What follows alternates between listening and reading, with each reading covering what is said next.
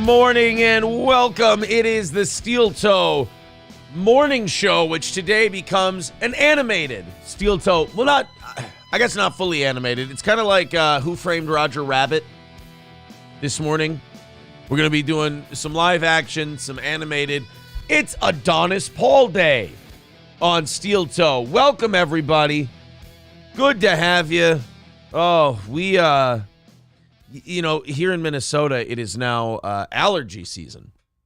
And I woke up this morning just feeling very, it's starting to hit, right around Memorial Day until about the second or third week in June. And it's this puffiness right in here when you wake up and you go, oh, but you reach for this thing as quick as you can. For me, it's Zysol, but whatever. Not an endorsement. You just feel puffy, and then you reach for that bottle as quick as you can. You pop it in, and then you start to feel the allergy meds work, and the pressure from my eyes is gone. Oh, my eyes they feel less puffy. But then at the same time, you go, oh, look, my entire body's drying out. Wait a minute, guys. No, we're going too far. Too far on the allergy med. Oh, okay. Well, they gotta find allergy meds that find a middle ground where they're like, all right, we're gonna take some of that moisture out of your face. We're gonna alleviate those symptoms for you. Just not an allergy medication that goes, hey, I see you're having allergy issues. I got a great idea. We're gonna turn everything to crust and dust. What do you say? No, I need some of that lubrication. Like throat, mouth. Maybe a little in the chest. I don't know. But the Zysol at least just goes, no. Trust me. We're going to go with dry as the Sahara sand. You're going to love it. But I'd rather have that than that waking up in the morning and breathing and talking like this. Hi, how are you? How's it going? Oh, that is the worst. But thank God, now I've got 24 hours of protection. Now we're going to have 24 hours of no snot, no congestion, nothing like that, just periodic voice losing. We'll be fine.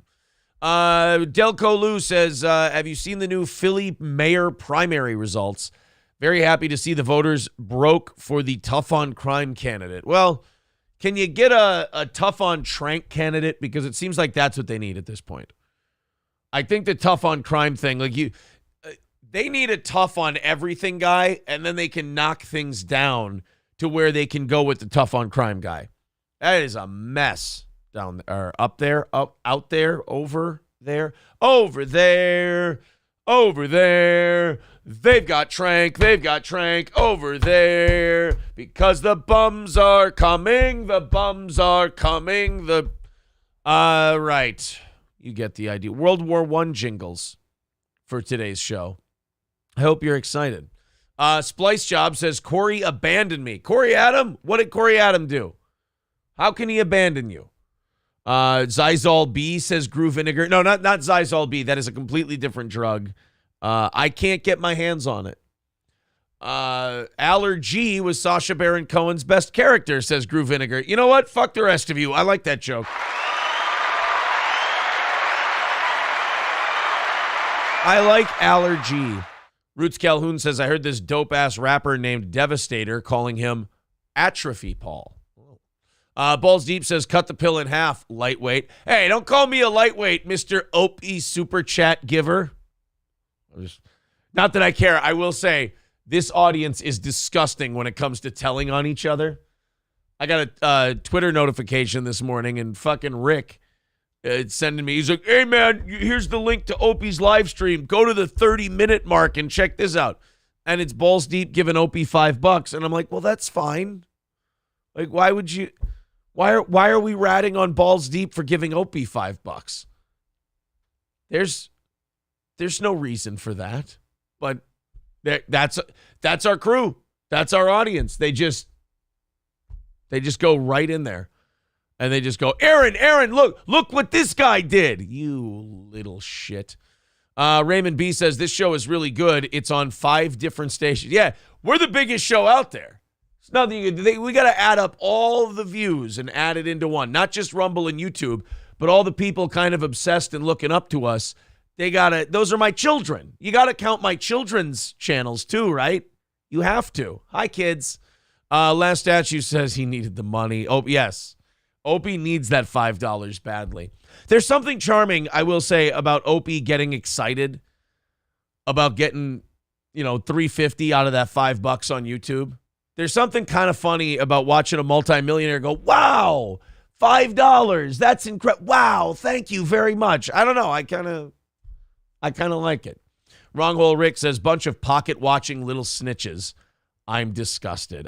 You know what? I don't even think they mean anything bad by it when they do it either. I don't think they mean anything bad when they tattle on each other. They think I'll like it. David Chandler says, LOL, we're allowed to like and watch whatever else we want. Absolutely. David Chandler, the man single-handedly keeping Misery Loves Company and this program on the air. You gotta love that. Tigger next door says, gosh, I hope nobody tells on me for giving Chad some money. I mean, I think that's a charitable deduction. I think you get to do that and then write it off on your taxes. Randy Marsh says there are other shows. Hey, you know what? As far as you're aware, nope, not at all. Not at all.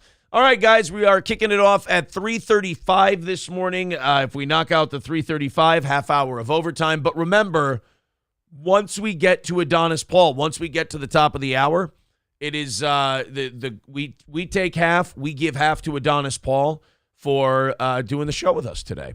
And you're going to be, this has been one of the most requested guest co-hosts out there is Adonis Paul. Very excited to have him on. Apparently, he's been staying up all night for this show. So it could get really, really interesting. So a couple of our guest co-hosts have kind of stuck with us a little longer than the 2 hours. Given the fact that he's probably been up for 24 hours, we might allow him to do the 2 hours, serve his time, and then go. We'll see how it goes. But at any rate, there's the Streamlabs, there's the PayPal, there's the Venmo. If you want to contribute and knock down that number before AP gets here, hey, I'm okay with you guys being financially irresponsible on behalf of this program. Whatever you'd like to do. All right, let's cover the second half of the title of this morning's show. The second half of this morning's of the title of this morning's show. So you got the Adonis Paul part, but then everyone is canceled. There were a rash of cancellations yesterday, and we're going to get to most of them on this program. Hell, I'm probably missing a couple. But Steven Crowder is he's one more slip up away on YouTube from having his channel completely wiped out. All, I think, 6 million subscribers on Crowder's channel, although some people say it's closer to 375,000. They think the 6 million is exaggerated. I don't know. I haven't done the research. I just know that Crowder has wooden doors on his studio, and I don't understand it. Well, Crowder removed a bunch of stuff, or YouTube removed a bunch of stuff from Crowder's YouTube channel.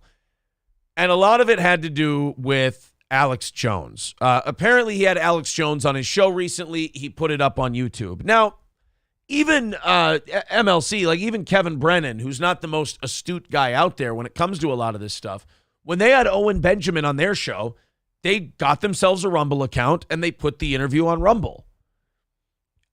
Everybody knows that there are just certain guys that if you put them on YouTube, you're asking for trouble. Owen Benjamin's one. Alex Jones is one of them. I don't know who else is, but those two names pop right into mind. But Crowder is now on his second strike before the other ones have expired or been eliminated, wiped from his record. He tweeted about it last night and said, fuck you, YouTube. There you go. Uh-oh. Fuck you, YouTube. Hey, who smells a movie trailer parody, huh? A little Crowder movie trailer parody coming.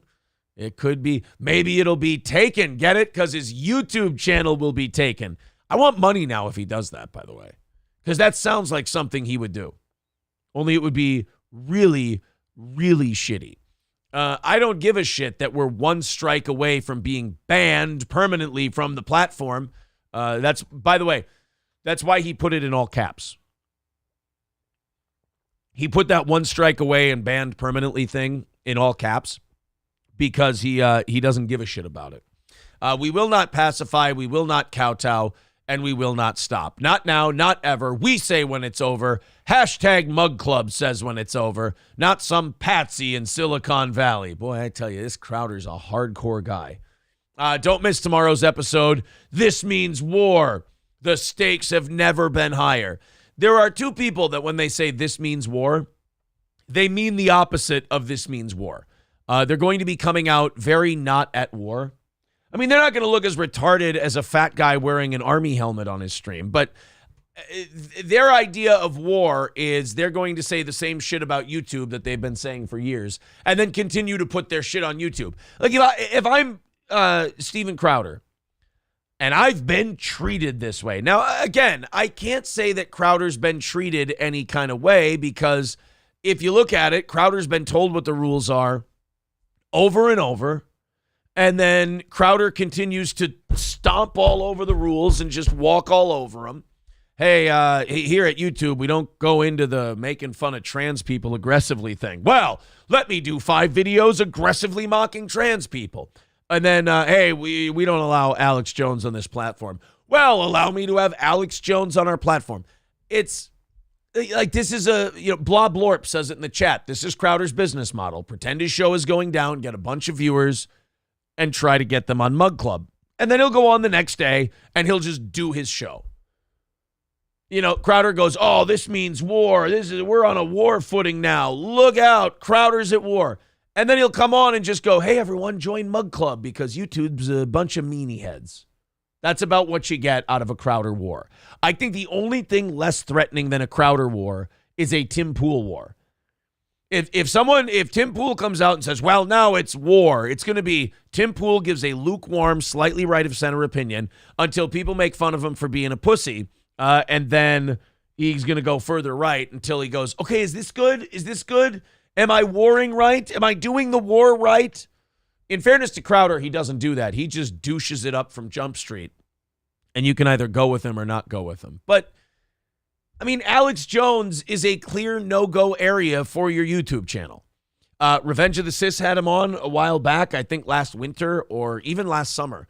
ROTC had Alex Jones on their show, and immediately YouTube started wiping out episodes and taking them down and giving them strikes and demonetizing shit. It's a common refrain with YouTube. They don't want Alex Jones on their platform. So Crowder likes to do this thing where he knowingly tramples all over the rules, dares YouTube to do something to him.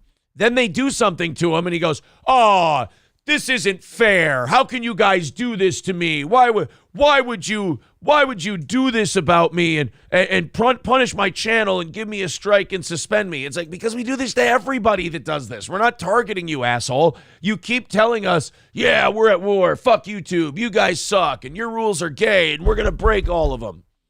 And then you talk about how great Rumble is, how wonderful Rumble is, but here you are still fucking around on YouTube.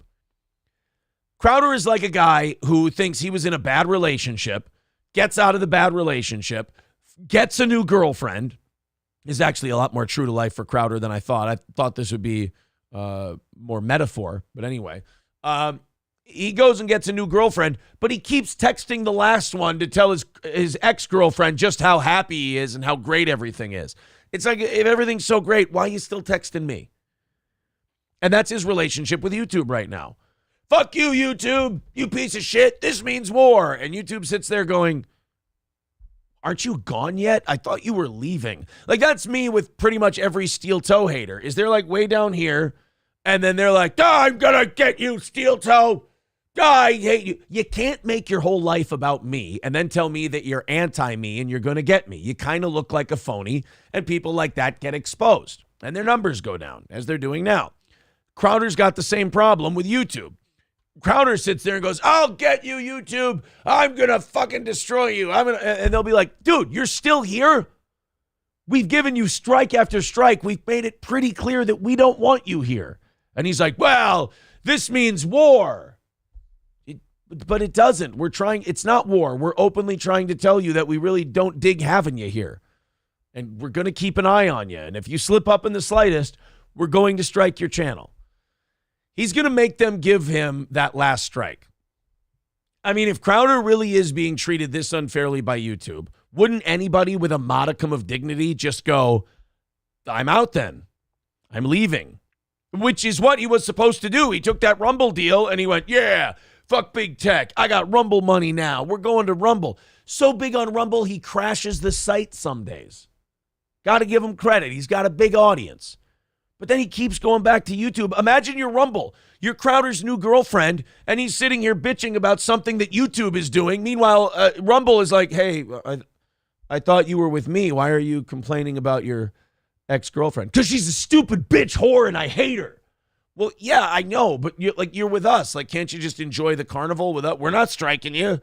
Your audience is all here with you. Yeah, but her tits are big, and she's a fucking bitch, and I hate her.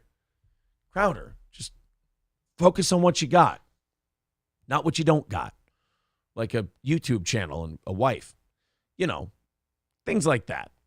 Michael B says, a paintball war is a war also. Well, that's a good point. Yeah, maybe it's more of a paintball war for Crowder. Darb says, God is on Crowder's side. I did forget about that.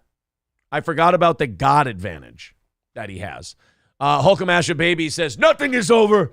They kept pushing, sir. Wouldn't have been nothing if it wasn't for that king shit YouTube. Oh, no. We have to stop doing that. We have to stop giving him ideas for new movie trailers. He's going to do Taken, his YouTube channel, and he's going to do First Blood. Oh, no. And he likes showing off his surgically enhanced pec region. Oh, he's going to want to go shirtless. Hulkamasha Baby. God damn it. That ruined my day. As soon as his 2-week suspension or whatever is over on YouTube, Crowder is most definitely doing a Rocky movie trailer parody. You saw the room he has, when they were whipping Brian Callen. Did you see that studio room they had, by the way? All that green screen, all that space, and what do they use it for? Humiliating Brian Callen by using a whip on his ass. Remarkable. Philip Sears says, I hate Crowder, but YouTube rules are complete bullshit, and they are just used to punish people they hate. Oh, 100% correct. But how many times is Crowder going to play that game and then pretend he's some kind of innocent victim in it? How many times is Crowder going to go, YouTube got me again. I can't believe they did it. Well, what'd you do? I had the guy that they absolutely hate the most more than anything and punish everyone for having. Well, I mean, that's like Crowder saying, you know what? I'm going to trick the Nazis and I'm going to hide from the Holocaust. And then every time they go by his house, he goes, I bet you won't find me up here. It's like, damn it, Crowder. Why don't you just invite the SS in for dinner? To which he goes, that's a good idea. No, I was being facetious. D. Gulag says, Crowder's a bitch, but YouTube has had a problem with ROTC since they had 50 viewers. Well, I mean, I love those guys. I think they're great. They run a spicy show. I mean, they kind of, they did some of, but here's the deal. Like Revenge of the Sis, they did it right. They were like, oh, YouTube's fucking with us. Well, we're going to Rumble. And now if you want to watch them, you get your ass over to Rumble and you watch ROTC. They keep a clip channel on YouTube, but they don't do their show on YouTube. They go and they went to Rumble, and they went there because they were, when ROTC complained that YouTube is a bag of shit and they suck and they treat them poorly, they went across the street and they told YouTube to fuck off. Crowder complained about YouTube and talked about how shitty it was, went across the street, but then still kept his apartment at the other place on YouTube so he could keep bitching about him. It's a pretty common refrain with old Steven. Matt Fields with 199 says, hide the hobo hands. The chili man is here. David Lyon says, Crowder needs to watch it. Fucking watch it. Do you know how much, not sympathy, but do you know how much people might lighten up on Crowder if he would embrace some of the more negative aspects of his personality? Like on this show. We acknowledge, we go, yeah, we're filthy e-beggars. What are you going to do? We want to do this for a living. We hope that we have an audience that supports it. So far, for about 3 years, they have. God bless. But like Crowder won't acknowledge kind of the holes in his armor, as it were. And that kind of makes you an even bigger target. Idiot says, wielding God as a weapon worked out for everyone throughout history. Yeah, see? Maybe Crowder needs to make this a holy war. Worked out great for the Christians in Jerusalem. Sir K says, God wants you to respect your wife, not be a passive-aggressive woman to her. Oh, God. We'll probably, I'm sure throughout the history of this show, we'll revisit the Crowder thing from time to time. From time to time, we'll revisit the Crowder thing. But it is really, really passive-aggressive. I mean, that is girl-on-girl crime, that Crowder thing. All right, let's catch up a little bit here with the chat, and then we will get into our first couple. Well, I guess we already did get into our first story. We got into the Crowder thing. Holy shit, I'm ahead of the game today. 3:35 away. Go ahead and get irresponsible. But if you want half of that money to go to Adonis Paul, you hold your wallets until the top of the hour when AP joins us.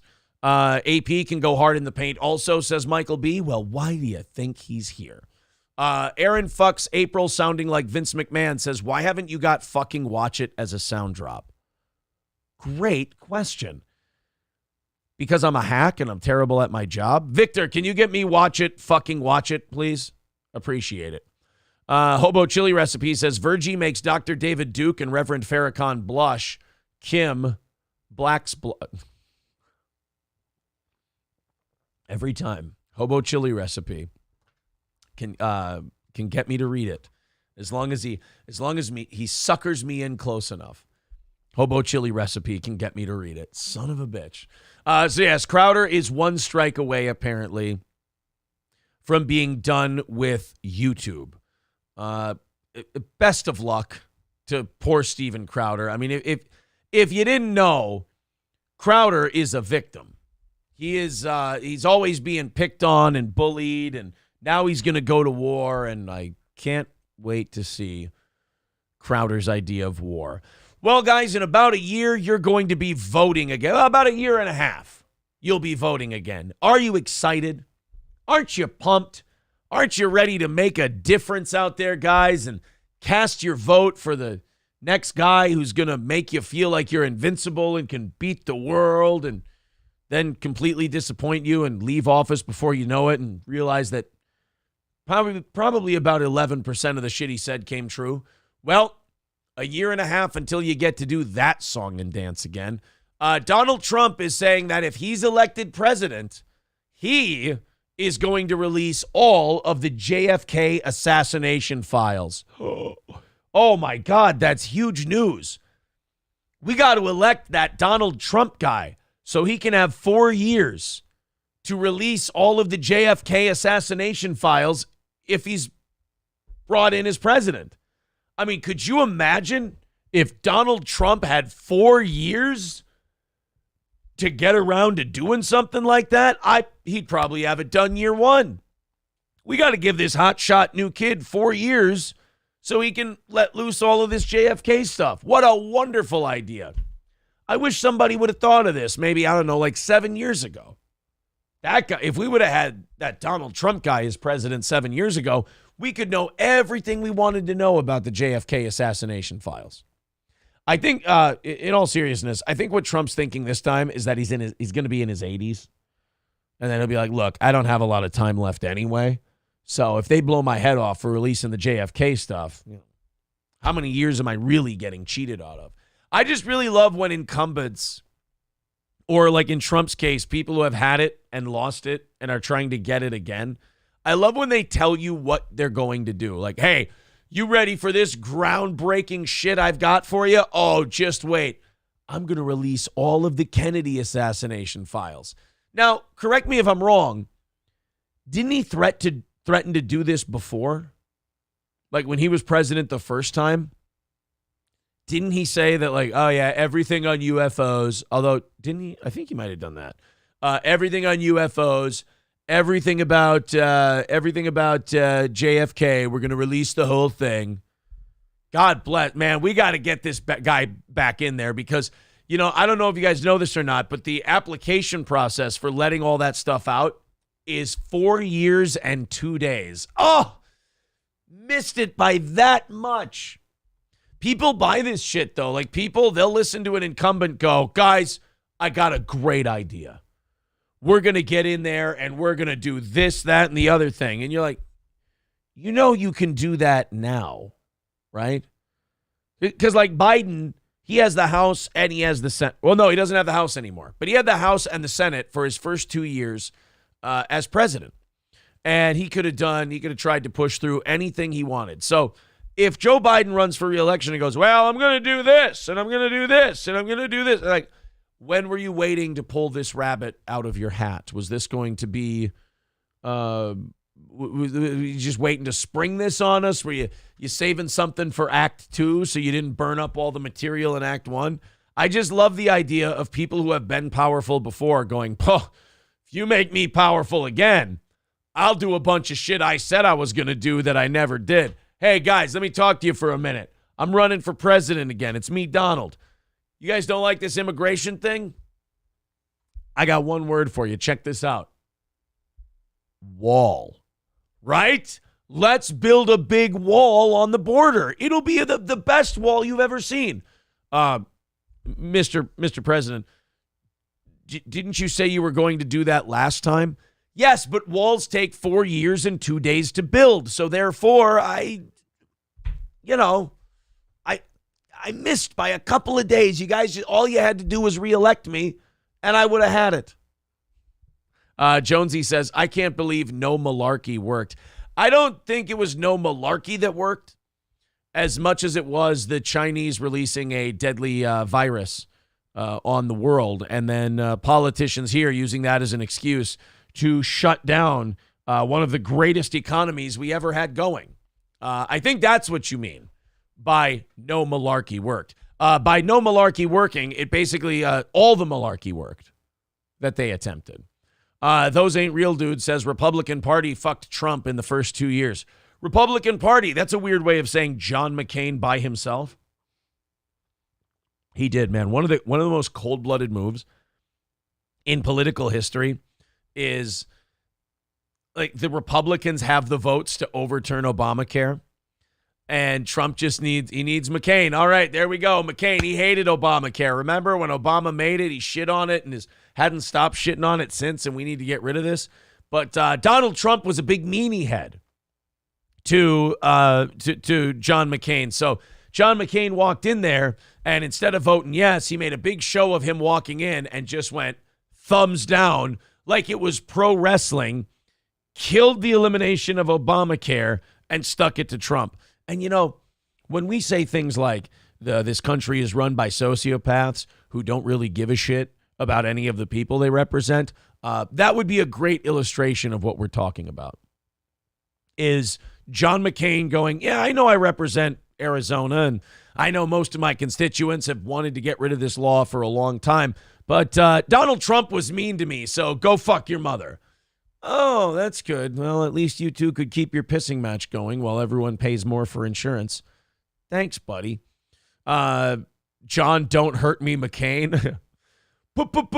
Please don't hurt me.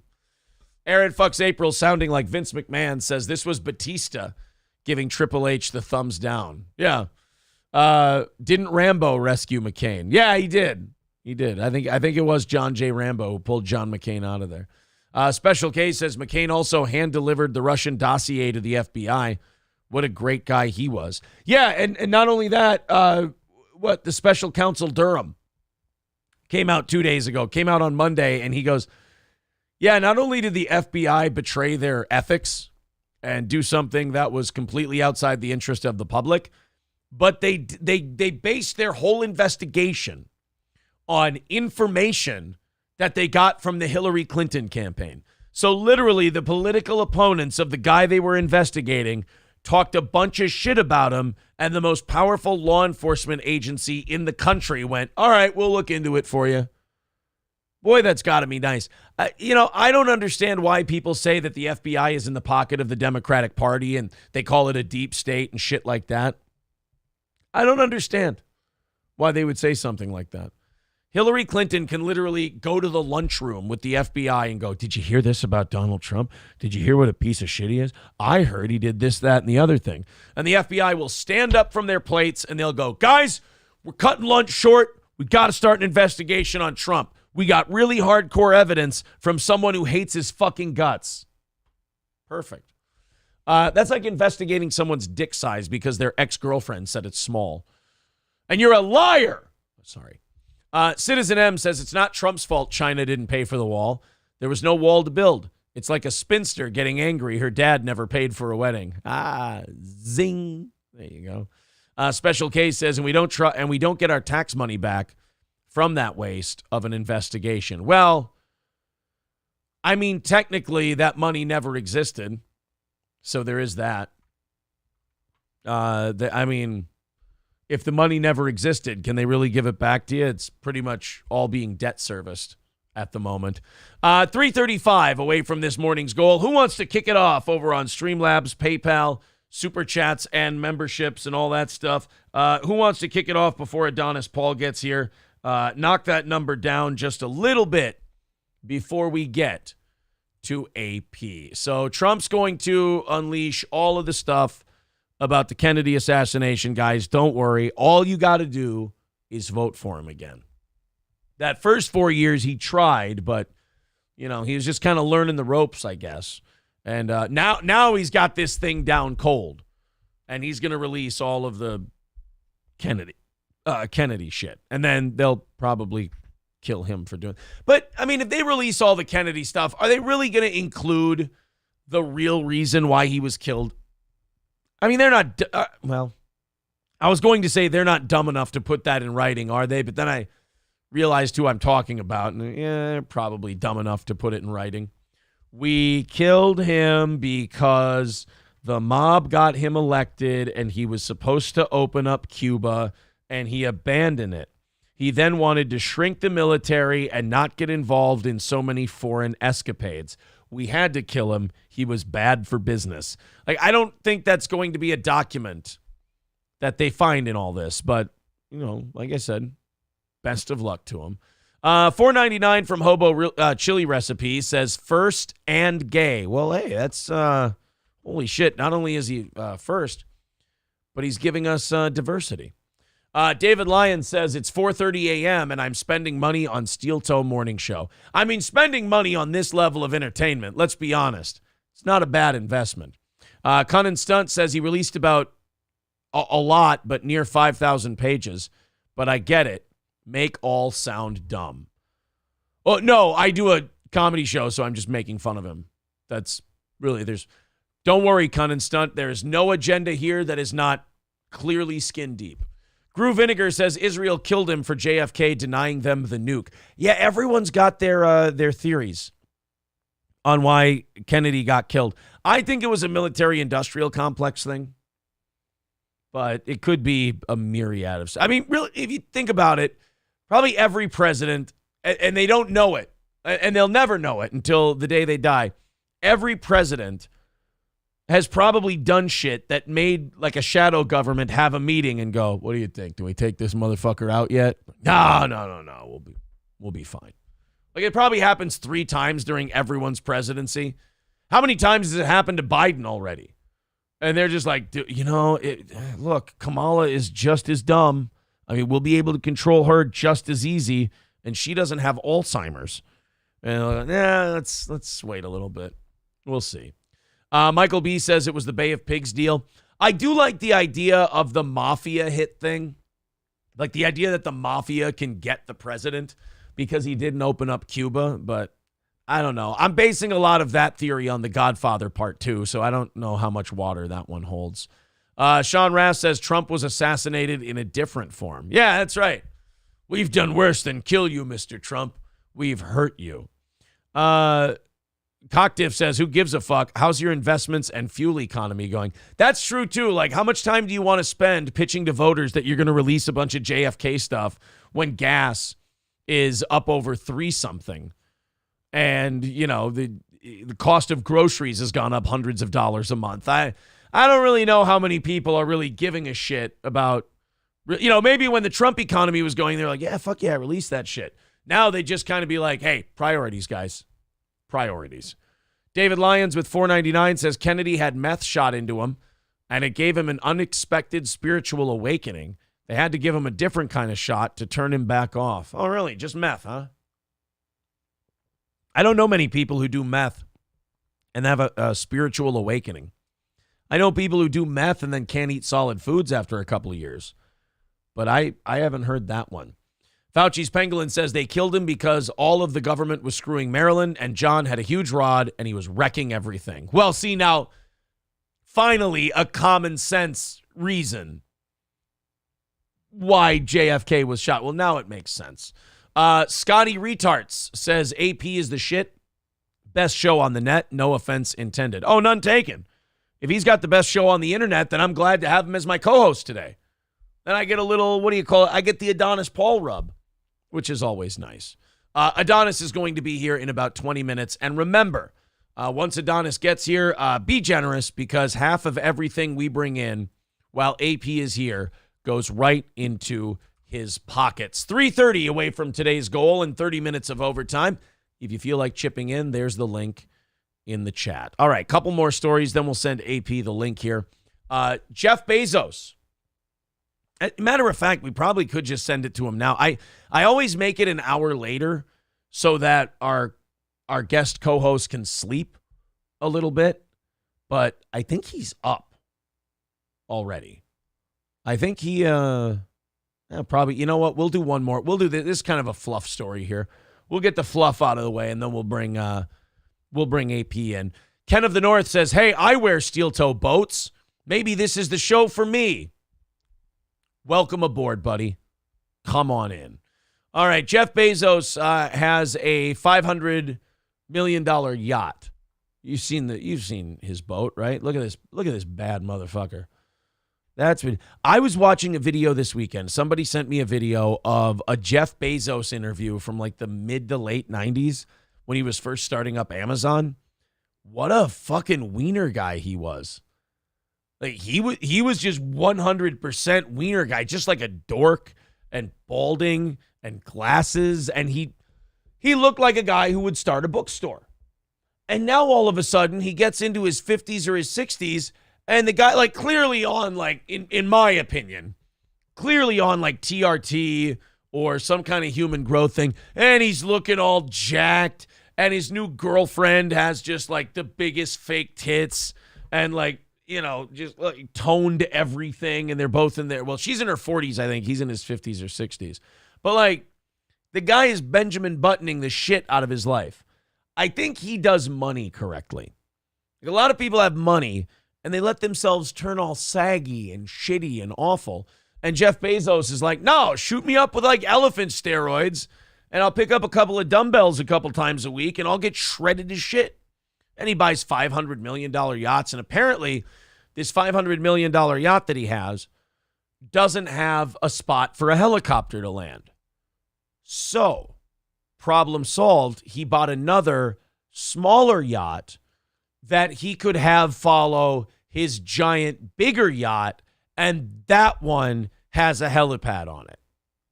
So, people have, we talk about the way the economy is, and, people have problems and all of this. And, some people just complain about their problems. Some people just whine. And then some people are doers. They do things about the problems they have. Jeff Bezos is a doer. You buy your new boat. Maybe some of you have bought a boat before. And you go, hey, there's no place to land my fucking helicopter on this boat. Well, some people will sit there and bitch about it, and every time they take their friends out on the boat, they'll apologize and go, guys, sorry I don't have anywhere to land a helicopter. This is embarrassing. Jeff Bezos isn't one of those guys. He notices that his boat doesn't have a helicopter landing spot on it, so he buys himself another boat and gets his helicopter pad. I just like to say, guys, if Jeff Bezos can do it, what's your excuse? Huh? Let's use this as motivation to accomplish your dreams. There's only one thing Jeff Bezos uses to get what he wants. No, not mountains of blood money. It's one saying. He just says, speak it, believe it, receive it. And then he gets his big yachts. You too can be Jeff Bezos. Bezos' girlfriend, Lauren Sanchez, is an avid helicopter pilot. So rather than sending the super yacht back to the shipyards, Bezos does what any billionaire with too much money would do. He just bought another boat. Bought another smaller yacht. a second 279-foot yacht with a 75 crew occupancy to just hang next to your even bigger mega yacht to land the helicopter on. I mean, you guys can say whatever you want about it, but I mean, it checks out. It does work. Citizen M says Ethan Klein is a doer. You spelled manatee wrong, but I do agree with you. Wrong Hole Rick says, I used to own a yacht. It was a 6-foot strip of HVAC tape. It's used to smoke meth out of. We sing songs. We sing Come Sail Away. Oh, well, congratulations on your yacht. Cocktiff says, white people problems are real. Well, right. Why do you think they're so important? Ken of the North says, also important to have Jew blood. Oh, is that where I'm fucking up? God damn it. Here I think it's just talent limiting me. It's my blood. Kenny G-Man says, $500 million boat, still not as cool as being able to launch yourself to the moon. I mean, yeah, I guess we probably have to choose from which of Jeff Bezos' endeavors are the most impressive. But remember, the only way he did it is with some can-do attitude and some elbow grease. Ken of the North says, a yacht isn't for us, steel-toe boot bros. I'm just fine with my dinghy, thank you. There you go. Uncle Sham says, I have some Uden juice for sale. Hey, wait a minute. What? You've been holding out on me, you motherfucker. You had Uden juice this whole time, and you told me absolutely nothing? Shit. I feel betrayed, I guess. All right, one more news story. You know what? I have the story that I want to start AP on. So you know what? We're going to do this next one. Then we're bringing AP in because I know which one. I want to start him out in Austria today. I've got a good Austrian story for old Adonis Paul.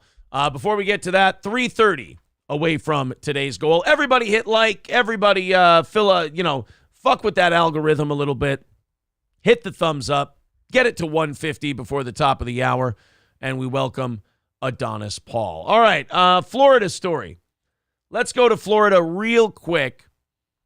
And let's go to a guy who loves his dog way fucking more than I do. Way more than I. There are certain things I do for my pet. I would run into trouble to save my dog from danger. But then there's certain levels of danger where I think I would have to tap out, and this guy's got me there. Let's go ahead and hit play. On this Tuesday morning. And we are getting a final check of this morning's top stories, including a deadly fire in Osceola County. One person is dead after a house went up in flames in Buenaventura Lakes. 16-year-old accused in the murders of 3 teens would be allowed in the case against Troy Victor. No. When authorities say the woman Houston captured 39-year-old Where's my higher education law Biden and congressional leaders. Sons of bitches. Wait a minute. Did we get got on this one? One more time. The sunrise. Your time now 6:53 on this Tuesday morning. And we are getting a final check of this morning's top story. That is dirty. Posted by Chelsea Robinson, their digital media manager. This is a thing these news organizations do now. They know that people will stay on a story longer if there's video. I'm guilty. And so with stories that don't have video accompaniment with them, that weren't on the news, they'll put like their today's headlines in that story, and people, suckers like me, will go, oh, cool. Let's check it out. Oh, it's not this one. An Oviedo, Florida man rescued his dog from the jaws of an alligator last Friday. See, I wouldn't do this.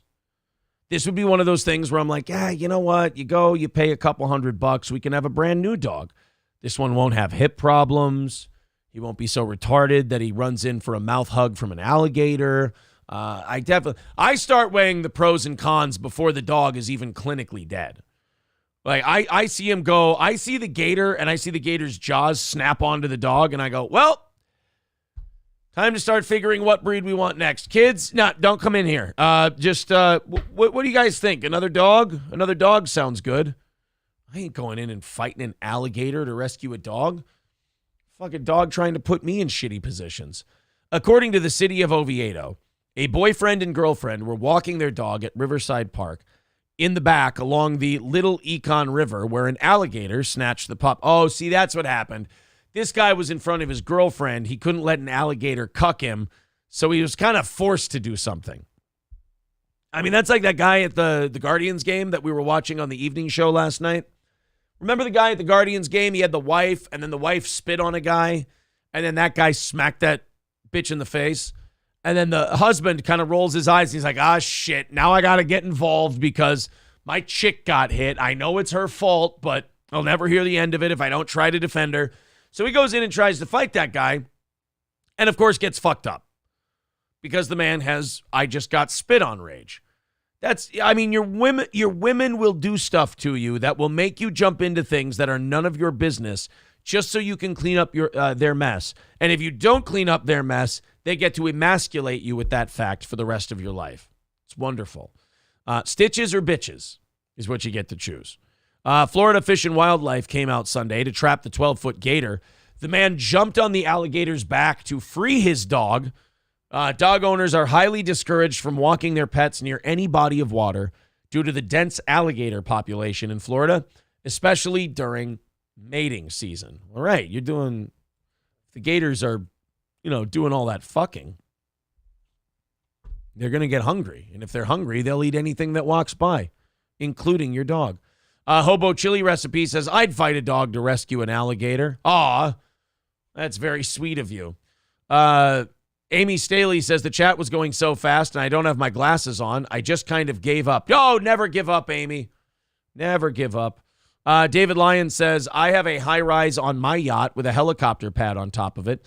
And I parked that yacht on the dock that's on my other helicopter, which is on the roof of my other yacht. Oh, well, see? It's not that weird what Jeff Bezos is doing. It happens to a lot of people. Sir K says, your name is Aaron Imholtstein. My name is not Aaron Imholtstein just because I would not rush into the jaws of a gator to save my dog. It's a tiny little dog. It's a giant gator. I do the math. By the time I get over there, the dog's probably dinner anyway. And now I'm going to get all cut up by a gator for my troubles. All right, let's send out the link to good old Adonis Paul. Let me get this all fashioned for you, if you will. There we go. We're going to copy the link and send it on over to AP. $330 away from today's goal. If you'd like to contribute to our program, the PayPal, Streamlabs, and Venmo links are right there in the chat and pinned to the top of the page. If you'd like to, you could do super chats and memberships as well. The gifted memberships have been taking off like crazy. All right, let's go ahead and Twitter DM the link to Adonis Paul, and then we'll get him all set up. And then AP is here. April says, Gordy is weeping next to me because Daddy wouldn't save him. It's not that I wouldn't save him. It's that juice versus squeeze is all I'm saying. Juice versus squeeze. If I go to save the dog, and it's a Chihuahua, and it's versus a gator, I'm probably getting fucked up by the gator, and I'm not even going to save the dog. Golden Retriever, maybe you got a little more time, a little more meat on the bones. Barry Watson says, please tell me Adonis Paul is not a vegetable. Oh, I would, no. Barry, I know you're not a big fan of Steel Toe, buddy, and I know that you hate watching this thing, but I would never do that. Not even to you, and I don't even like you, and I wouldn't do that to you. So don't you worry, buddy. It's not a vegetable. So Adonis is going to be joining us just shortly. He's got the link. He's ready to come in. Again, if you guys would like to chip in, half of everything starting right now. Half of everything goes to Adonis Paul, our guest host today. There you go. There's all the links in the chat. Streamlabs, PayPal, Venmo, the whole deal. It's right there for you. Adonis Paul gets half of everything starting right now. All right, here he is. Let's see. Let's make sure. Let's see if this is working. By the way, thank you, Balls Deep, for putting the channel link in the chat. YouTube.com/@AdonisPaul. Go ahead and give him a follow. Here he is, the cartoon man of YouTube late night. Adonis Paul is here. What's going on, buddy? Hey, good morning, Aaron. It's very rare that I'm up this late at night. Well, from my perspective, you've been up doing your show, and then you just said fuck sleep, and you're just coming in here. it would be much worse if I tried to get 2 hours of sleep I understand. than that. just coming in here and staying awake, man. This is like a conversation after dinner. It's no problem for me. I get it. It's like when I did radio, if we would drink for like football games and stuff like that on Sunday, and you tried to do a show on Monday morning, sleeping was only going to make it worse. You were going to feel like shit if you slept, and if you stayed up, you could run off of whatever fumes you still had left. Yeah, sleep in many cases does not help in those situations. All right, man. Tell everybody who might not be initiated about your program, about your channel, and then we'll get off. And I think we're going to start things off with Hitler today. So I think. You've apparently seen my program. You're familiar with my content, ladies and gentlemen. If you don't know me, I'm Adonis Paul. I am the food and beverage administrator of Adonis Paul's Pleasure Palace Hotel, Casino, Resort, and Gun Range, broadcasting live from fabulous Las Tejas, where I do late night with Adonis Paul at 11 p.m. Las Tejas time, which is in fact Central Time. Monday, Tuesday, Wednesday, Thursday, and Saturdays. And it's my great honor to be here with you today, Aaron. Well, I tell you what, you're right. I did pick stories. Every time I have a different co-host, I always pick stories that I feel will appeal to them. And I just thought you and I would get off on the right foot if we started with something in the Austrian classical section. You know what? You're a man after my heart, Aaron. Yes. Oh, I'm sorry. I'm sorry. I hate when it does that. You are a man after my heart. I can't wait to hear classic stories from Austria, somehow involving Nazis. This is contemporary classical Austria. Like this grabs a little bit of both. 2 people were charged in Austria for allegedly playing Adolf Hitler speeches via the loudspeaker system of a train running from Bregenz to Vienna, according to the Austrian news agency APA on Monday. Austria and Germany, like if you played Hitler speeches on like the loudspeaker of a Walmart somewhere in the Midwest, people would, they think it was, a little off, and some people might laugh, but you wouldn't get in huge trouble for it. They'd kick you out of the store and they'd tell you get the fuck out.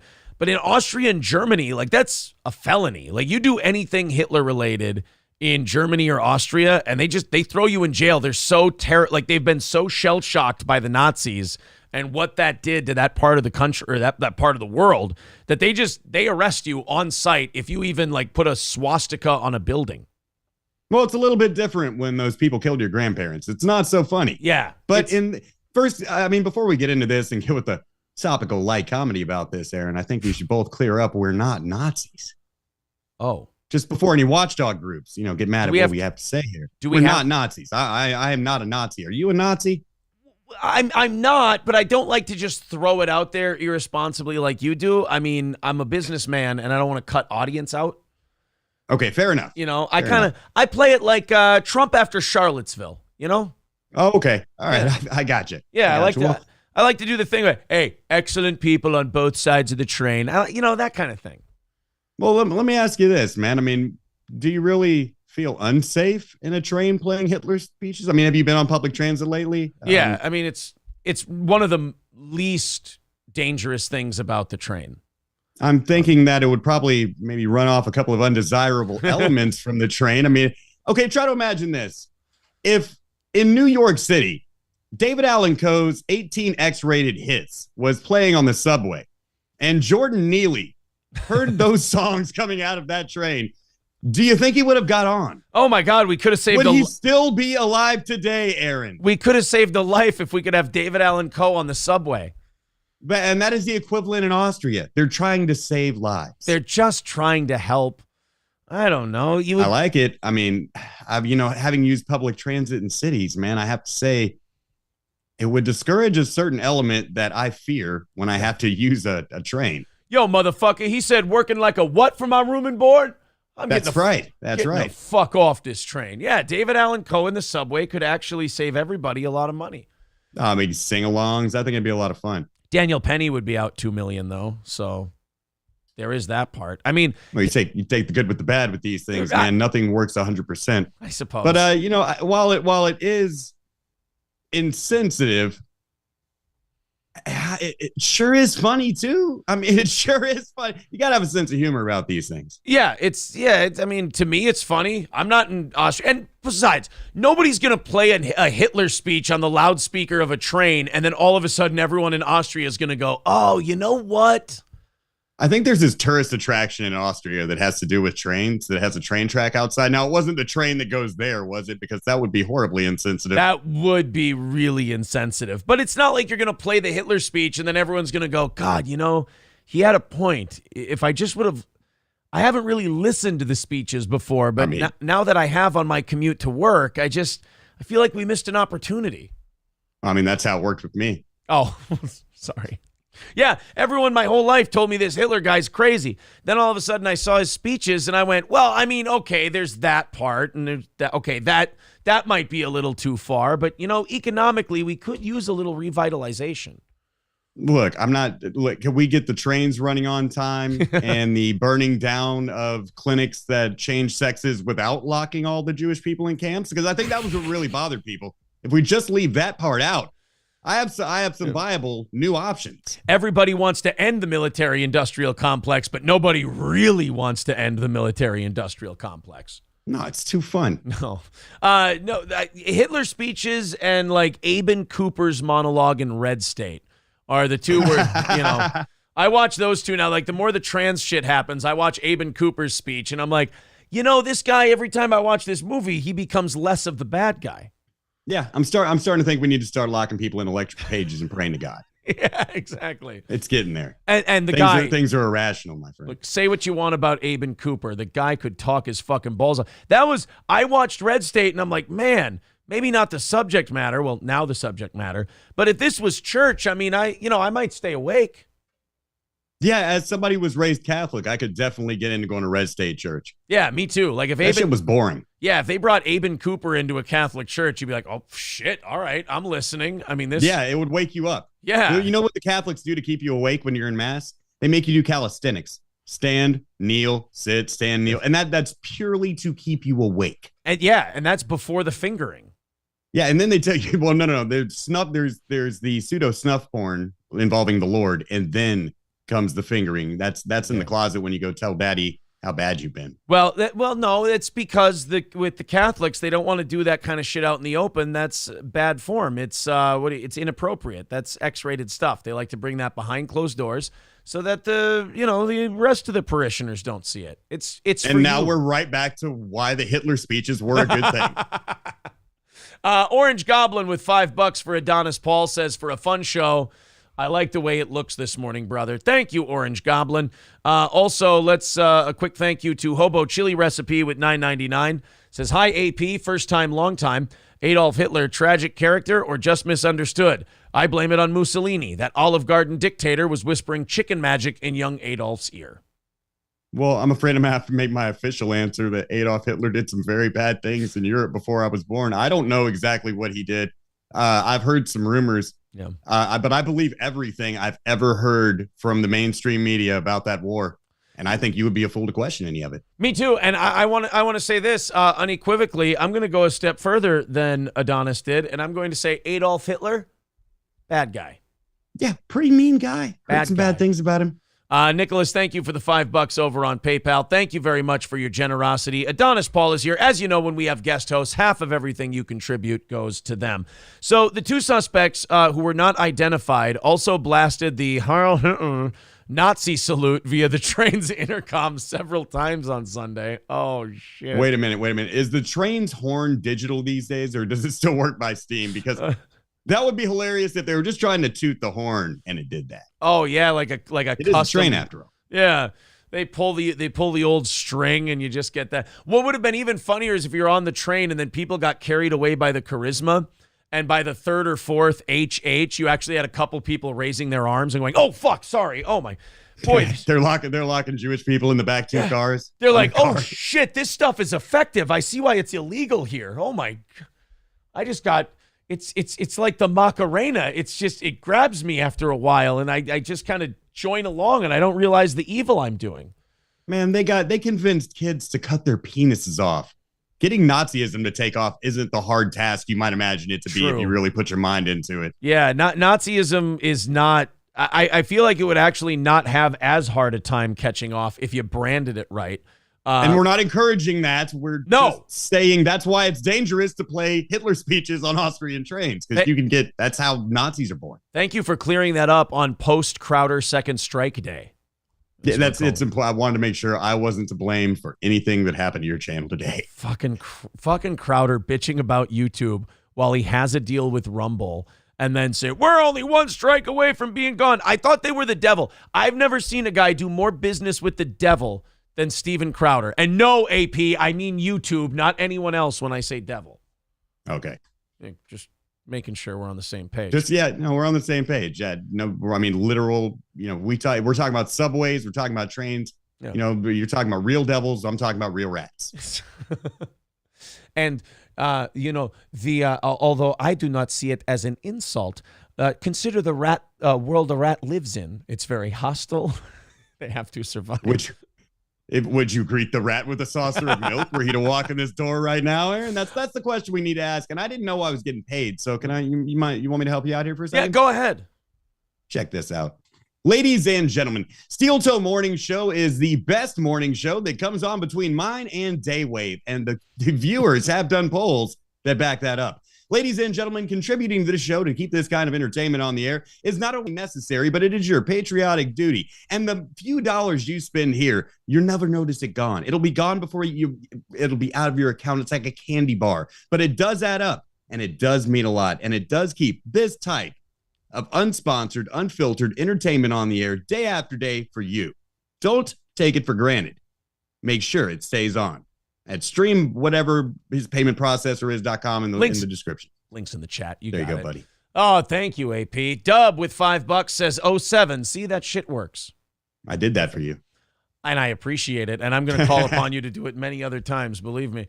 So, yeah, I mean, fascism sticking now wouldn't be that hard. I mean, you just throw Dylan Mulvaney's Instagram after it, and I think we're halfway there. Yeah, you got rednecks to swear off beer. You can do a lot of shit. Yeah, when you throw that element into it. Now, I don't want to get crowded. I don't know how deep you want to get into topics involving real, genuine men and women, despite what their genitals might be. But yeah, people don't like that apparently, and that is that's a black pill, and I don't mean the type of good black pill. I mean like a cyanide capsule for your brand right now. I don't look. I with the whole trans thing. I think corporate America just kind of locked themselves in a bubble with the 5% of the population that's like fine with that, and they never talk to anybody else. It's good that they get these rude awakenings every once in a while that like 95% of the country, no matter what they say in public when they're around polite company, 95% of the people look at a Dylan Mulvaney and they go, oh, fucking gross. Well, the real problem I see is that they're looking to social media to find out what they should do with their marketing. They're looking at Twitter to get their finger on the pulse of America. And the problem is we're not really going to switch where we shop, what we drink. We're not going to show up in the street and start protesting because people with two neurons firing who are like, no, that's a man in a dress. We have shit to do. We have to keep the world working so the men in the dresses can be on mental disability and work as sex workers. Every time I see a trans person come forward and advertise something or protest something, I always think the same thing. The legacy of Ronald Reagan lives. Yeah. If we only had a couple more of those nut huts set up, we could. We used to have a solution for things like this, and now we're back to why Hitler speeches are about. Right back into that speech. Oh my God, these people on the train had no idea how effective they'd be. The two were also suspected of responsibility for two other incidents last week on trains. So these guys have been running around just playing Hitler speeches on trains, in which recordings were played over the train intercom. Two trains were...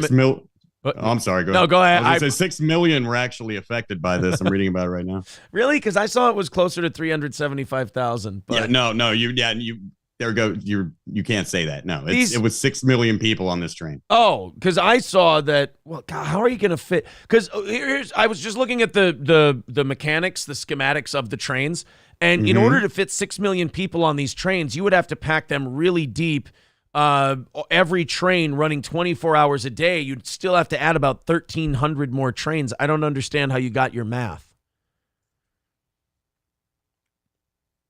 Oh, sorry. I apologize. What I meant to say was 6 million sounds exactly right.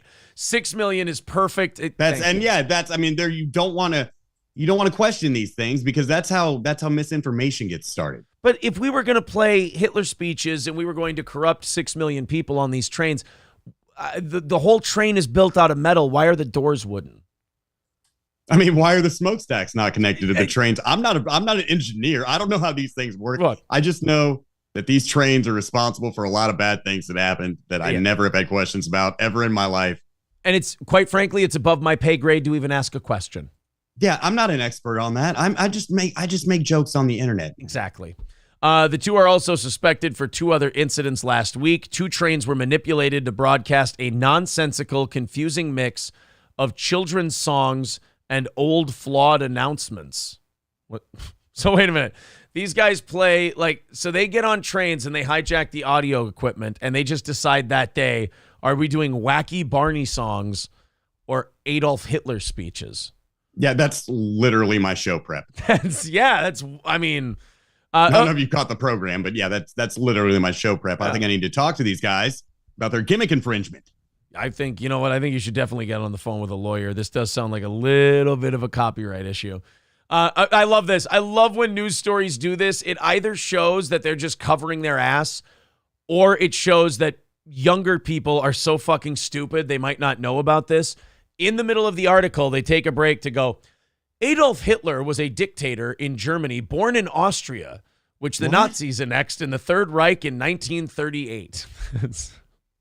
Yeah, is that all they said about him? That's the biography they gave in the middle of the story. Sounds like a character I might want to learn a little more about. I mean, that's a man who rose to power, a man who rose to greatness, a man of aspiration. That sounds wonderful. Yeah.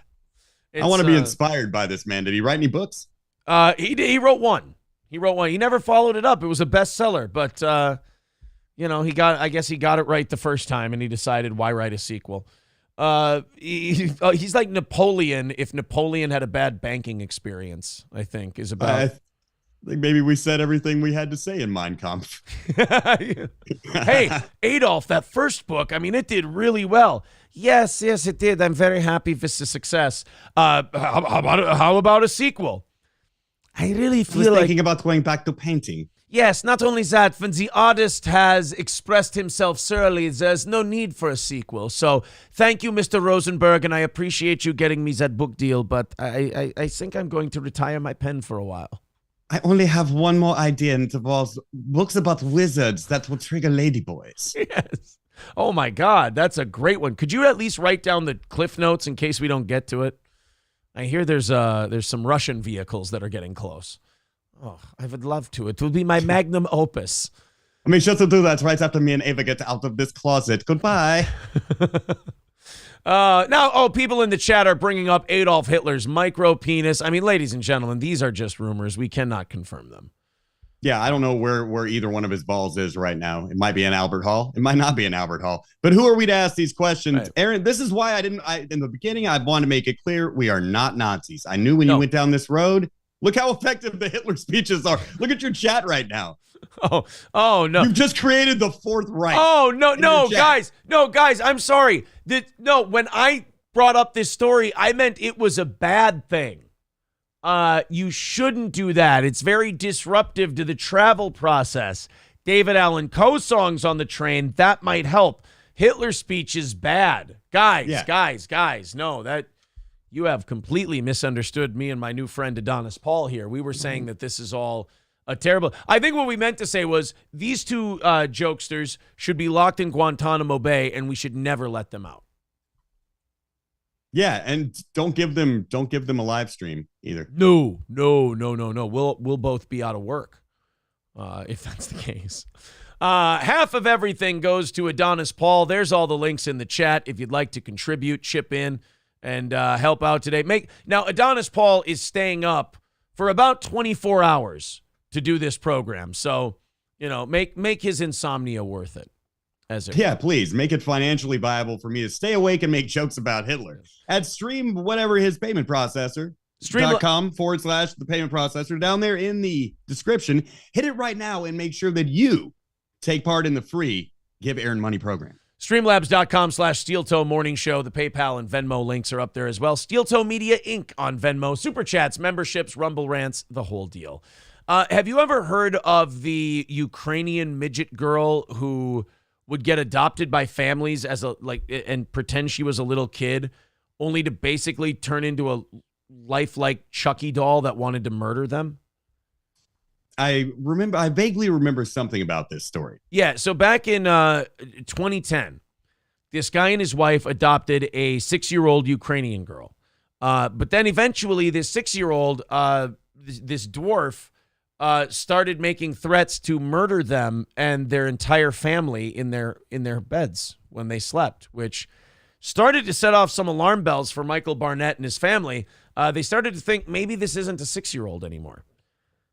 Well, if it's not a 6-year-old anymore, then why aren't you kicking the shit out of this midget? Right. Why aren't you taking it and throwing it like Ben Stiller does half squat in Tropic Thunder? Just chuck it. Which, by the way, still one of my favorite parts of that movie, watching that little kid get thrown off of Ben Stiller's back and then the explosion cartwheel the fuck out of him off that bridge.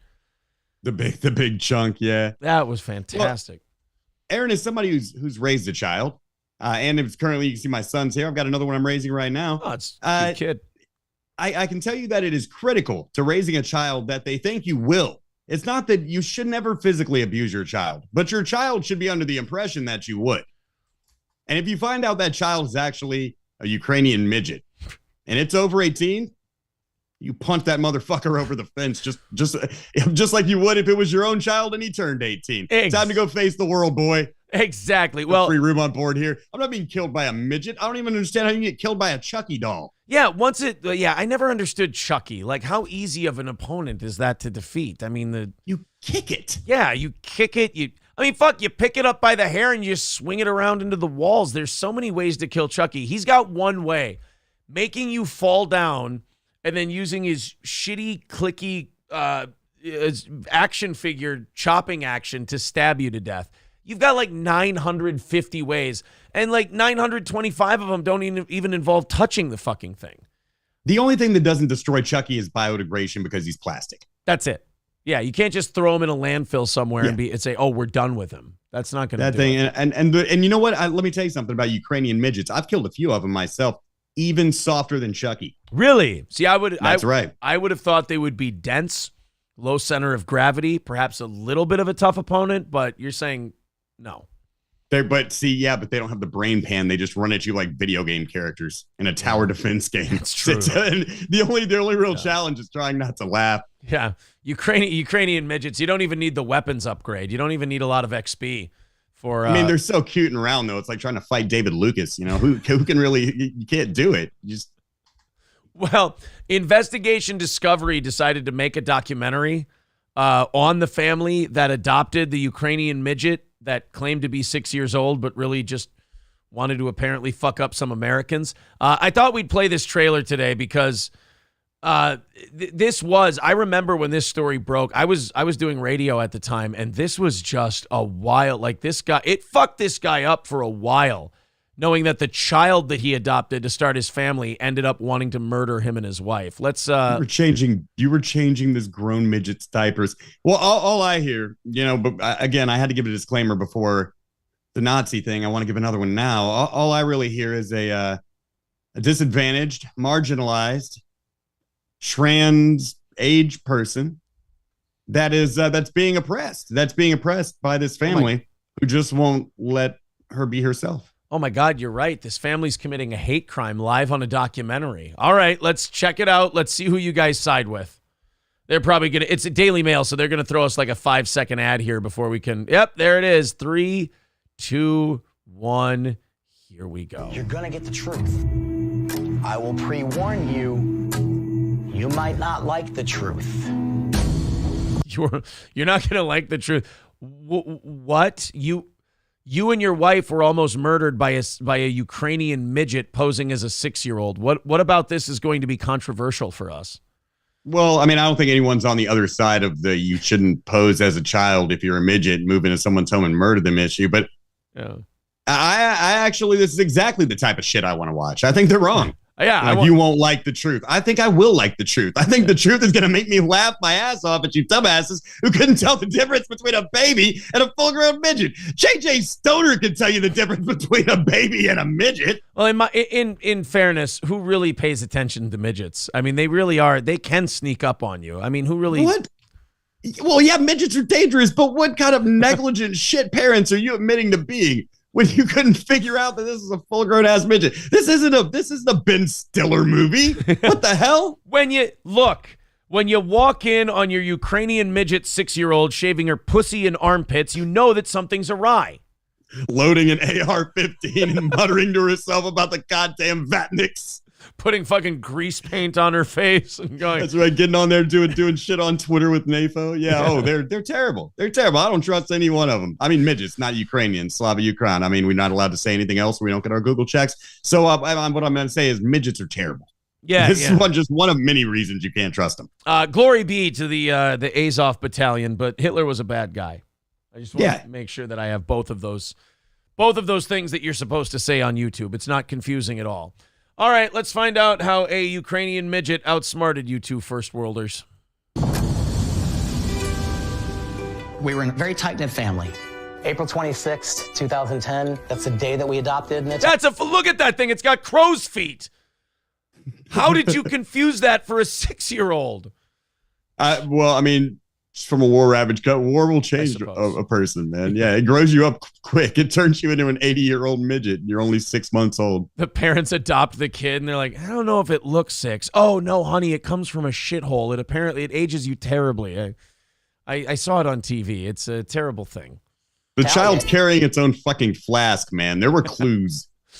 It's a woman, and it's still got a 5 o'clock shadow. Ukraine is a fucked up place, you guys. You should have looked closer. You're right. You catch your 3-year-old doing OnlyFans in the attic, man. Like this, it's not a baby. We had no idea what we were dealing with. She's not 6. She was an adult. You could just tell. I'm like, whoa.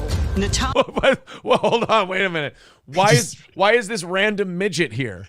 That's exactly what I was just thinking. They just brought in random midget consultant to be like, yeah, that's weird, man. We don't do that. That's not something you should do. That's against the midget code. Yeah, midgets don't try to pretend to be little kids. Number 1, it's degrading towards the rest of us. And number 2, it takes good work away from decent children.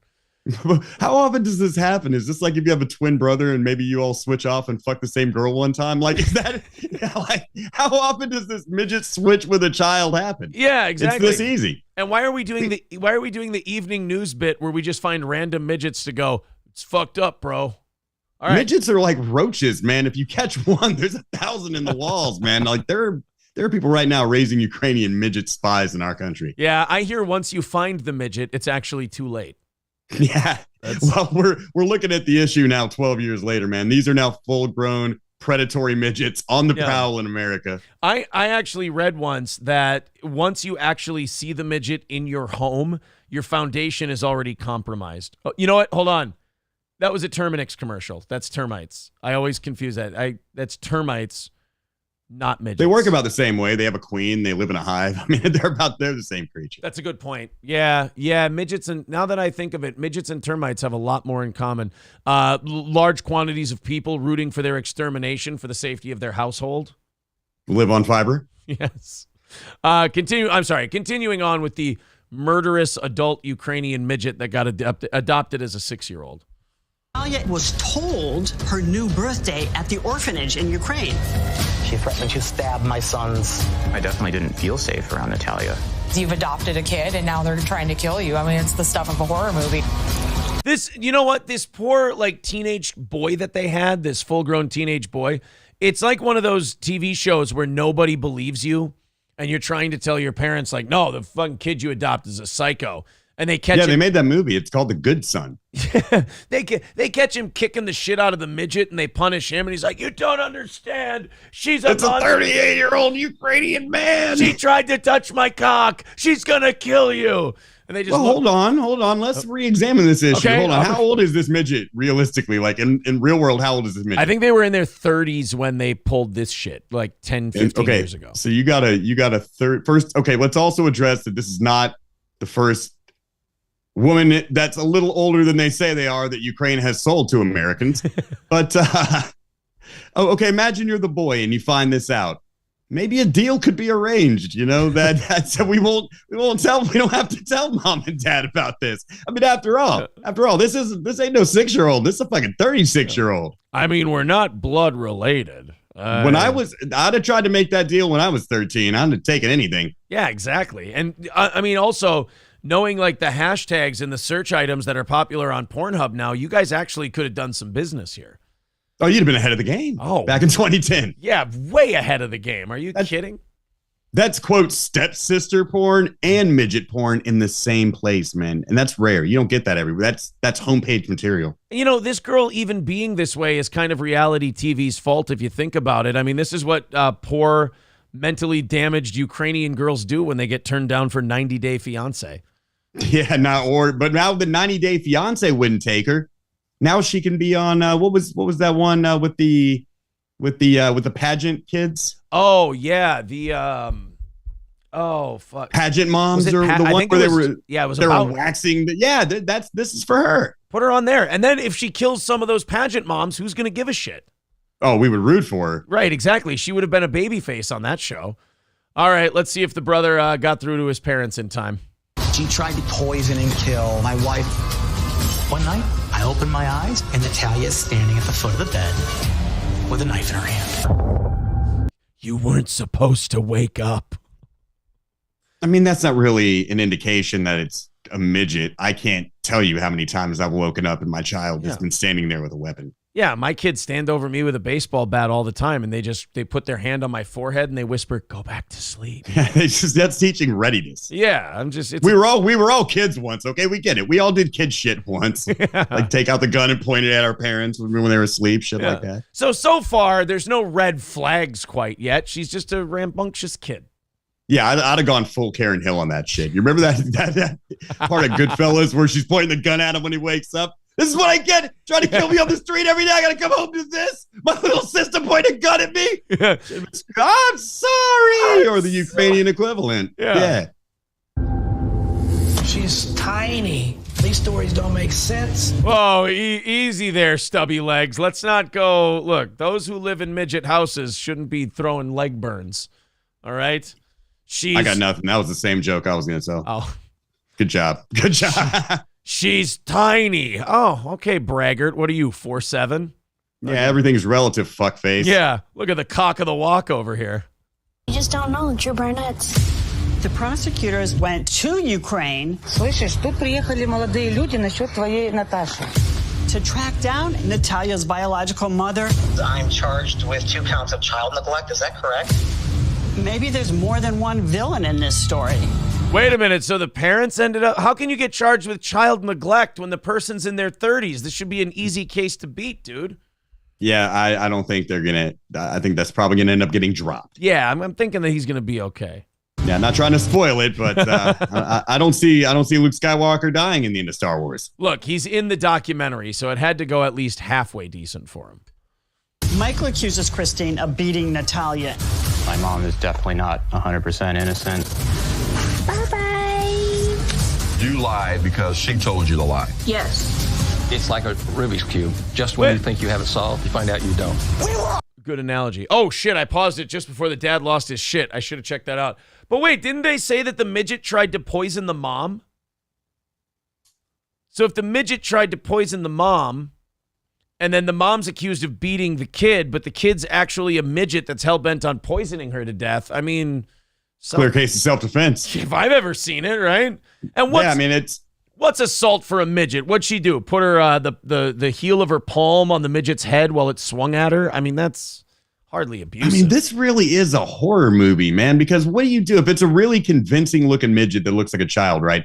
All its paperwork says it's a child. The only way you can really deal with this is to go find a doctor. And how do you go to a doctor and not look insane, bringing in a child and being like, I want you to prove this is a grown woman. I want you to, I want you to get viable eggs out of this thing once a month. It is. It's like showing. You're going to sound insane. It's like the guy on the job site showing the WB frog to his friends and going, no, really, it dances, it sings. And it's just kind of sitting there croaking. Exactly. And she's just sitting there playing with toys. And then the minute you walk out of the doctor's office, she's like, "Give me vodka, you're dead, bitch." Yeah.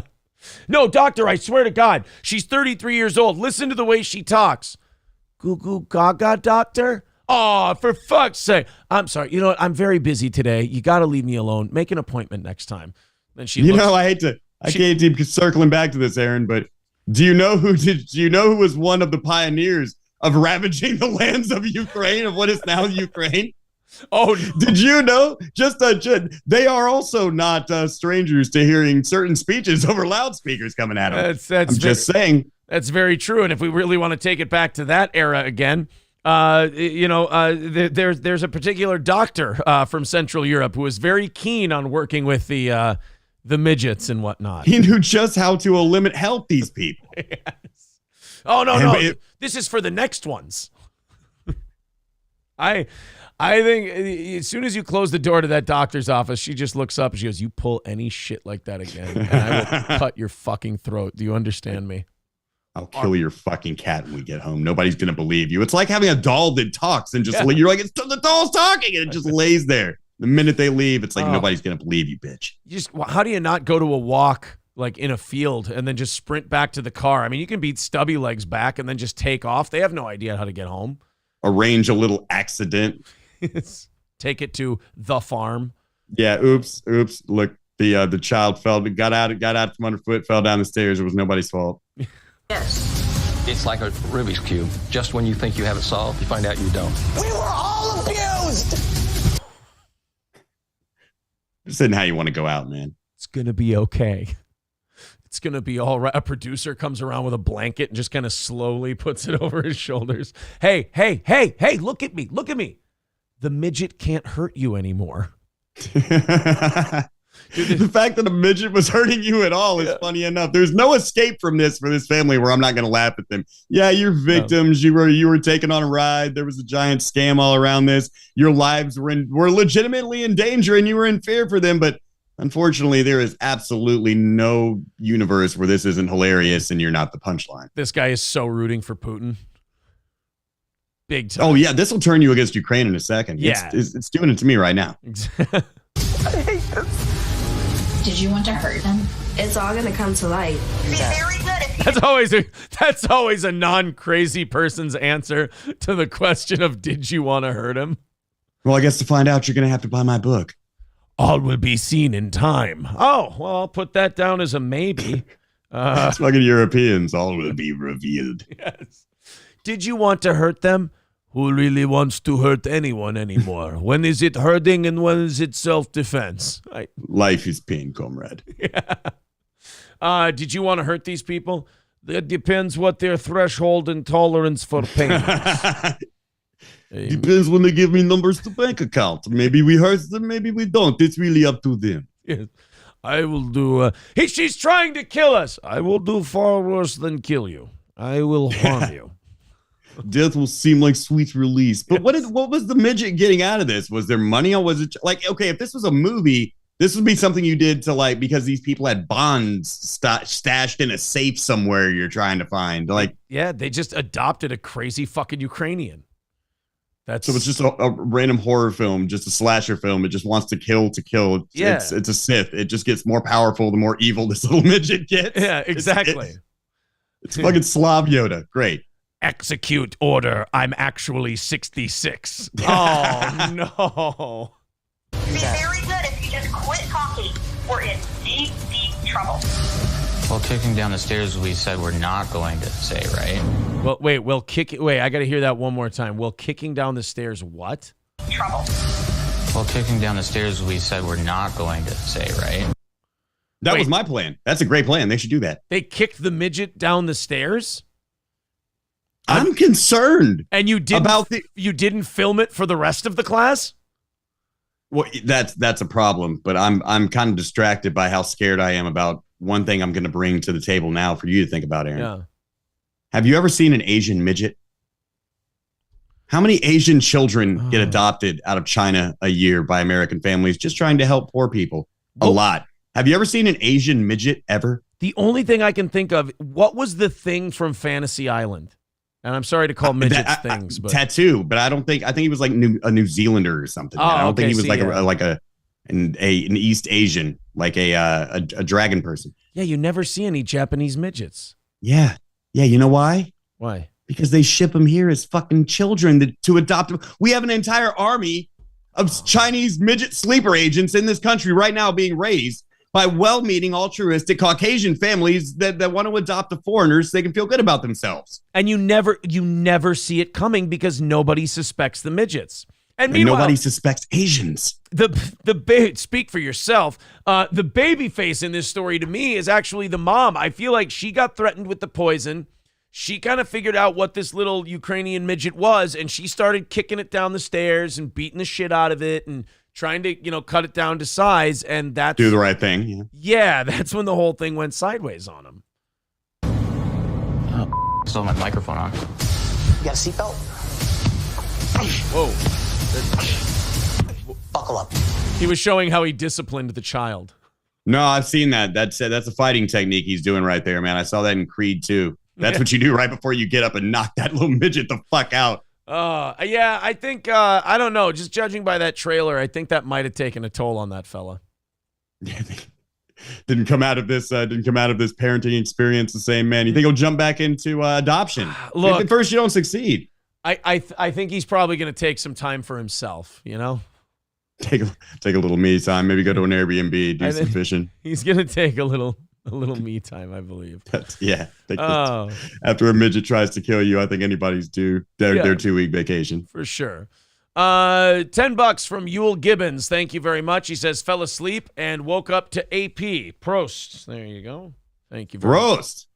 I don't think we've done enough German today. Hobo Chili Recipe with $4.99 says Steel Tell Media Inc. Promo code, give your money to a couple more tiny hat people. I guess Hitler did. See, I can't finish that. Hobo Chili Recipe, I cannot finish that one. And you cannot ask me in good conscience to do so. Ken of the North with $1.99 says, AP is right. I'm going to go hit a kid. No, don't do that. Just give more money to Steel Toe Morning Show or else I'll do it. Don't make me. You have no idea how serious I am. It's late. I've been up a long time. Streamlabs.com/, the link in the description. Semper Reloaded with $4.99 says, did they seriously race swap reboot the Wayans Brothers classic Little Man? Yes, they did. And they repackaged it in The Good Son. $9.99 from Wayne Chambers. He says, if you catch a Ukrainian little person, I hear that you get their pot of gold. That's Irish, you racist. Yeah, the only thing you're going to get from a Ukrainian is like 2 potatoes and a wheat stalk. Yes. And a blowjob if they come from a low enough family. Yeah, well, it depends what website you get it from. Yeah. Patrick Bay with $5 says, it's actually pretty easy to tell the age of a midget if you just cut the midget in half and count the rings. Or am I thinking of something else? No, that's a midget. Yeah, I think that tracks. Orange Goblin with $2 says, what a fun second, Mike. I like the look of it, bro. We'll see. There you go. Silverwolf, what are you doing? Timeouting the shit out of people. Silverwolf, take it easy, buddy. Just relax. We're doing stories. We're not even looking at it anyway. Just, I see that one of our mods in the chat is getting crazy with that timeout button. Just sit back, relax, and enjoy the show. I promise it'll be okay.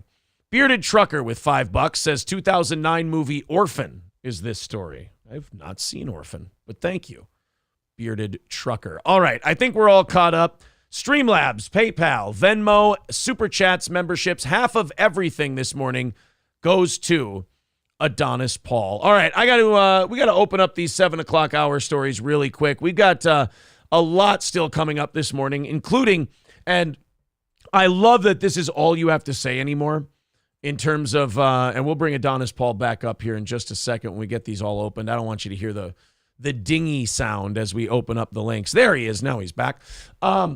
I love that now we can just say, hey, I've got audio of John Fetterman talking, and nobody goes anywhere. Oh, yeah. Yeah, that's John Fetterman is a huge joke, and he's going to continue to be a joke because I don't know how to feel about him, man. I mean, on one hand, Aaron, he's a mentally, what choice did the people have? He's a mentally ill, chronically depressed, suicidal stroke victim Or they had the other choice, which was a Turk.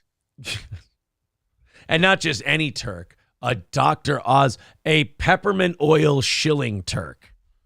I really can't see past my bigotry. No, I understand. So, I mean, Turk was the great border wall for me on that one. I'm just like, yeah, we'll go ahead and put the Tsar in. That's fine. Yeah. In fact, when Adonis Paul talks about World War I, he never refers to the Ottoman Empire. He just says he calls them the sick man of Europe. I just start singing La Cucaracha. Wait a minute. What? I feel like his bigotry doesn't even make sense to us. So he ran against Dr. Oz, got the spot in the Senate, was in there for about a week, and then he got sad. Yes, and then, very sad. Yeah, he got very sad, so he had to go somewhere after he got sad. And then George Santos kind of held up the clown show element of Congress while he was gone.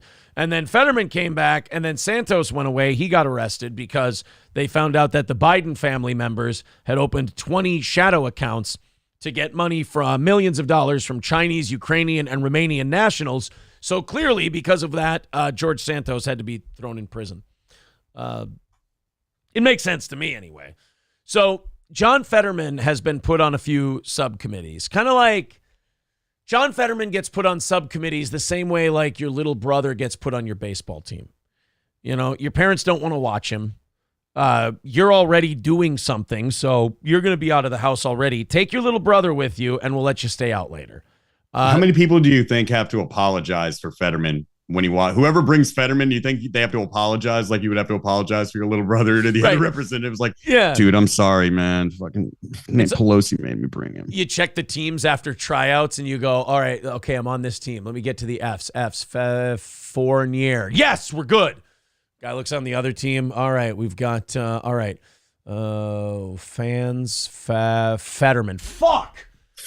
God damn it. Can we stick him in right field? Do you think that'll work? Just stick him in right, and maybe nothing will be. You know what's really, hey, Fetterman, you know what's really important? A water boy. You want to be our water boy, Fetterman? You want to go fetch us our drinks? I would have that motherfucker. If I was in Congress, I'd be too much of a dick to him. I would have that little bastard serving me. Well, he doesn't know any better. He's Target. I'd have him in a little tuxedo. He would look like a little penguin servant from Mary Poppins after a week with me. Hey, I got one more time. Silver Wolf, you gotta quit timeouting people, buddy. I'm gonna have to strip that mod badge from you. You gotta. I don't know why you're timeouting people, but cut the shit. Rusty Grammar. Don't make Aaron kick your ass. Yeah, I don't know what the deal is. He's timeouting hobo chili recipes. Timeouting some of my favorites here. Just cut the shit for a little bit, buddy. Silver Wolf, I don't know if you got your phone in your pocket or what the deal is, but if you're listening to the show at the moment, you're timeouting a bunch of people for absolutely no reason. And you got to cut the horse shit, please. All right, so John Fetterman is in the, oh no.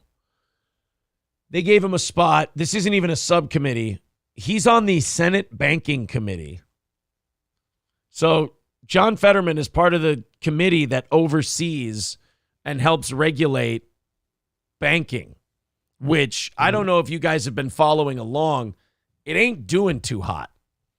Banking is in quite a bit of trouble, including Silicon Valley Bank, which went belly up, and then they got bailed out by the government. And John Fetterman he questioned the former CEO of Silicon Valley Bank's the one that didn't get bailed out. They died.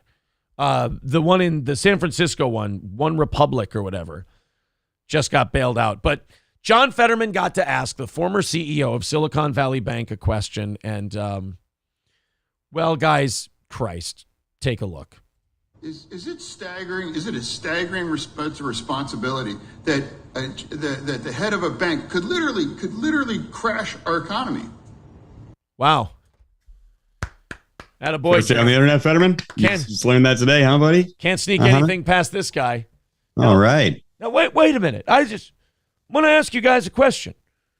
Is it true that you guys hold all of the money and you could fuck up our economy? Mind-blowing. This tard's going to get himself fired because he doesn't know what he shouldn't say about people that work in the banking industry. He might start to notice like certain coincidences and who is really good at working their way up in certain industries. And he might just be like innocently just notice and be like, why are 95% of these people all have this thing in common? Yeah. And you're out. And then we won't have to deal with him anymore. Fetterman's he's not going to be doing anything like purposely anti-Semitic. It's just going to accidentally come out in him noticing coincidences because he's just too stupid to shut up. And he's like, in that very Dennis the Menace innocent way, but they don't let that shit go, man. They're 2 generations from all that stuff that happened. They're pretty sensitive about when you bring things up. So now I'm glad we're here to talk about the things with the banking committee. I'm looking at the witness docket for today. Shitload of Bergs and Steens, and I was wondering why we don't. Are you guys all related? By chance? He's a Philly guy too. It's going through his little tarted head. Yes. Well, his huge tarted head. Yes. John. You can't ask why their names are Steen and Berg. Why not? If they were Anderson, I would ask if they were related. John, shut the fuck up. That's what I'm saying. You can't put him on the banking committee. He's too stupid for that shit. You got to have a brain for that. You got to put him on something else that just doesn't mean anything. Like, I don't know, like LGBT issues or something. Yeah, exactly. Something that we don't give a shit about. Now, I just noticed that all you guys at Silicon Valley Bank were at a barbecue with the head of the Mossad and the Federal Reserve Bank. And you guys hang out a lot? John, there is a shotgun cocking behind you. Shut the fuck up. I was on some forums on the internet, and that's very interesting things to say. I'd like to ask some questions of the committee. You guys heard about this Jekyll Island business? Oh, no. I've never heard of it. Woodrow Wilson, apparently. Hold on. My mic. Guys, I seem to be having a technical. And then I was thinking about it, and the Federal Reserve actually sets interest rates. The CIA is like, the chip's not working. It's just interfering with his microphone now. And then Jews. And then I don't understand. John, could you just do us a favor, John? You know, these stroke victims, John, you know, talking is usually really bad for your recovery. So we need you to sit back and do more learning than speak. Yeah, you're more of a symbol. You're more of a symbol now, John. You just sit there.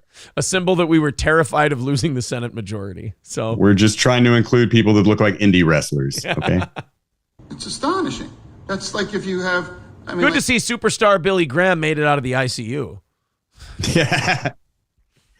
Well, they propped him up. I don't know if he should have left the ICU at this point by listening what he sounds like here. Yeah. By the way, the real update on superstar Billy Graham, boys and girls, not looking good. We could be firing off the Hunger Games cannons for old superstar Billy Graham any day now. It looks like. All right. I'm sorry. Continuing with John Fetterman talking to us about banking and educating us that these guys have all the money. So apparently they're really important to the economy. Remember that. Oh, now we're buffering because I jumped around too much like a fucking asshole. All right, guys, give us 1 second here. I'll just hit the refresh button. This happens whenever I jump around on Twitter videos. I look like an ass. Is it a staggering responsibility that the head of a bank could literally crash our economy? It's astonishing. That's like if you have. And they also realize is that now they have a guaranteed way to be saved by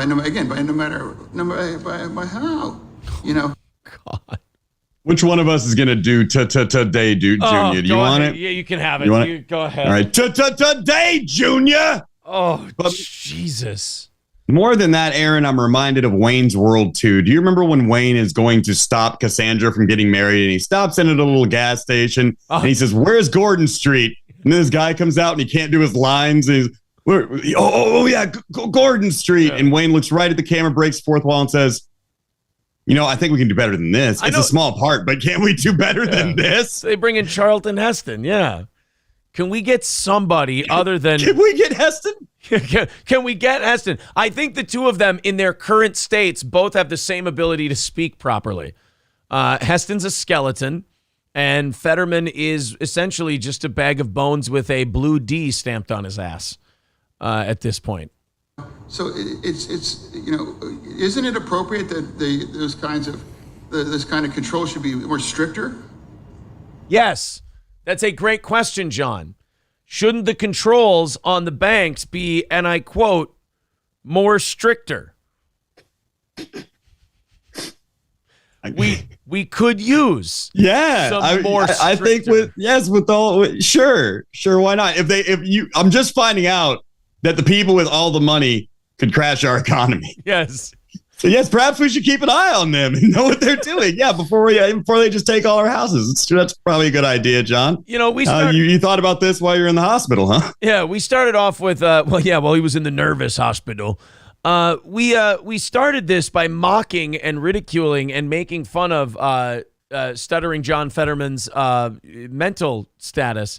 We didn't realize what gold he was going to come out with. Boys and girls, what we've learned today from John Fetterman on the banking committee: banks have a lot of money, they have a lot of sway over the economy, and maybe we should look into them, and I quote, more stricter.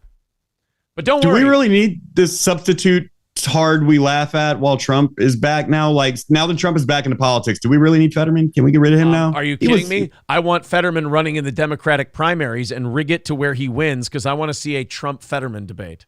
Oh, God. Let's rig that shit. Let's do it. But don't worry. Yes. Don't worry, guys. There's still 2/3 of this video left to play. So please, John Fetterman is continuing to school us on the finer points of banking.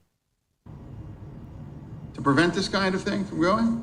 Or should we just go on and start bailing and sailing whoever bank, regardless of how their conduct is? Yeah. Do we want to be bailing and sailing all these banks? This is cute. This is adorable. This is like something a first grader would write. The fucking CEO of the bank looks over at the other people in Congress. No, you guys actually want me to answer that, or do we let him go? Like, does he just talk for a while and he just hits a play school gavel, and then you guys move on to the next question, or am I supposed to respond to that? Because I guess my answer would be yes. They just give this fucker a speak and spell and go make him sit in the lobby, man. Here, Drew Barrymore and E.T. Now get the fuck out of here. Right, go out. He gets a bag of Reese's Pieces and a speak and spell. That's how they got him here. The trail of Reese's Pieces, man. And then he's... I'll give you an example. The Republicans want to give a work requirement for SNAP. For a hungry family has to have this kind of penalties, or some kinds of working required. Wait a minute. Did he just say that the Republicans are going to have penalties on SNAP food stamp benefits, and that penalty is you have to go to work? Well, yeah, but for most Democrats, what you're describing right now is fascism. Oh, I forgot. Making people work for their food, making sure that there is some manner of consequence society gives you if you choose to just sit on your ass and not contribute, when most people just via human nature would do that if not forced to get off our asses. I'll tell you this, Aaron, would you be up this early if you weren't getting paid? You know what? I'll be honest. The profit motive is a very strong one. Yes. There you have it. There you go. It's just funny. Like, he goes like, oh, yeah, you poor people on food stamps. It's punishment to work. Way to go, Democrats. That's a really good way to make them self-sufficient later on in life. Teach them that work is punishment. Good. Well, making their primary demographic criminals and hobos has been the Democrats' mission for the last 4 or 5 years. So and if a criminal ever gets hurt, the Democrats will jump. You hurt a criminal. You hurt a hobo. And the rest of us are breaking our back. These hobos need more food.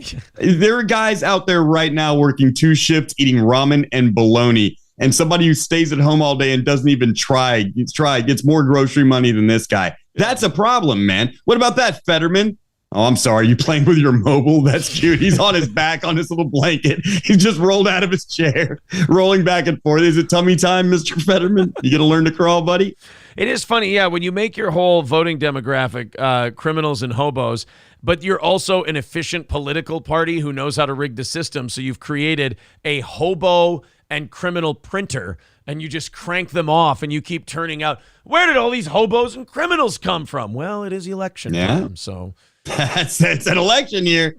That's why this is a great year to be doing what we do. I wait for the year before election and for election year. This is when there is always something good to talk about, man. it gets so you get demoralized in once a president settles in. If you're in the media and you report on that shit, man, I love, especially with Trump running again. This is going to be a fun year, man. Oh yeah, because he'll actually say criminals and hobos. So yeah, we'll get that part. So he kind of puts us on the back burner entertainment wise, but still, we get to hear it on a larger platform. There was one guy in New York though recently. We talked about him before we get back to Fetterman here. There was a guy in New York who actually kind of broke the Democratic matrix of victimhood and who's part of the platform. He was a homeless black guy taking a shit outside a restaurant. Now, that is basically the picture, the mascot of the Democratic Party's voting background at this point. A black it's definitely the New York brand they keep talking about. Yeah, just a homeless black guy taking a shit outside a restaurant. Now, usually you walk away scot-free, you're good. Well, this guy was outside of a gay-friendly restaurant. He took a homeless black guy took a shit on a pride flag and then wiped his ass with the other one. I'm not kidding. He's being held on charges. He has not been bailed out, and they are going to throw the book at him. So free this man. Yeah. All of a sudden, I'm pro-hobo. I never knew anyone who could do that for me before. I have been so anti-hobo so long, but this one, you are, as Calvin Candy would say, you might be that one hobo in 10,000, my friend. You are that exceptional, if you will. I believe when after they booked him, a Republican came by and said, "If you care to join me in the parlor, we will be serving white cake." It is amazing how you can turn Democrats and Republicans. When it's the Jordan Neely guy, they're like, Jesus Christ, he committed 40 assaults and you guys kept letting him out. Then when it's the black guy defecating on the black homeless guy defecating on a pride flag, Republicans are like, hey, whatever happened to letting these guys out? Come on. Free this man. This is a goddamn American patriot, and it is a crime that this man, my country, 'tis of thee. Sweet land of oh God, I love this guy. Republicans are lining up outside the jail singing like the Americans in Red Dawn before they were about to be shot in that ditch. Shouldn't you have a working requirement after we sell your bank with billions of your bank? Because they seem to be more preoccupied than SNAP and requirements for works for hungry people, but not about protecting the taxpayers, that will bail no matter whatever does about a bank to crash it. This is what the one guy who's not smart enough to get the money out of politics says about money in politics, man. Why you guys won't keep a better eye on the banks, man? I mean, it's because everyone else is getting paid. Right. They paid you in literal peanuts. They just sent you a bag of peanuts and a DVD of Dumbo. Let you have it. The banks fucking love having Fetterman in there on the banking committee because they're just like, oh, you sweet summer child. You're asking why don't you keep a keener eye on us bankers like we do poor people? Excuse me, Chairman, do I even have to answer that fucking question? No, we just let him talk. We don't even want me. Oh, okay. Of course you don't. God damn, man. And then they give him his full time. I feel like he should be on like a shortened, like when baseball has a strike and they do a lighter schedule. I feel like Fetterman should almost have like his time cut in half from normal people, because you saw like the makings of a question in the first half of that. But then in the second half of that, it just completely fell apart and went into Fetterman speak. No, well, you're thinking about this the wrong way, man. I mean, we watched this on the show last night, and I hypothesized that this was a good thing because they have him on regular people time, not tard time. So he's got 2 minutes to talk regular people time. Now, most of us can make a pretty normal salient point in that amount of time. But Fetterman, he's still going to be working on his first sentence. He will get absolutely nothing done, and that is maximum entertainment for commentators like yourself and I. Yeah, you know what? That's a good point. $5 from Jared over on PayPal. He says, hey, Silverwolf, time these nuts out. Also, love the guest. No, don't tell Silverwolf to time people out. Stop it. He'll do it. Zen Rhino with $10 over on Streamlabs. Thank you very much, buddy. Appreciate that. Remember, boys and girls, open up. Half of everything goes to our guest host, Adonis Paul, today. Zen Rhino says, did Aaron just say cranking off hobos? Glad to see Adonis Paul on Steel Toe Morning Show. Prost. Yes. I did say cranking out hobos, but it's about how I meant it. And I didn't mean jacking off homeless people. I apologize. Yeah, he means the more these hobos keep coming, Aaron's going to keep beating them off. These hobos are going to keep coming in his face, in his hometown. Right. And he's going to just keep beating them off. He's going to make sure these hobos never gain a foothold. And the more they come, the more he's going to beat them off. That's what he's trying to say. Right. So you stop trying to make little innocuous semantical arguments against my friend here. He's not gay. I really appreciate you doing what you believe you're doing.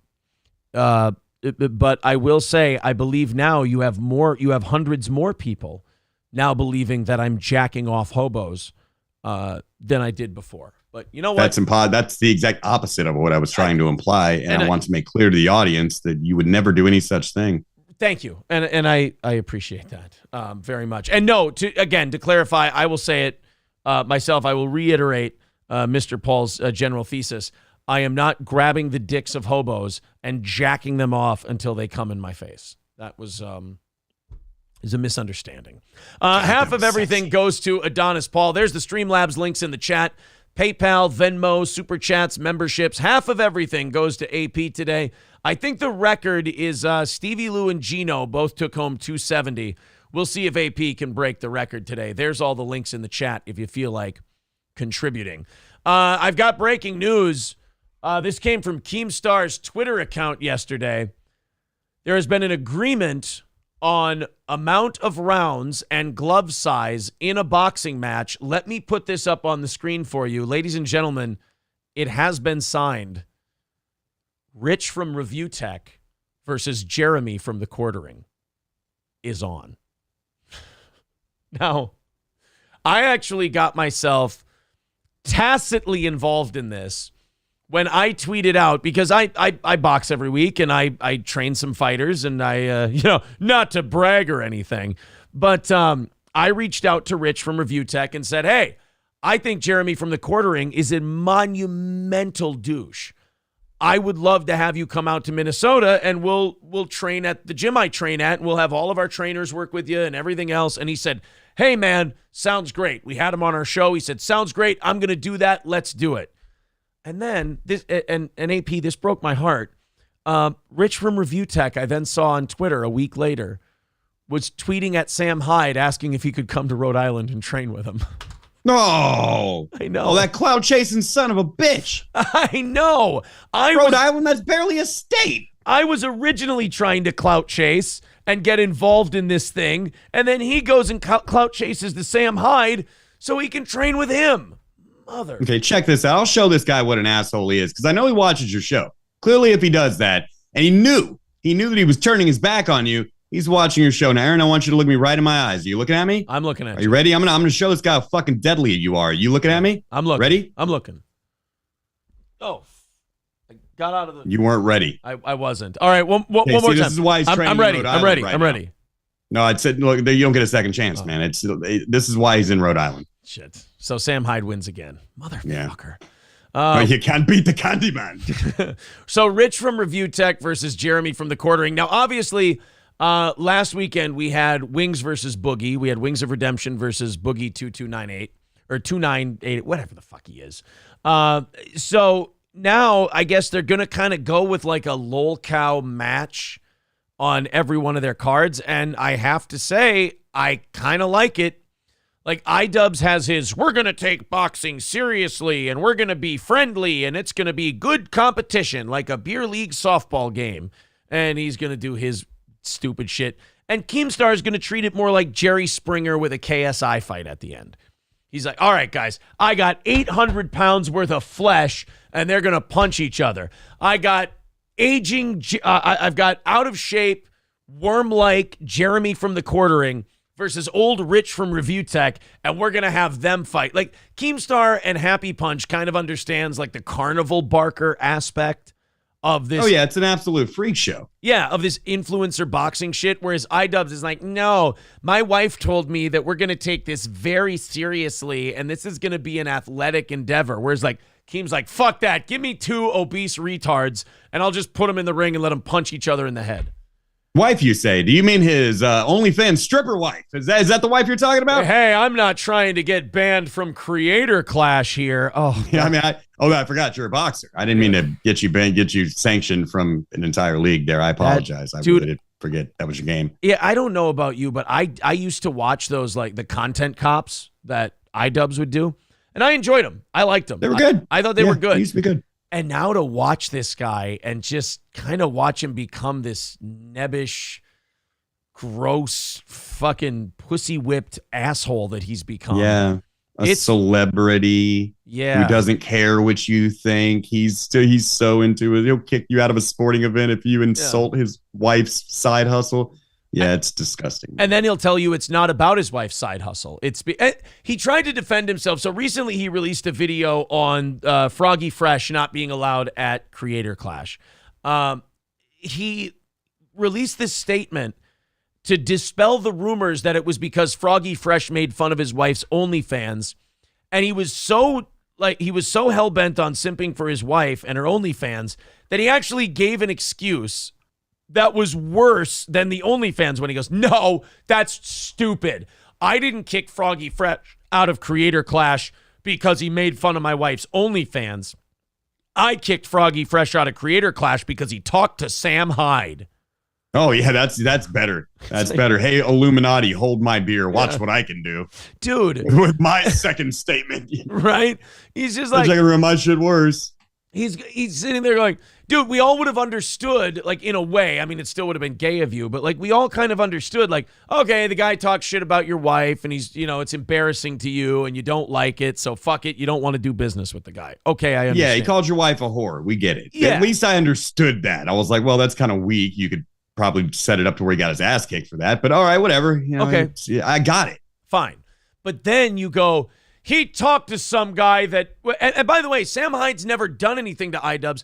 Idubbbz went out to do a documentary on Sam Hyde, and he was going to present it as this right-wing heat magnet who fell off and isn't the guy he used to be anymore. And fucking Sam Hyde did a brilliant job of turning it on him, fucking with him, renting out an old dentist's office and having his staff do stupid crypto shit and then hired this actress. I don't know. Have you ever seen Sam Hyde's documentary on the Idubbbz documentary? No, I never saw that. Oh my God. But it sounds like something I need to watch while I'm laying in bed later going to sleep. It's called The Truth About Idubbbz. And he has this girl he hired to play his girlfriend, and she's pilled out, and she's playing a pilled out person. And she's just so fucked up. And Idubbbz develops actual concern for this girl. Almost like he's ready to stage an intervention, and he's talking to he's like the constable in The Wicker Man, trying to save this girl. He's like, are you not going to help her? My God. Please, I'm begging you, help this girl, Rowan Morrison. And he interviews Sam Hyde, and he asks him point blank, he's like, is there anything, Danny, what's wrong with Danny? He goes, I don't know, since I met her last weekend and I hired her to be my girlfriend for your documentary. And the color just drains out of Idubbbz's face. And he goes, what? Yeah, dude, you think I would date somebody like that? Dude, I'm a millionaire. What the fuck is wrong with you? And Idubbbz is like... Well, he's the fucking king. Why would you take anything out of Sam Hyde seriously? If I would have seen a cracked out girl and she actually was a crackhead, it would have taken 3 or 4 days to convince me that it wasn't a joke. Yeah, it was... I want to see if I can find this for you. Idubbbz Sam Hyde reveal. This is so hard for me to find because I always forget who's what do you call it? Whose documentary it's on? Because Idubbbz actually wasn't going to release this. And then what ended up happening was Sam Hyde released his, and then Idubbbz went, oh shit. I got to release this thing. Here's the best I could do. And your documentary's not going well. He cut into his documentary over and over to explain that Sam Hyde didn't actually get him here. It was this, and it was irony, and it was that. It was the cope. Yeah, I knew. I was just playing along. I knew it was all. He was playing me. Yeah. Let me see. That's the ego does that to people, man. You can't ever just go, you got me. You got me, buddy. That was a good one. Yeah, it's like on this show, we have goals every show, and it's the same goal every day. And like people will go, "Oh, you're an e-bagger," and I'm like, I'm not gonna fight that tag. Yep. Yeah, I rattle, I rattle the tin can. I go, hey, this is what we want to do for a living. Do you think our audience will support it? There you go. What do you say? And if they do, they do. And if they don't worry, we'll go away. Like it's just like, why are you so worried about this title? But anytime you try to swim upstream against internet people being garbage, they've got you. Like, well, people tell me that I'm wannabe animated Jim, and I just remind them that's a compliment. Right? Yeah, he seemed to do pretty well. Yeah, that's a compliment. Thank you. That's exactly what I was going for. I want to see if I can find the actual clip of the interview of Sam. It's so good, man. It's so good watching just the color drain from Idubbbz's face. The interviewing Sam. Yeah, here we go. Here's the part. For filmmaking, which is why I'm here. Okay. I'm gonna that you've created. I don't like the order this is going in because you're just make sure and for just that be video. Clear, just so it's not like to relieve the any sort of pressure you might be feeling. Don't relieve the pressure. No, keep it on. Okay. Let's save it. Let's keep it in there. Yeah, the video is not meant to be a hit piece. Oh yeah, so he does this like a million times. He cuts into the documentary to explain why he's not getting owned here. I know why I'm about to look tarded, so let me edit in my explanation ahead of time. Let me go ahead and poison the well real quick. Yeah, we get it, man. We get it. You're really insecure and somebody had a little fun with you. Yeah. I wish you had been upfront about that because I honestly don't like when I have like static with people. I wish you just told me just hit me up at the beginning and been like, hey, there's this thing. No, but I thought it would be really good here. Okay. For it to be a review. Okay. Yeah. So Idubbbz is admitting, look, I got here under false pretenses, and I was trying to do a thing about, this documentary. I was trying to pursue something that I didn't actually tell you. And Sam's like, well, why didn't you just do that up front, and I still would have done this with you? He's like, no. I just thought it'd be so much better if I was dishonest the whole time and then told you now. Because Idubbbz thinks he's better than Sam Hyde, and he doesn't have to explain shit to Sam Hyde, and he's allowed to get over on Sam Hyde, and he found out today that is not fucking true. Right. Really good here. Okay. For it to be a review. Okay. Yeah, because I don't have anything else to connect. I just hope that you're not actually, if you actually were upset about that, I would want to, heal that. Right. No, not at all. All right. Fair enough. You should have just told me, man, I'm sorry. A lot of your comedy is, shocking. Did he not put it in his? No fucking way he left it out. Here we go. Yep. Okay, got it. Sorry, guys. Sorry to fuck you around for a little bit, but AP's never seen this, and this was one of my favorite moments from the internet last year, is when Sam drops the bomb on Idubbbz that while Idubbbz has been fucking around on him doing this documentary, Sam Hyde, nothing he's presented Idubbbz this whole time has been real. Sam Hyde has invested thousands of dollars in planning around his plan. Oh, a lot of money. Yeah, here we go. Legitimately haven't thought of it. Yeah. Something that you think you should think about? No. It's not. I'm curious about your relationship with Danny. Has she been on drugs since she met you? She's been on drugs since before she met me. So if you're implying that I've driven her to drug use, you are incorrect. Okay. Fair enough. I mean, that's what I wanted to sort of get out of the way. Good. Yeah. Glad we got that out of the way. Have you tried to get Sam's her any no help? groomer. Okay, so he just asked her, he goes, have you tried to get her help? Out of the way. Good. Yeah. Glad we got that out of the way. Have you tried to get her any help? No, seeing as she's a girl I paid $500 to shave her head and pretend to be my girlfriend, no, I haven't tried to get her any help. And then Idubbbz's face of just, I'm trying to keep it together, but you piece of shit. Like if Sam Hyde was Idubbbz size and Idubbbz was Sam Hyde size, this reaction would be a lot different. You can see the perspiration starting to form on his forehead. Just everything. He's whiter. He's shiny on his forehead. There is real emotion happening behind that exterior. Like I told you, it's in an instant it just all sinks from his face, and Sam Hyde just keeps laying it on and laying it on. Here we go. Should you want me to try? Wait, okay. I don't know her that well. It's probably not my business to get her off drugs. Also, I think I told her to put her hand in your pocket and pretend to be on drugs. Shut up. Are you serious? You think I would date a girl that has her hair shaved like that? Yes. You think I'm fucking mad?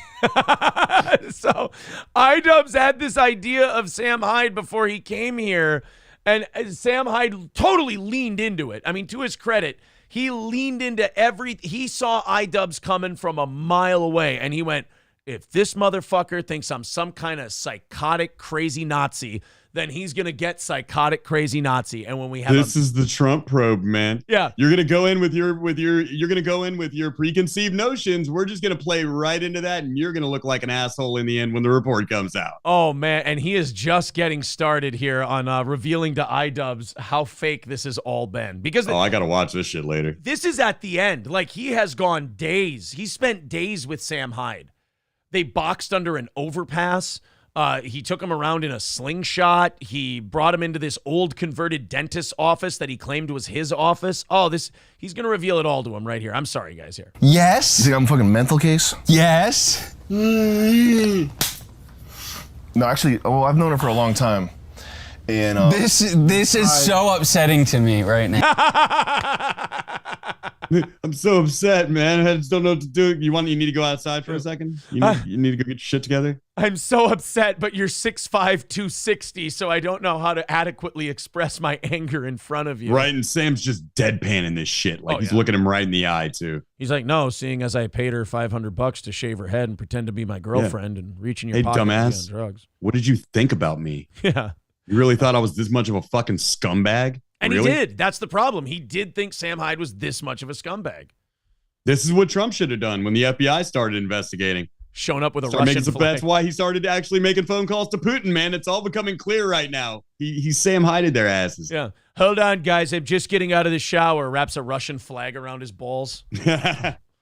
So Sam feels completely unthreatened here, and Idubbbz is the most uncomfortable I think anyone's ever seen him. And by the way, before he tries to tell you guys anything like, oh yeah, it's because he made fun of my wife. No, this is why Idubbbz hates Sam. He fucked this entire thing up and made Idubbbz look like a dipshit. Good. You think I'm a fucking millionaire. You think I have a shit-ass office like this? Shut up. This is your office. Says who? You think I would fucking spill rock stars and Legos all over my office like a fucking animal and have 20 people in a fucking dentist's office? You know this is a converted dentist's office, right? That's why there's... Are you looking at the shit on the wall? They have oxygen. We've got nitrous oxide hookups over here, you idiot. What do you think, just like the party? Like, you look behind him, that's the periodic table of elements, I believe, that's right behind him. And it's like, Ian, do you think you think this is my office? You think $1 Million Extreme from Adult Swim was created from a converted dentist's office, you fucking idiot? God. Again, this is how people get walked into punches with their preconceived notions. Sam was being everything Ian wanted him to be, so Ian never questioned it. Meanwhile, you're working with a guy who, like, nobody knows who the real Sam Hyde is because he purposely keeps it kind of vague in his sketch comedy and everything he does, and Idubbbz fell for it. Oh. Yeah. If you're a character, anytime somebody goes at you on the internet, they're going at a character. It's nothing personal to you. You can sleep so many people have gone at Adonis Paul and I've never lost a wink of sleep. No, they're attacking a cartoon. Yeah. All right. That's the beauty of it. One of my favorite lines is coming up here when when Ian continues to melt down to Sam, and Sam just continues to reveal to him that this whole thing has been a lie. It's like paint things like whales on the walls and shit. Ian, you shitty guy. So you're punking me. I'm not punking you. I'm trying to make I thought it'd be funny for your fans. I thought they'd like it. The whole thing? I would never do anything The whole thing's a ruse. Actually wasted your money, fuckface. What do you think of that? Upset you or make you look foolish. I would not do that. So... Look at him. He can't blink. He's choking. You choking on us there, Idubbbz? He is so angry at Sam Hyde right now, but again, there's nothing he can do with that anger. and he's just staring. And by the way, those eyes are not making contact with Sam Hyde right now. They're staring at a blank space on the wall, wondering how, I'd like to think the last thing that went through his head, besides that bullet, was how Sam Hyde ever got the best of him. Oh, yeah, he's definitely... He's Warden Norton. He's drenched in cold water right now. He's in shock. He knows the amount of money that Idubbbz has spent to produce this thing. Thousands. Down the tubes to make him look like an asshole. Yeah. How do you know Danny? Art school connection. I think she's a friend of a girl I fucked in art school. Yeah. And she doesn't do drugs. No, she does hair and nails. No, she does hair and nails. Oh, and I have to reiterate, Idubbbz was never going to release this, but Sam Hyde released his. Yeah, he forced Idubbbz, and that was the only cope he could make is, I knew he was playing, and so let me give you my side of the story after the fact, now that I can add this edited footage, me explaining everything at convenient times. This is a desperate cope. If you've got 2 hours today, you should definitely watch both of these. They're both I think I will, good. Yeah. I don't know if she actually Danny's not on drugs. No. She's a good actress, right? Oh, are you kidding me? No. What the fuck? Also, the slingshot's a rental. You put me in a rental slingshot? Also, I love how he just throws that one in there. As though, like, Idubbbz like, wait a minute, you faked the fucking girlfriend and all that shit? He's like, yeah, now you're really going to hate me. The slingshot, not mine. It's a rental. Yeah, I rented it. Yeah, as if that's going to be the one that pushes him right over the edge. You still don't know anything about my life. Those Ain't Real Dude says, not the slingshot, too. Yes. Unfortunately, the slingshot, too. So yeah, I that's one of my favorite things in the last year that's happened on the internet. And if you have time, go check it out because that's just the tip of the iceberg. I mean, he gets Nick from $1 Million Extreme involved, and Nick, because Nick and Sam still work together, and he gives this interview with Idubbbz because he's like, yeah, I just don't know what happened to the partnership, and I just don't know. We fell from grace. Like he gives Idubbbz everything Idubbbz wants out of this documentary. And they made Idubbbz produce their content. Yeah. And then at the end of Sam's documentary, Sam and Nick are sitting in a studio talking about it, and they're like, yeah, we fucking planned that the whole time. And, like Nick was, before Sam got there in the slingshot, Nick's like, yeah, and, Sam took it hard, and I don't think Sam has been the same ever since. And then Sam pulls up in the slingshot, and Nick goes, oh, yo, shh. Like, he lays it on so thick. I don't know how you can, man. That's like hanging out with Ashton Kutcher back in 2002, and something starts happening, and you just buy it. You're not on Punk'd, man. Really, it just happened this way. Oh man, Amy says, hell yeah, it's weird. I just watched that like a couple of days ago. Yeah, I mean, it's really, really good. All right, before we move on here, remember, half of everything that you guys contribute today goes to the one and only Adonis Paul, our special guest co-host today. So if you feel like chipping in, streamlabs.com/SteelToe Morning Show. The PayPal link is there in the chat. Steel Toe Media Inc. on Venmo, Super Chats, memberships, or Rumble Rants. Whatever you want to throw in, feel free. ReivewTech USA versus the Quartering in a boxing match. Who do you want to win? Who do you think's going to win? I want ReivewTech USA to win because I want to see the Quartering get the shit kicked out of him. Yeah. But in the end, this is very mid, in my opinion. It's not the freak show that you get, the sumo freak show that you get out of Boogie and Wings. Yeah. It's not the righteous ass kicking that you missed in 2019 when it comes to like having Andy Vorsky come out there and fight Salt Poppy, because who's going to take that motherfucker home. Yeah. You're just setting up a comedian to take a punch. Right. This is just going to be two not freakishly obese men, but obese men throwing slow punches. It's going to be boring, and it probably somebody's going to get put away probably by the third round just out of being too. They're going to be in the tank, man. They're going to be done. Well, yeah. I mean, I'd like Rich from ReivewTech to win as well, ReivewTech to win as well, because Jeremy is so.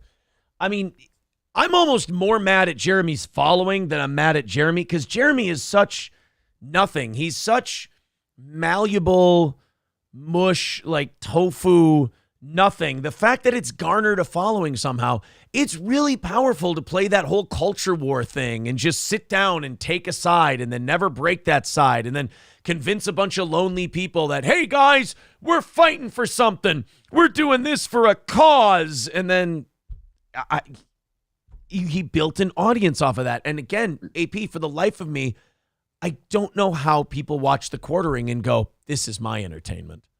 Well, it's some people it's on at the same time every day, and you can get kind of a gist of what's happening, I guess, by watching it. I mean, I was subscribed to the quartering for a long time, and I would kind of I didn't like him, but I could look at the titles of his videos and see what I wanted to learn about from other people. Yeah. And then he did this thing where Elon said he did a vote where he said, should I step down as CEO of Twitter? And this motherfucker makes multiple videos at 4 a.m. being like, if you don't get up right now and go vote, I'm calling all YouTubers, and if you don't make a video right now calling people to action to vote, then you're not about free speech. And I'm like, Jeremy, shut the fuck up. Yeah. Are you drunk? He was. You're like that guy who just kicks the door open drunk thinking you have some great idea. Did you do acid? Why do you think this is such a great idea, man? You're fucked up. You're not the normal one in the room. Calm down, buddy. Yeah, he would get it. Yeah, he would go on and he would be like, guys, we're fighting for freedom. Like, I don't know if he started huffing his own farts and he started working himself into a shoot. But yeah, he started doing that. And if you don't do this, then the libs are going to win. Like, he bought so hard into that. I'm a millionaire who buys ads to get my channel subscribers and views and get my shit off the ground. And just, man, he's one of the quintessential, like, white bread corporate YouTubers who, if he got his channel demonetized and he couldn't get the monetization back, would be out of the game. Yep. And there's no love. There's not 1 ounce of love of the game. It's all about now we need to set up the coffee company and get people on a monthly subscription program and this and that to make sure that no matter what happens, we continue to get paid. We're going to have our new website and our new meet. Man, like, dude, what was wrong with just reporting the fucking news? Do what you do. He's mug clubbing it. The ego gets so big. They you have to be multi-millionaires and have media conglomerate. Like, dude, just chill out a little bit, man. Like, it's so fucking cringy. You're a YouTuber. And then he does the same thing Tim Pool does. He'll go after somebody until people tell him not to, and then he'll back down. Like, he went after, and then he'll apologize immediately. Right. He went after Tim Pool about something, Eliza Blue, and then he went, oh, yeah, I talked to Tim, and we're okay, and we got to fight on the same team to fight the culture war together. I'm like, oh, yeah, if there's a war and they look across the battlefield and see fucking Tim Pool and Jeremy from the quartering holding hands, boy, I tell you what, that's going to stop them from advancing. Timbers shivered. And that's exactly why putting the quartering in a boxing match is a very mid idea. Yeah. But you know what? If you can make some money off his name and getting him punched in the face, great. Well, and I'll probably tune into that. Yeah, and like you said, Keem started with Wings versus Boogie. I mean, that's kind of the peak of like. Yeah, you blew your nut this season real early. Yeah, I think he was so impressed that he actually got him that he just went, you know what, fuck it, just put it on now. Thank you to Illusory Commission for the 220. He says, I love cartoons in the morning. Who doesn't? And hey, cartoons love you in the morning, buddy. Wasabista with 600 yen says, we like anime over here in Japan, so here's a piece of gelt. Thank you very much. And the lovely I Taste My Own Pre-Cum renewing his membership for an 8th month. Thank you, buddy. Appreciate it.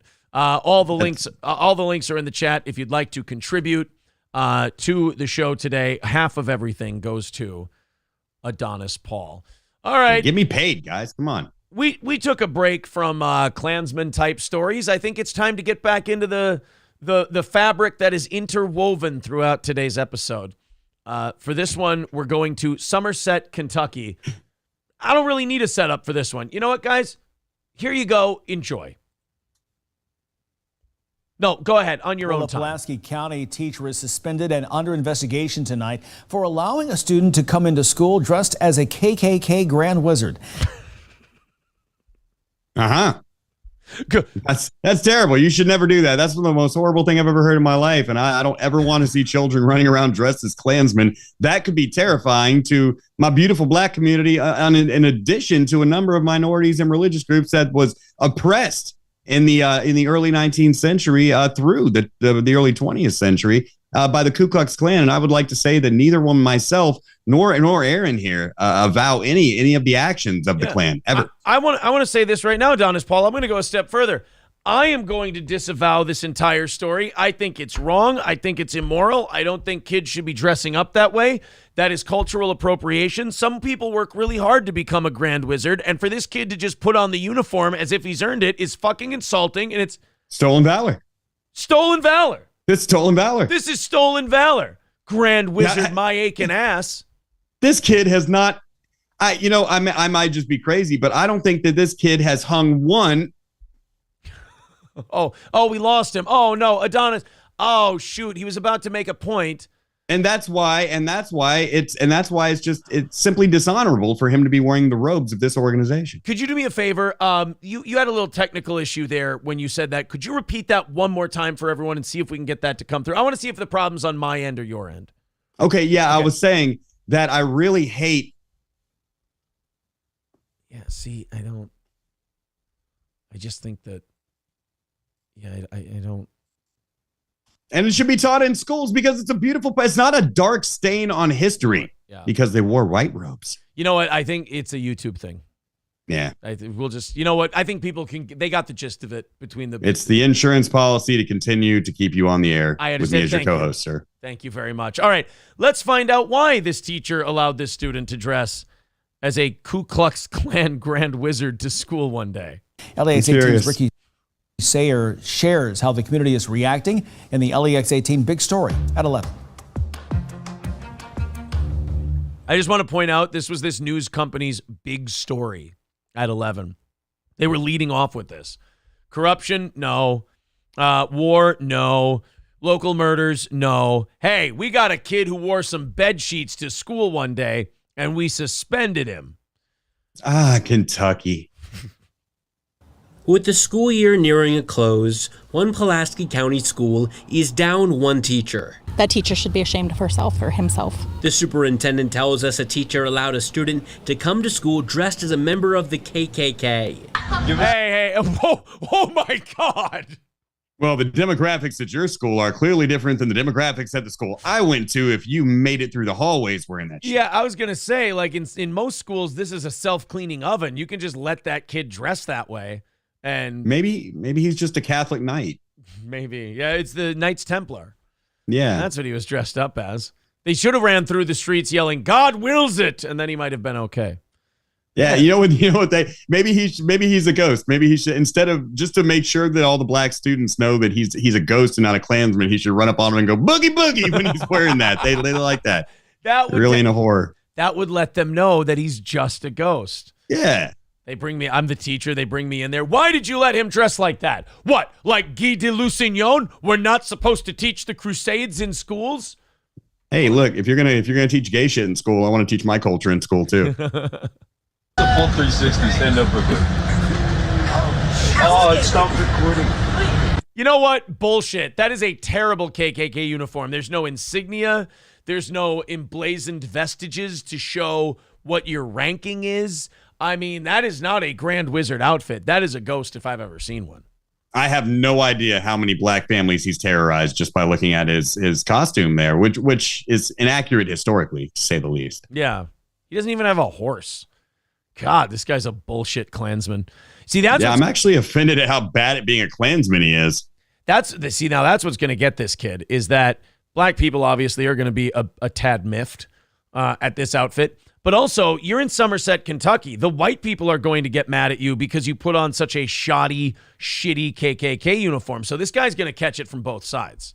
Do you know how to fix this, man? I got a great idea. Next week at the school, just to make sure that everybody's culture is respected, there's no hard feelings, actual Klan rally on the football field. And that way they can see the real culture of the Klan that wasn't represented properly by this child. I agree. This teacher did a terrible thing. And he should be fired for disrespecting the Ku Klux, the fine people of the Ku Klux Klan, the fine federal agents in the Klan. Yeah, right. You got your FBI badge on underneath that? If you want to be actually absolutely accurate. I saw there was a thing this weekend. The Patriot Front was having a rally, and I'm like, yeah, that looks like a bunch of angry white supremacists if I've ever seen them. Not just calm, going through the motions, federal agents. You can always tell, like, when it's federal agents or when it's an actual hate group.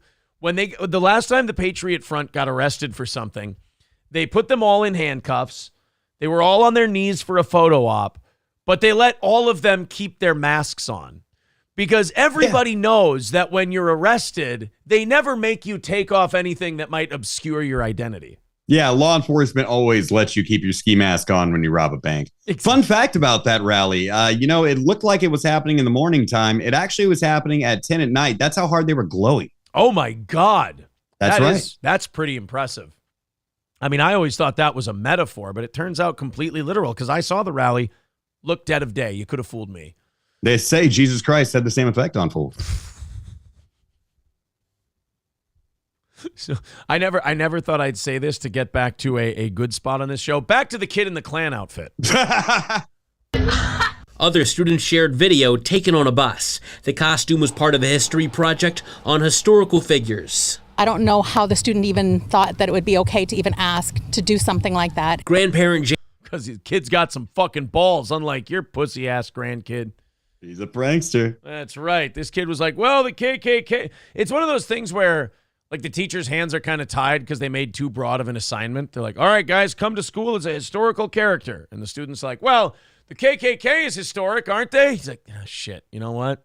Yeah. All right. Well, let's see where this goes. This is what happens when you negotiate with the class clown. Yes, exactly. And we're like, well, I guess he is a historic. Yeah, the teacher doesn't want to be seen as a hypocrite. It's like, motherfucker, you have ultimate authority in there. If you can't look like a hypocrite now, when can you? I mean, he was going to come as Hitler, but then we talked him down to Klansmen. Let's just be happy we got him here. We talked him down to Grand Wizard, and the principal goes, that's not a Grand Wizard outfit. I mean, that's terrible. That you shouldn't dress like that. Clerk says it's all the more shocking considering Black Lives Matter and other similar protests in the past few years. Why would a teacher actually approve something like that? I don't understand. I'm outraged. She's outraged. She's jiggling too. Look out, guys. Yeah, you're wait, you know that a white lady is outraged when she states point blank she is indeed outraged. I love how she's like, yeah, we had Black Lives Matter rallies around here. It's like, well, what is the? I mean, I don't care what a real estate group has to say. I mean, you're in Kentucky, man. No, you didn't. That's just my answer to you. No, you didn't. There was no Black Lives Matter protest in fucking Kentucky. Shut up. Yeah, and shut up. Look at behind this woman. That's where Somerset is. It's not like just in Kentucky. It's in the literal heart of Kentucky. I mean, yeah, you guys didn't have a black. You guys had 3 black kids enroll at the school, and you thought that was a Black Lives Matter rally. There's a big. That's the only reason this kid could get on the bus wearing a goddamn. Nowhere else in America could you wear a Klan uniform and get on a public school bus, man. No. This kid right here is showing me the place that I think I'm going to go buy a house. So, yeah, forget Florida, forget, Texas or anything like that. Somerset, Kentucky. Get ready for a boomtown. Yeah. Shocked. Jeez. And then I'm a little mad about it. Kathy Townsend is a community organizer who has helped organize local Martin Luther King marches and Juneteenth events. That's a weird way to say unemployed college graduate, but right. I'm a community organizer. Well, I thought I was going to grow up and become a professor, but instead I've decided to be a community organizer and just scrape a little off the top, pay my rent. Exactly. Yeah. I mean, I aspire to be Black Lives Matter. I mean, hell, they were able to buy mansions with their, embezzlement. So I want. And what are your qualifications as a community leader? Well, I know some black people. Yeah. What makes you qualified to be a community organizer? I really know how to whip black people up into a frenzy. Oh, well, welcome, Chairman of the Democratic Party. Before you in Kentucky, we were just whipping black people. The KKK represents hate. Now, wait a minute. I thought we were supposed to preface these things with allegedly. Where's the respect for law and order here in Somerset? I got nothing. I got no counter for the KKKs. They are pretty hateful, too. They do hate a lot. They do hate some shit, yeah. They not really fans of black people. And, I'm even going to go out on a limb here and say sometimes unreasonably so. So, yeah, I've even heard to tell they might have broken the law a time or two. Yeah. Maybe crossed the line once or twice. Nothing we can't forgive, just something we should acknowledge. Yeah, I mean, they were definitely mad at a lot of stuff and still are in many ways. Like, you listen to them now, and it's, we got to move all the the black people to Africa. It's like, okay, I know you guys are mad, but there's a difference between blind rage and complete inconsideration of economic realities. Do you have any idea how expensive that's going to be? Yeah, and what is a modern black man in America can't handle Africa? No. Ship them to Jamaica. It's cheaper. it's closer. I mean, just logistics wise. Haiti's got a low barrier for leadership. I mean, think about it. Think about all these passport bros. We could clean up Haiti. Our American black people are the best black people in the world. And we still have lots of crime problems due to that. But nonetheless, if you put them in Haiti, they're not warlords outside of South Central. But nonetheless, you throw them in Haiti, man, that they could clean that town up, man. Black people are very clean and they have nice cars they would bring out there. There would be, a baby clothes, Nike stores would spring up. It'd be wonderful. The hair would be lined up real nice and tight. Yeah, because whenever we just throw a bunch of black people in a country, I think that was done once before. That turned out great, didn't it? I believe that was Haiti. I thought that was Guyana. Oh, yeah, we did Guyana, too. Yeah, we did that with a couple of countries. We've launched a few. Well, the French did it with Haiti. That's true. Yeah, that's true. It's not we in the European sense. Yeah, we in the American sense. Yeah, the French kind of went, I love the Haitian Revolution. Like, all the slaves in Haiti rose up and go, we're going to kill all the French. We want our independence. And the French were like, I think we're just going to take off. Yeah, that's probably a good idea, guys. I think we've done everything we can with you. We're just going to fuck off. And then the Haitians were like, hey, wait, are you going to show us how to run any of this stuff? Well, if you wouldn't have been such dicks and asked us nicely, maybe we would have before we took off. But, well, consider yourselves lucky. Do you know what we did with our country? We sent all our black people to? We sent a guy named Jim Jones down there and he poisoned 900 of them. I mean, it really was mostly blacks and Latinos at Jonestown. Yeah. Consider yourselves lucky you still have an island and not everybody is dead. Simple as that. In a statement, Superintendent Patrick Richardson said, "It sickens me that this has occurred and embarrassed not only me, but our school district and community." Do you think he did that like Jerry Lundergaard practiced the phone call to Wade to tell him that his wife was abducted? Absolutely. Oh, guys, it sickens me. I'm just so upset about... Guys, I'm really upset here. Guys, it's me. He wore a Klan robe out onto the school bus. I'm just really sickened that this has occurred in our community. I feel like maybe you should just give this kid detention because what he was looking for was attention, and now he's on the news. Yeah. And he's still in a town that, this lady's, her qualifications to get this job as a community leader was, I am the oldest of 3 black people that live here. Yeah. The fact that he could get on that bus proves the town really isn't that upset about it. No. And now the school's just pissed at the kid and the teacher. They're like, dude, we didn't want to be on the fucking news. It's going to be, dude, this is going to be on CNN in no time. They're going to come down here. They love this shit. This is harmful.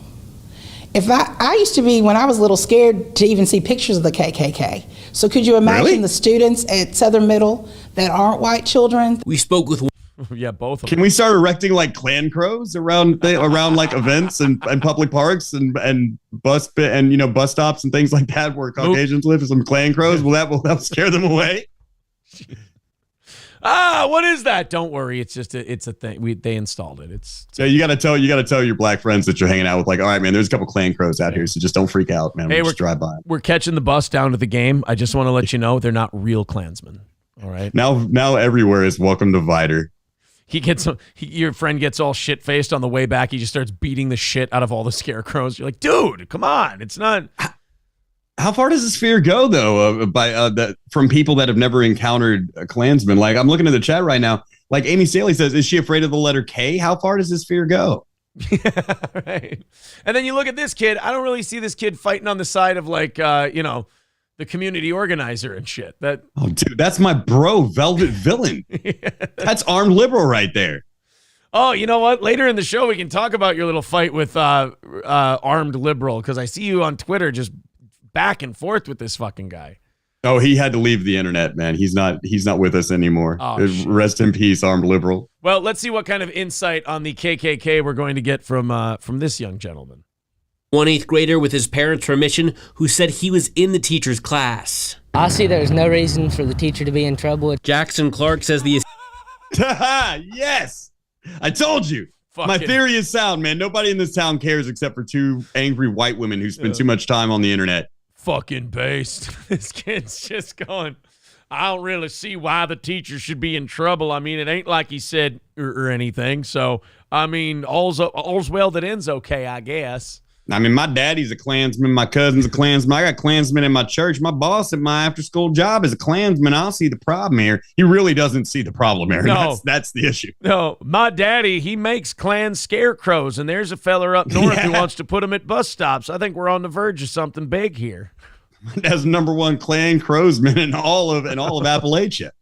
Assignment was picking a historical figure to dress up as, adding the teacher approved what students would wear ahead of time. There was no racist movement behind of it. It was all like, I mean, there was black kids in the classroom, none of them, they all thought it was good. Nobody felt targeted or you have to. I don't believe you. You ever see a story and you go, holy shit, they really are worse than my most offensive stereotype. Wow, man. It's just like, it's like sometimes even as a white man, I'm confronted with white trash, and I just have to. I make the same face a black man does. I'm like, wow, that's a cracker. Wow, now let's go to South Central and see the equivalent of yours. Yeah, exactly. Here, we showed you ours. It's. I mean, don't get all. I hate to use the word uppity or anything, but don't get too confident about this. You've got plenty in your community too. But yeah, you found one. This is the equivalent of the N-word for white people. I love that this Kentucky kid goes, there was nothing hateful about it. And you're like, you want to sit this kid down and go, Junior, sit down. Yes, dude. This is probably going to hurt. There is quite a bit of hate behind it. They literally hung people and burned people alive, like right where we're standing, like right here in this state. And not even the ones who did anything wrong. Yeah, it's not even like if they ran around today, maybe you could get behind them. But back then, these people were just trying to host. No, I didn't say that. He didn't say that. That was interference. It was welcome to Louder with Crowder. That was. I'm just saying what Jackson would say. It was a satirical thing about how much of a bad white kid this kid was. Precisely. And that's completely okay. Yes, exactly. Give me your black slaver. No. It's the wrong button. It was the wrong button. Learn history to make sure you don't redo it. But Townsend says you gotta redo history to make sure. Wait, what did he say? You gotta learn history to make sure you don't redo it. One more time. You don't redo it. But Townsend says there's black kids in the classroom, none of them, they all thought it was good. Nobody felt targeted or you have to learn history to make sure you don't redo it.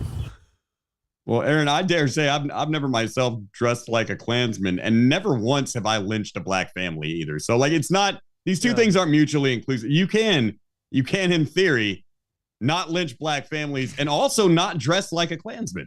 How am I supposed to not kill my black classmates if I don't dress like a Klansman every once in a while? I'm saving black lives. This is Black Lives Matter. That's why I'm wearing this Klan hood. Oh, yeah, you want to fuck them up. Wear a Klan hood with BLM written down the side of it. Well, to be fair, the only time it seems like, according to when it makes the news, Black Lives Matter is when white people do terrible things to them. So I guess this Klansman's really onto something when it comes to, doing the bidding of BLM. He's out there victimizing them black people, making sure BLM gets paid. He was just trying to help. That's all it really was. They go to the young man's house. His dad answers. He goes, he ain't allowed to speak right now since he desecrated a Grand Wizard uniform, but I'll be happy to answer any of y'all's questions. So he didn't take his granddaddy's patches. He might be able to talk to you right now. We told him, don't let that Confederate flag touch the ground. And what the fuck do you think he did as soon as he got on that dirty, filthy school bus? You know the fucked up thing that had just occurred to me, man? This kid didn't make this costume. No. This kid's mom made this for him. His mom made it. His mom he has an incredibly base girlfriend. Yeah. His mom was sewing it for him. All right, honey, now remember, what are we going to do tomorrow? Not let any Jews force me to take this off? That's right, honey. All right, now I want you to test the inseam. That's right. And remember, little Billy, don't let them replace you while you're at school today. The dad's talking to the news. Honey, can you maybe put dinner on hold for 15 minutes? I got to talk to some New World Order Jews out here. All right, honey, be careful. Remember, wallet in your front pocket. Fucker's got a glove on when he comes to shake their hand outside. Like, oh, I heard touching y'all type people with bad luck. I don't want to get that Tay-Sachs disease, so let me hold on a minute here. Turn that. I want to get we love Jesus around here, sir. Yeah, we would invite y'all in for some dinner to be polite, but well, you get it. We're Presbyterian. My wife wears a lot of gold. I can't let you around. You might bite her finger off. Snap, snap, snap. Look, I ain't saying I hold y'all personally responsible, but I can't dine with those who had a hand in killing my savior. And the cameraman's like, I'm a fucking Baptist, man. What's wrong with this guy? What are you talking about? I'm wearing a cross. I'm just saying, I mean, Trotsky, Lenin, hello. Says a clear line was crossed and the teacher should be fired. In this climate nowadays, in 2023, she knew better. Right. In 2021, I would have said let the kid dress up as a Klansman. But, I mean, it is current year, and we are just over it, y'all. You know, I've been on Earth for about 42 years now, and every year that I've been alive, people have been telling me what year it is, and I want to know where the line was. How far off was I from, like, just murdering minorities in the streets? Yeah. Like, every time something bad happens, they're like, God, you can't accept transgenders. It's 2023. And I'm like, okay, what was the year that it was okay? Yeah. Well, What was this line? I think season 3 of Law & Order SVU, because they were still using the word tranny. I saw that. I've been watching some SVU lately, and I saw the way they talk about trans people. I just put my fists under my chin and go, I remember. The things our brains will let us watch when our woman makes us watch them. I know. It's so easy to fall asleep to. It's that and Bar Rescue. I know. I got into House. I get it. Yeah. I was there, man. Right. And I think that it should be no tolerance. When it comes to racism. What more no tolerance can you get than the KKK? Show me where they had an ounce of tolerance. I mean, they tolerated a lot of things, just not you. Right. I mean, no tolerance policy. I think that's where you and the KKK can find. I wouldn't say that zero tolerance. They tolerated white Christian people. Yeah, mostly Protestants. Yeah. And yeah, I'm sure. Big fans of NASCAR, I hear. Tolerate some NASCAR. They tolerate turn 3, that's for sure. Pretty much the rest was hate. Yeah, it was all hate. Yeah, a lot that of was it. A lot of hate. Zero tolerance. A costume she feels represents hate that should have no place in a classroom. In Pulaski County, Ricky Sayer, LEX 18 News. Thank you, Ricky. Well, I don't know about that, Ricky, because I hated classrooms pretty bad. Yeah, exactly. A lot of hate in those classrooms, Rick. All right, a big thank you to Matthew Jenkins with $10, says love seeing AP in the morning. Trucker 18-wheeler with $6 says, why is there so much hate towards the KKK? Well, you know, you get what you put in. Hobo Chili Recipe with $4.99 says, I was thinking, let's go all out. Find a Hugo Boss outlet in Kentucky. Let's get a bonfire and some paper. Jesus Christ. I know just the investigator to get to the bottom of this, man. Actually, I know just who to call for this shit. And who's that? He was a field marshal I can't remember his name off the top of my head, but I think he's available. He's got this great story about rats and dishes of milk that maybe he could relate to the kid. Yeah, I remember. No, you're confused. That guy was a double agent. He was working for the Americans the whole time. Oh yeah, is that the way history wrote it down? Yes, that's the way they put it down in the surrender agreement. Oh, that guy, it's a fucking brilliant stroke that Hans Landa played at the end of that movie. I mean, he's got to walk. It didn't work out that well for him. Well, he's got to walk around with a swastika thing in his forehead, but he's got a nice place on Nantucket Island, full military pension as a colonel.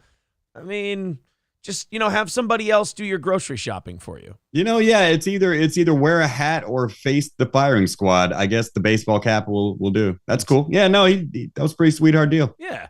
David Denominici with $5 over on Streamlabs. Thank you very much, buddy. Remember, half of everything you throw in today goes to our buddy Adonis Paul, who's very kind to co-host with us today. Streamlabs, PayPal, Venmo, Super Chats, memberships, Rumble Rants, the whole deal. Illusory Commission with another $2.20 says, no April, no Adonis Paul dancers were that today's. What do you want? Some dancers? I can throw some dancers up over on this screen while Aaron talks if that's what you want. They're YouTube appropriate, so okay. Yeah, is that what you want? Guy's got the power of imagination. Throw the man some dance. Oh, look at that. Oh, some beautiful young ladies with obviously natural breasts. Isn't that? There you go. Are you happy now? Are you happy? Hey, you guys are a bunch of animals. You're a bunch of animals. You need to stop doing that. This is a morning show. This isn't late night. Yeah, guys, this is family friendly. How dare you? By the way, that's YouTube appropriate. I got that video off YouTube, so you should have No problems at all there, buddy. Perfect. Hey, you know, the only strike I've ever gotten was for medical misinformation. I played the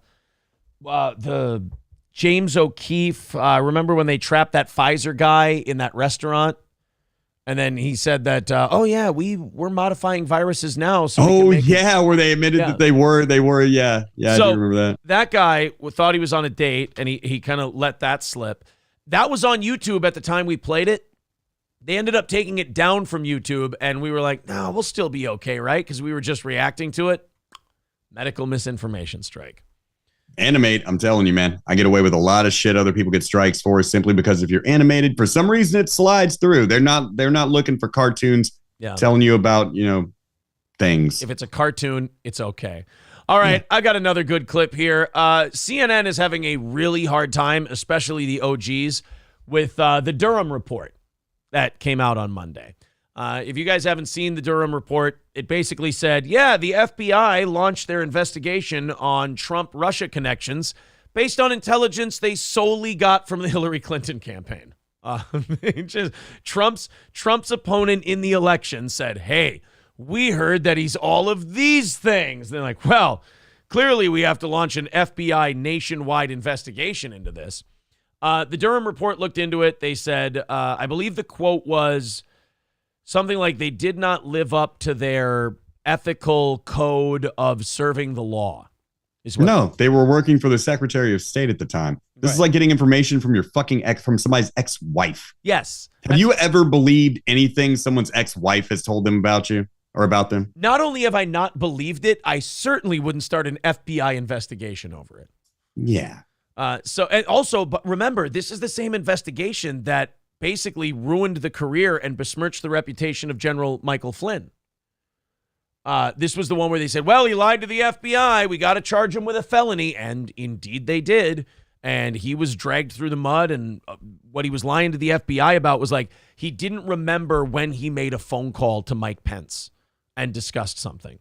And that's what they got him for. And the investigation itself should have never been happening in the first place. Well, don't worry, Adonis, because Jake Tapper is here to let you know that even though Durham found that this investigation was total bullshit, it's still Donald Trump's fault. Well, I can't wait to hear this go. Get ready, guys. Jake Tapper, who, this is what happened. All these news channels, they hard picked a side. They rooted for this FBI investigation, and they never learn. They step on this rake every time. And they keep stepping on that rake because they want this guy gone so bad.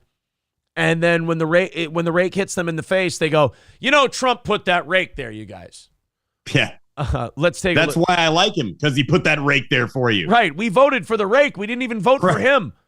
Vote rake. Yeah. 2024. We don't even like that guy. We like the rock he had in his hand that he was throwing through your window. That's what we voted for the rock. We've had Sideshow Bob for 4 years. We'd like to try the rake again, please. Yes, give us the rake back. So this is John Tapper, or no, not John Tapper. I'm getting the bar rescue guy mixed up with Jake Tapper from CNN. Let's see how he's handling the Durham report. Regardless, the report is now here. It has dropped, and it might not have produced everything of what some Republicans. Oh, no. Regardless, devastating to the FBI.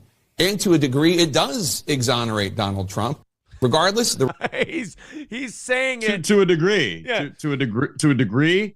How about there was no Russian collusion? Say it. There was no Russian. Hey, by the way, guy, what did Russia do? Can you even tell me what Russia did? No, you can't. But must have been collusion. But there was no collusion. Say it. Dude, say it. The Clinton they did an investigation based on what the Clintons gave them, and the Clintons gave them what the Steele dossier gave them, and the Steele dossier we knew was horseshit pretty much a week after it was written. And we can't trash the Trump-Russia narrative on the election year. That was what we were going to hinge the Democrat spearhead on. Was this guy loves Putin and we're fighting on behalf of Ukraine, so you can't elect him. Hey, we got a new one. China told me that they would release a virus for us and destroy one of the best economies we've had in years. So don't worry, guys. We're going to win the election. It's like, wait a minute. But aren't you causing the deaths and the destruction of our economy and our citizens? Yeah. Worth it. We got Trump out of office. Yeah, we're doing that. Why? Well, but you're killing lots of people just to get a guy you don't like out of office. Right. Uh-huh. Don't you have a problem with that morally? No, he's a Nazi. That's funny. Hey, what do you do for a living? I'm a bricklayer. Get out of here, you fucking plebeian. We got work to do. We're fighting fascism. It's totally justified. Yeah. Don't worry. We've completely manipulated world markets and basically injected government fingers into every business in the country. Shut it down. We've made your kids retarded, but don't worry. We're getting a sweet payday from China out of all this. Mission accomplished. All I see right now is George Bush standing on that ship, except now it's Biden. Mission accomplished, boys. But how does this help us, the working people? Oh, you have no idea. We were thinking about maybe just killing all of you to get power back, but we didn't have to. So you're Plan welcome. A was get the poor people to kill one another. Then China told us they had this experimental virus. Yeah. And then after that, they told us, hey, we make fentanyl real cheap. We can teach the cartels how to do it. We can get it to all your white people. Yeah, you've got totally unprotected southern borders. This is going to end great for us, Aaron, by the way. But you're also a morning show, man. Aren't you supposed to cheer people up? Everyone's going to... Was I not creating domestic terrorists in this chat right now? They're going to walk out of here feeling terrible today. I thought I was smiling and laughing. Well, I mean, yeah, because we're cheering for the end, but not everybody else is. Not everybody else is an internet radio host like us. Not everybody else is there. Hold on a minute. You're telling me that the people in my chat have hope? Maybe a little. You fucking losers. Have you sucked all the hope out of your chatting? I don't know. My lack of hope is the only thing that, oddly enough, gives me hope. Like, I've become happier since I've embraced that none of this matters, and it's just the slow decline of the empire. It actually makes me happier in my everyday life. I, too, have made being miserable into a marketable skill. No. I'm not miserable. I'm very happy. I swear. I just... you know what? Fuck it. I'll take one of those e-meters from Scientology. They'll tell me how I'm feeling. We're going to die. So Jake Tapper basically tells us, hey, look, this Durham report may have been bullshit, but it only kind of vindicates Trump. And not only that, when he says it sort of vindicates Trump, he said it with like the most painful, hard swallow, this makes me feel like shit kind of voice. He looked like he's sitting on a butt plug right now. He's very uncomfortable sitting there. Yeah, and this whole fucking thing makes Trump look good, I guess. He's going to get docked. He works for CNN. You know they're going to dock his pay because he had to say something nice about Trump. Oh, for sure. These guys are... and I can't believe they aired the town hall, but now they're, when CNN, maybe there is some chess at play because this is the second time in 1 week I've had to see CNN swallow their pride. As much as this guy tried not to admit it, he did have to admit it. Like the FBI has harmed their own integrity by pursuing this completely false charge of Russian collusion, and here's the proof. But somehow we still believe, Trump did it because we're the people that gave the FBI the idea to begin with. Well, CNN's new ownership has said like they want to be more moderate and less ideological. So I'm starting to think between the Trump town hall and then the Durham report and making Jake Tapper report this, they're just trying to make all these old-timey liberals like so miserable they'll just quit. Yeah, that'll do it. All right, either that or Don Lemon was really a gangster and he was the one holding everything together over there, slapping people, keeping them in line. I'll say this. I do like the way he talked to those trollops he was on the air with. Yeah, I agree. Women do peak about in their 20s. I dated a 28-year-old for that reason. I'm married to a 28-year-old for that reason. So you know what I'm saying then, man. Yeah, there was nothing that was the one time I ever stood with Don Lemon and I was like, you know what? He's right. Yeah. I mean, and I didn't even think women suck. I didn't think that Don Lemon was even saying anything controversial. That's how little I was and I don't like Don Lemon, but I was actually looking around a little confused. I'm like, is CNN just hearing this for the first time? You guys are supposed to be a news organization. He's been pissing me off for years. It wouldn't have been so bad if he wasn't sitting next to a 41-year-old because even in the clip, he goes, Nikki Haley's not in her prime. And he said it like a bitchy gay guy does. And he goes, women are in their prime in their 20s and their 30s. And then he looked over at his co-host like, and into their 40s. It's like, I think women are in there. I agree with him. Women are in their prime in their 20s, and you can't become the president until you're 35 years old. So if I go by Don Lemon's philosophy, we can never have a female president. Yes. Oh, sorry. I meant, oh man. That's too Base bad. Don Lemon, man of the people. Actually, Elon Musk did say he's trying to get Don Lemon for Twitter. Like, he got Tucker, and he wants Don Lemon now, too. Put them on a show together. Show some real balls. Yeah, let's fucking do it. No, but he goes, yeah, they're not in their prime. And then the 41-year-old's like, excuse me. I would have actually given Don Lemon a forever pass if he just would have looked at her and went, you heard me, bitch. So anyway, let me talk to the one who's not post-menopausal and still in her prime. What do you think about all this? But nope, he kowtowed to the 41-year-old. And he tried. The real great thing about the Don Lemon firing to me was the genius. Like, CNN was so ready to pull the trigger. They downgraded him to a time slot nobody would ever notice him in. They started kind of weaning the audience off seeing him. And as soon as something happened, Tucker Carlson got fired. Yep. And they knew this was the perfect public relations chance to fire this gay minority. Because what happened that day is the left went on Twitter and went on social media and started screaming, ha ha, Tucker Carlson got fired. And the right, predictably, pointed at Don Lemon and said, ha ha, Don Lemon got fired. And the left, who Don Lemon would have been counting on, kicking up a fit because they fired him. You know what they said that day? Fuck Don Lemon. Who cares about Don Lemon? Tucker got, because they wanted this way. It was genius. It was absolute genius. Their boogeyman was gone. They put him, they chambered him like a bullet in a gun, and they were like, whenever it comes down on Tucker, and it's coming down after this trial, an hour later, get rid of Lemon. Yeah.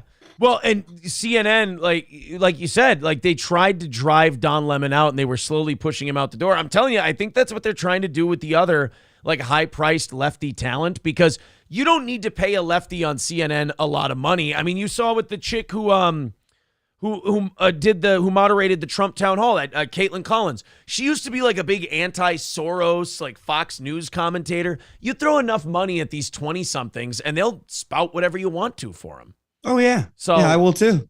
Right? Yeah, sure. I mean, what number are we talking? Pick me. Hey, Fox News, pick me up tomorrow. Your new cartoon, Fox News. I'll say whatever. Same thing goes for you, CNN. Yeah. I'll put on a BLM t-shirt today for the right price. MSNBC, cut me some of that Comcast money, and I tell you what, I think the workers of this country need to unite and fight against their capitalist oppressors. That's right. I will defend the proletariat day and night if I get some of that Matt Al cash. Damn right. I'll inject steroids into Dolph Lundgren, and I'll make him kill Carl Weathers. I will straight up put my child in reconstructive surgery to make her a man. Yes.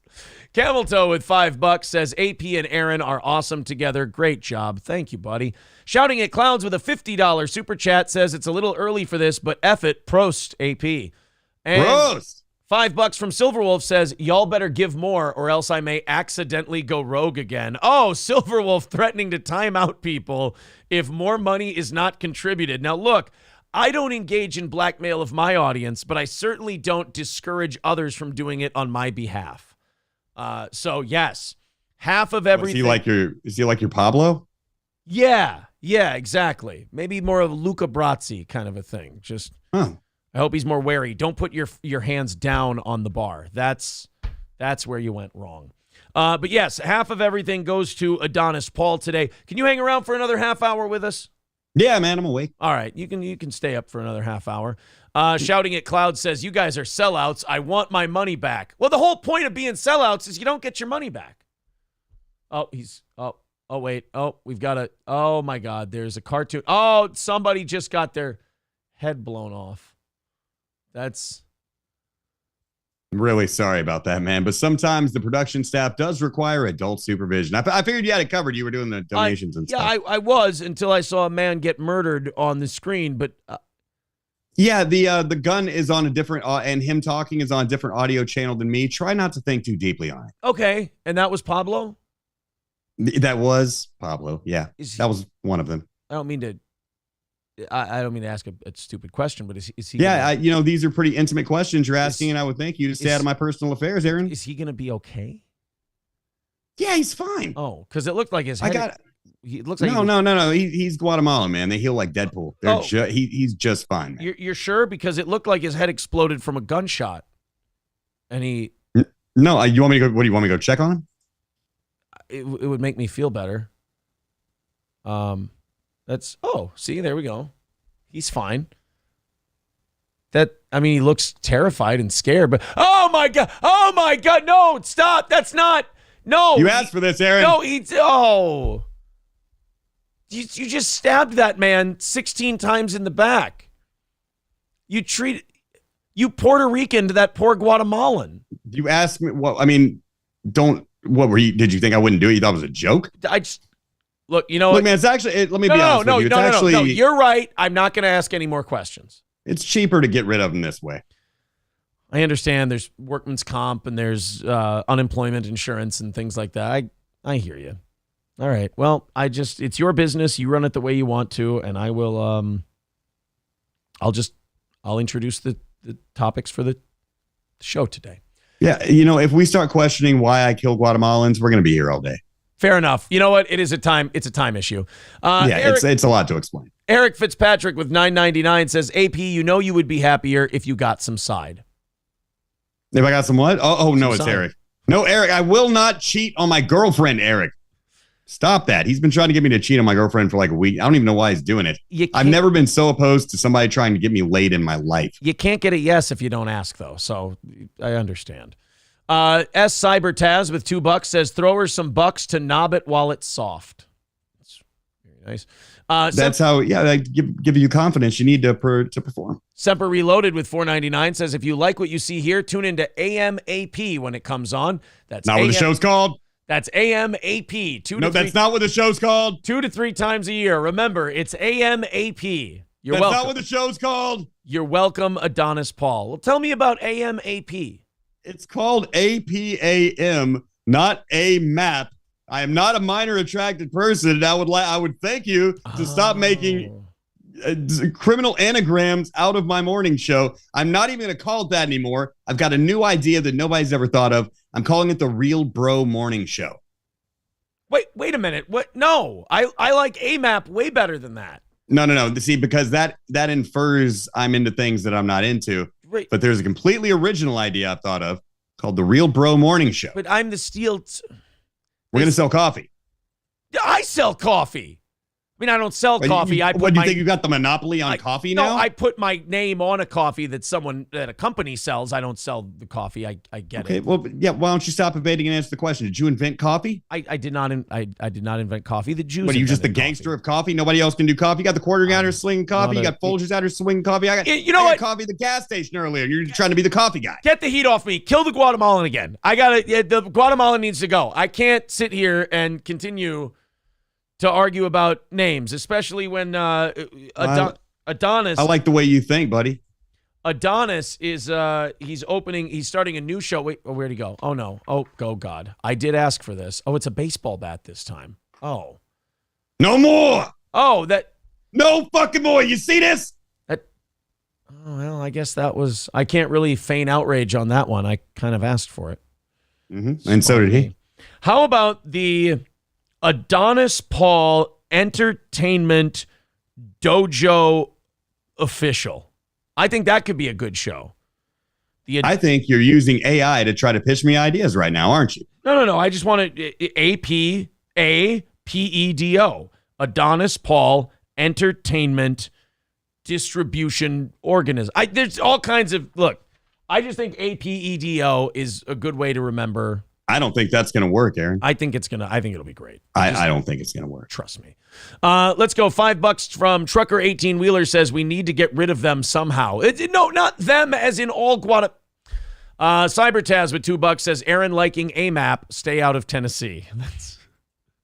That's a little private joke between me and Cybertaz. Yeah, that's there was a guy named Tennessee Marine. It's a long story. All right, guys. Adonis Paul has about 20 minutes left with us this morning. Remember, half of everything you contribute goes to AP.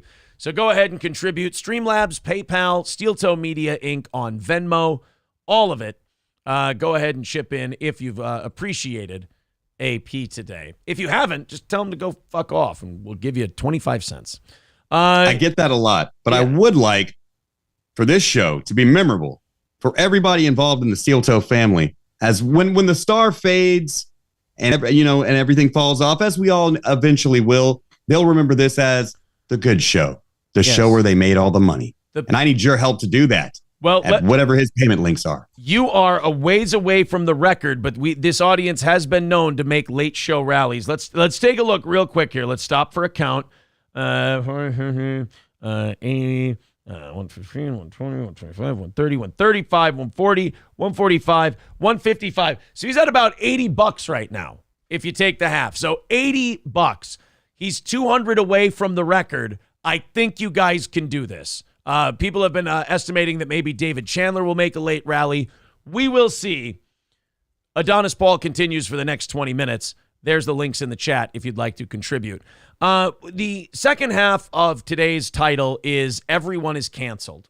We talked about Crowder.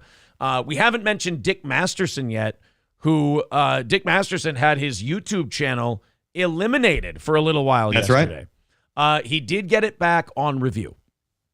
Yes. After a supreme individual effort by myself, Adonis Paul, I was able to get Dick Masterson's account reinstated. And how were you able to get Dick Masterson's account back? I had sex with Susan. Oh, no. Yeah, I took one for the team. I'm a real fan of the Dick Show. You do know that she's not in charge anymore. Wait, what? Yeah, you fucked Susan Wojcicki, and he was getting his channel back anyway. Well, at least I got that Jewish girl off my bucket list. There you go. You crossed it off the list. And you know what? Yeah, silver linings. That's just me being jealous. That's all it is. So, Steven Crowder, Dick Masterson, lots of cancellations coming up. Well, now, apparently Taylor Swift fans, and I got to give the cancel mob a lot of credit on this one. This is new by me. They are now trying to get Taylor Swift to cancel her relationship based on things her current boyfriend said on the Adam Friedland Show podcast back in February. Indeed. This things that. Oh, I go. I'm no, sorry. Go ahead. No, I was going to say things that if I don't want to bury the lead. Go into the story. I'm familiar with this story. He said some things on what used to be Cumtown, which is it's an absurdist podcast to begin with. I hate when people like delve into these worlds, especially like Taylor Swift fans. They'll delve into these worlds that they have no business being in, and they'll treat it like it's 60 Minutes, and they'll go, "Oh, he was on this thing called the Adam Friedland Show, and I heard it used to be called Cumtown, and you wouldn't believe the things he said." It's like, yeah, that's the whole point of the show, though. Like, it's called Cumtown, right? It's an absurdist show. You're not supposed to be watching it. That's why you're upset, because this wasn't for you. You have what is it, celiac disease, and you ate a shitload of wheat. Don't do that. Just move along and go to the next thing. Friedland and his co-host, Nick Mullen, brought up an incident in which Friedland and a woman walked in on Matt Healy, that's Taylor Swift's new boyfriend, walked in on Healy masturbating to what they described as hardcore pornography 30 seconds after they left a party at Healy's house. The trio said Matt was watching Ghetto Gaggers, a porn site. I love when the news has to write about these things. A porn site known for videos featuring the humiliation and brutalization of mostly black women. No. Sex work is work. Liberal writing this story. Since sex work is work, the women who are consensually engaging in these acts were actually being independent, proud, sex-positive women. In any other situation, these same liberal bitches would defend the women of Ghetto Gaggers and say that they're doing legitimate work, and there's nothing wrong with that. In fact, it's good for the world. Put it in your elementary schools. But when a man gets caught saying, "I like to watch women get forcefully, bad things happen to their throat cavities," oh, suddenly it's a crime. Suddenly it's a big problem now. Friedland explained how he and a female friend went back into Healy's house after leaving the party when she realized she had forgotten her water bottle. Now, shall we just play the clip for everyone? Now, this is something that Taylor Swift's fans, so Taylor Swift fans found out that she had a new boyfriend. So they went and dug back into the archives of apparently everything this guy's ever done. I don't know if like Taylor Swift fans get together and they split it up and they go, "You take this year, I'll take this year," and we'll just grab every podcast he was ever on. But they grabbed this stuff. I think they announced these two were dating like a week or so ago. And have you ever been in a Reddit community? Oh my God. These are some highly motivated individuals, to say the least, man. Well, now they've heard all this stuff. They're so offended by it that they want to send it to Taylor Swift and get her to dump her boyfriend. Taylor Swift fans are now demanding that she break up with her new boyfriend because he said nasty things on a podcast. You know, I want to laugh at this, but I think I'm too impressed at the mob this time because this is a crazy fucking ask that only a mentally ill person would ask with a straight face. But God bless them, these mentally ill Taylor Swift fans are doing it. Yeah, you have to. Now it's not just your job. It's your personal life. You have to have the boyfriend we say that you can have, or else we'll cancel you, Taylor. Right. To everyone. And Taylor will do it. Within a week, she's going to break up with this guy. This is Fetterman all over again, man. Remember when Britney Spears went and got married back in the day to some guy from high school who she really did like? They really did love each other and all that. And Hollywood, her agent in Hollywood broke them up and put her with a backup dancer she could be seen with in public. And that will be exactly what happens to Taylor Swift. Yeah, just, I love this guy. And he may be a little chubby and schlubby looking, but I know him. I can trust him. And they're like, no, you have to be married to who we tell you to be married to. It's like, all right, well. You can't walk the red carpet with this fucker. Now, do you want to be a star or not, bitch? I love that. I love how they gaslit Britney into being insane. And then they went, oh, God, we got to lock her up. She's insane, you guys. Yeah, she's not. The plan went awry. Yeah. Guys, she's nuts. We got to keep her under lock and key. Yeah, but didn't you guys make her nuts? I'm not responsible for this nonsense. So look, I was trying to build a dancing robot, not a twerkinator. Yeah. To those of you who thought that if you just gave up the job or you said you were sorry every time they came at you with a 10-year-old tweet, this is living proof. This is the canary in the coal mine that it indeed will not stop there. They will demand that you date who they want you to date. So here we go. This is Matt Healy on, I still can't get used to the Adam Friedland show. I'm just going to go ahead and call it Cumtown. Cumtown. Just say Cumtown. This is Matt Healy on Cumtown. Let's pop this up here. Oh, of course, Daily Mail. We're going to have a 5-second little ad here. Oh, shit. No matter how you say They're going full 30 seconds on this one. They must be getting a lot of hits on the Matt Healy deal. Daily Mail. Yeah, man. Thanks for build your own website. Put guys like AP out of business, man. There you go. Daily Mail is one of those sites where, you try to put your ad blockers on it and they're like, well, now you can't come in. I'm like, oh. Now you can't read anything. Yeah. Yeah, I know. I know the struggle, sir. They're like, yeah, all right, fine, I'll do it. And then you turn on the ads, and now you can't read anything anyway because you got to close 16 things. All right, so, here he is. Oh, my heavens, oh goodness! She was like, I forgot my water bottle in there. So she went back in, and Matty, like on his phone, and then on his 77-inch OLED, just got Ghetto Gaggers blaring. 30 seconds after the hang.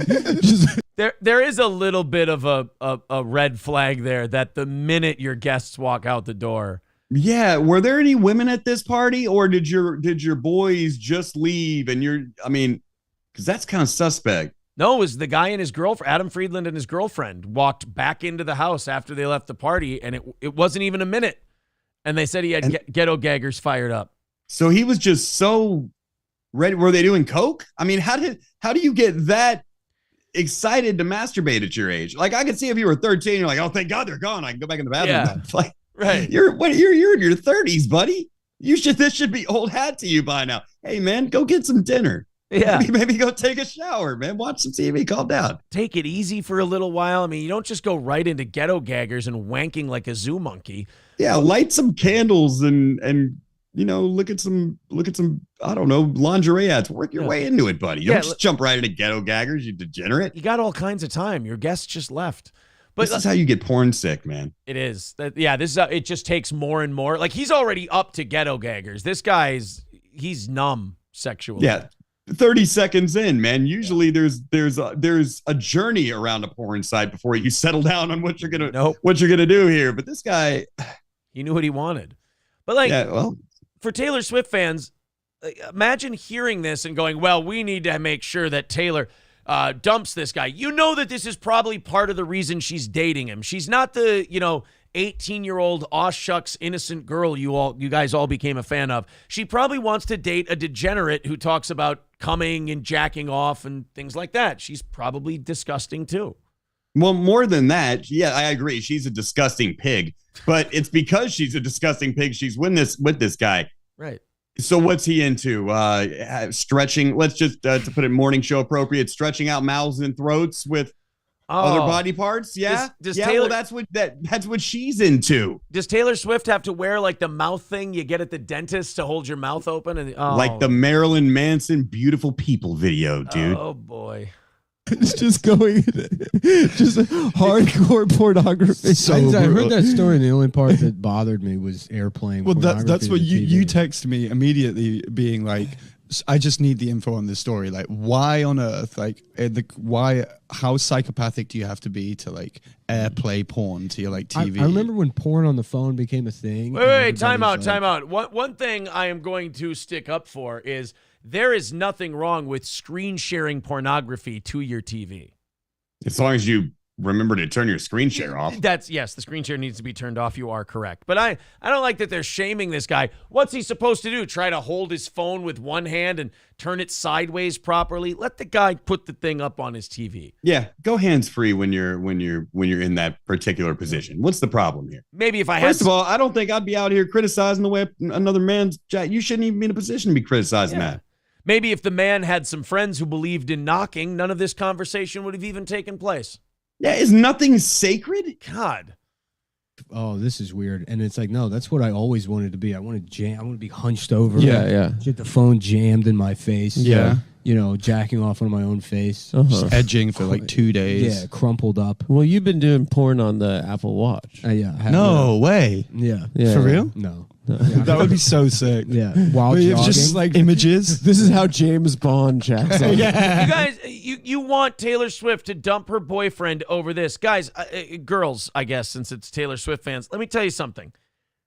For Cumtown, this is a throwaway bit. This is like a bridge bit. This is not something hardcore from the people of Cumtown. This is them kind of like wading around until their next topic comes up. So I got news for you. The thing you're trying to cancel her boyfriend from his relationship on, I don't think it's going to stick. Personally, I just think it's a great opportunity for him to dodge a bullet and get rid of Taylor Swift. Right. I mean, we could just go ahead and hit fast forward on this whole relationship. It's all going to end similar to this anyway. So you're going to just end up being a song.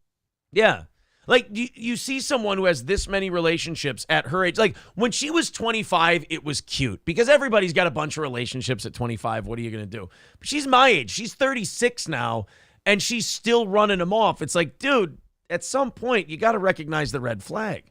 Yeah, it's like when you meet a woman and all she talks about is how shitty your ex-boyfriends are. Here's a clue. She's going to be talking about you like that someday. Right. Avoid that broad. And when Taylor Swift starts talking bad about her ex-boyfriends and she starts going, yeah, and John Mayer's a douche, and the guy's like, oh, shit, I know John Mayer personally. He's actually really cool. Fuck. I think I might be in trouble here, boys. Don't dig into my podcast history, please. That'd be a great Apple Watch. It's just a yoga class filled with fat black women, and then one guy just on his phone, or one guy jacking off, and people are like, "Are you jacking off to us?" And they're pleasantly surprised. Yeah, and he's like, "No, there's women of size on my watch, Apple Watch," and then they say, "Yeah, you're fired from Apple. You're fired for coming up with that idea." Well, I was there. It wasn't just it was the combination of the fact that it was, you're not exaggerating, it was 30 seconds. Like, you guys were still waiting outside. She came back in. I was already flustered. Mm-hmm. Like, I was like dressed as guy who is jacking off. So I had like untucked shirt. And like you said, I think it literally was like Ghetto Gaggers was on the TV. It's just somebody just getting like brutalized. And it wasn't like some cool, sceney New York art girl who was like, "Oh, I'm sorry, it doesn't matter." Like, it was Little Olive who came in. She was like, "I'm so sorry." Yeah, she like Britishly apologized. And it's just like, and I'm like, it's fine, it's okay. Well, I mean, 10 minutes would have been fine. That's the clip. That's what Taylor Swift fan. I'm sorry, Taylor Swift fans, but just stop venturing into worlds you don't belong in. Yeah, you're what, 15-year-old girls? You shouldn't be into Ghetto Gaggers. But that's what they're mad about. Is that he was watching, like, he's admitting to watching like brutality porn, and that means he's some kind of bad guy. But these same strong, independent, liberal women, if we were the ones criticizing the brutality porn, we'd be having a totally different conversation right now. They would say that these women sex work is work. They have every right to do this. It's a statement of their sex positivity and their independence. But when those tables are round and they just keep turning, man, like you never know at the angle at which they're going to go when they want somebody gone. When they just don't like somebody, we don't think he's right for you. Hey, it could be worse. If these were the Kardashians, they'd have made him a chick. So this is what happened. Yeah, this is what happened on the Taylor Swift subreddits over this whole clip. They went and dug all this up. If a bunch of strangers on the internet know about Matt Healy watching racist torture porn, then just how would Taylor not know? She's known that man for 10 years, and she doesn't know how problematic and horrible he is? Yeah, I'm not buying that at all. Yeah, so maybe she wants to be with the guy and is well aware of all this shit, so how about the rest of you? Shut the fuck up. Yeah, maybe she likes becoming a hollow tube nightly. That's her business. She's sex positive. Think about it. This woman... She's in her 30s. Yeah. This woman is in charge of everything. She's in charge of the music. She's sued to have her masters returned to her. She's in charge. People say yes to her all the time. She's surrounded by yes people. One guy who's going to grab her by the ears and throat fuck her half to death, and she's in heaven. Yeah. She's probably dating him because of this clip. That's why she likes him so much, because she's the one guy who she can go home to and get that treatment. Everybody else treats her like Princess Taylor. She goes up to her producer. She grabs him by the chin and she goes, grab me by the ears and throat fuck me half to death. And he's like, Taylor, please stop. I don't do it, you fucking pussy. It's like, no. It's a conflict of interest. I can't. But here's this nice gentleman from Cumtown. Yes. He'll be more than happy to accommodate you. So then Matt Healy comes by and he goes, excuse me there, Taylor. I heard you needed someone to grab you by the ears and throat fuck you. I want to show you. Couldn't help but overhear. Yeah, I want to show you my search history. Have you ever heard of Ghetto Gaggers? God, well, how lucky do you have? That's the luckiest guy in the world. He's just sitting in the room when Taylor Swift is screaming at the top of her lungs. Why won't somebody throat fuck me like the pig that I am? And Matt Healy, of all people on earth, was sitting in that room. I'm not talking about a blowjob, you fucking queer. I'm talking about someone throat fucking me like a whore. Literally tried to murder me with it. There's fucking Maroon 5 is in the studio next door, and they're like, what is that? And this producer's like, oh, no, that's Taylor Swift. She screams that at her staff constantly. Like, Aaron, I believe that this episode of Steel Toe Morning Show will go down in history as the greatest episode you've ever recorded. I hope so. The idea of Taylor Swift shouting, throat fuck me half to death like the whore I am. Like the pig that I am. Like the pig that I am. If that doesn't set this show apart from other programs on the internet, I don't know how to set myself apart anymore. Yeah, I mean, you already got a cartoon to come on here live, man. There's nothing else we can do. We got Taylor Swift getting throat fucked, live cartoons. What else do you want? We got a kid. What else do you want? We got a kid in a clan outfit. Screenlabs.com/the link in the description. You got 5 minutes. Guys, you got 5 minutes to get AP some money. Here you go. Get him over the $100 mark, for God's sake. Johnny Chopsticks with $5. Says $5 for dead Guatemalan storage signs. S Cybertaz with $2. I miss the clan of Dusty days. Read your R rants. Oh shit, yeah, that's some. I used to do a bit. Clan of Dusty. Remember Dusty Smith, from YouTube, the commentator? Yeah. He talk like this, logic. Yeah. I used to do a bit where he, instead of being an anti-racist liberal guy, he was a Klansman. Yeah, that would tell you about the logic of why they do what they do. Why that's logic. You know, there's a reason. The joke is that he's so anti-racist, it made it funny. I wasn't trying to shine on the Klansman. One of the funniest things you can do, and it's very base level comedy, but only because it works, is you take something wholesome and just turn it racist, and boom, you're off and running. Oh, yeah, man, that's all in the family. It's beautiful. It never fails. Yeah. S Cybertaz with $2 says, so he likes sharks of the mud kind. Ask Chad Zumach. Oh, boy. I honestly, I'm going to go ahead and say that Chad Zumach has officially been beaten into the ground so far that hammering now at this point is sadism.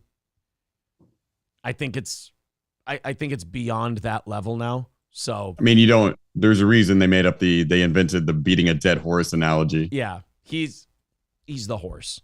Thank you very much to Triple N with $10. Says morning AP and Aaron. I never get tired of fucking Aaron. Aaron, eh? Never get tired of the. Oh my God, it's an oddly shapely body for a cartoon to have.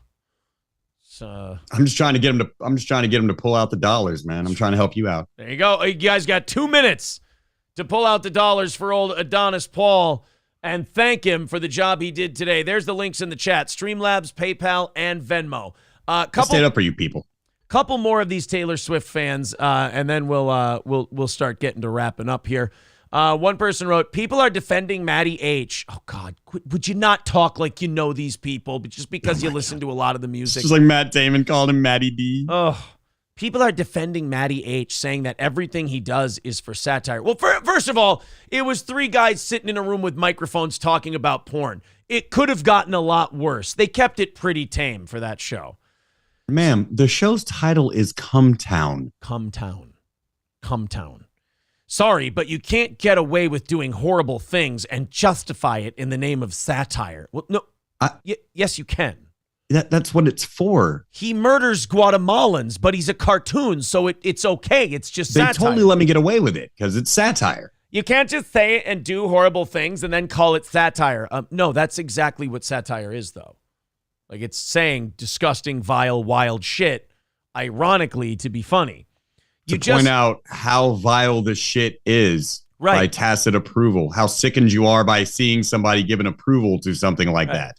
It's like, I do this show, and like people treat it like every word out of my mouth is a shoot and everything else. And I'm like, guys, do you understand if I walked around like this all day, I'd be committed. I'd be a psychopath.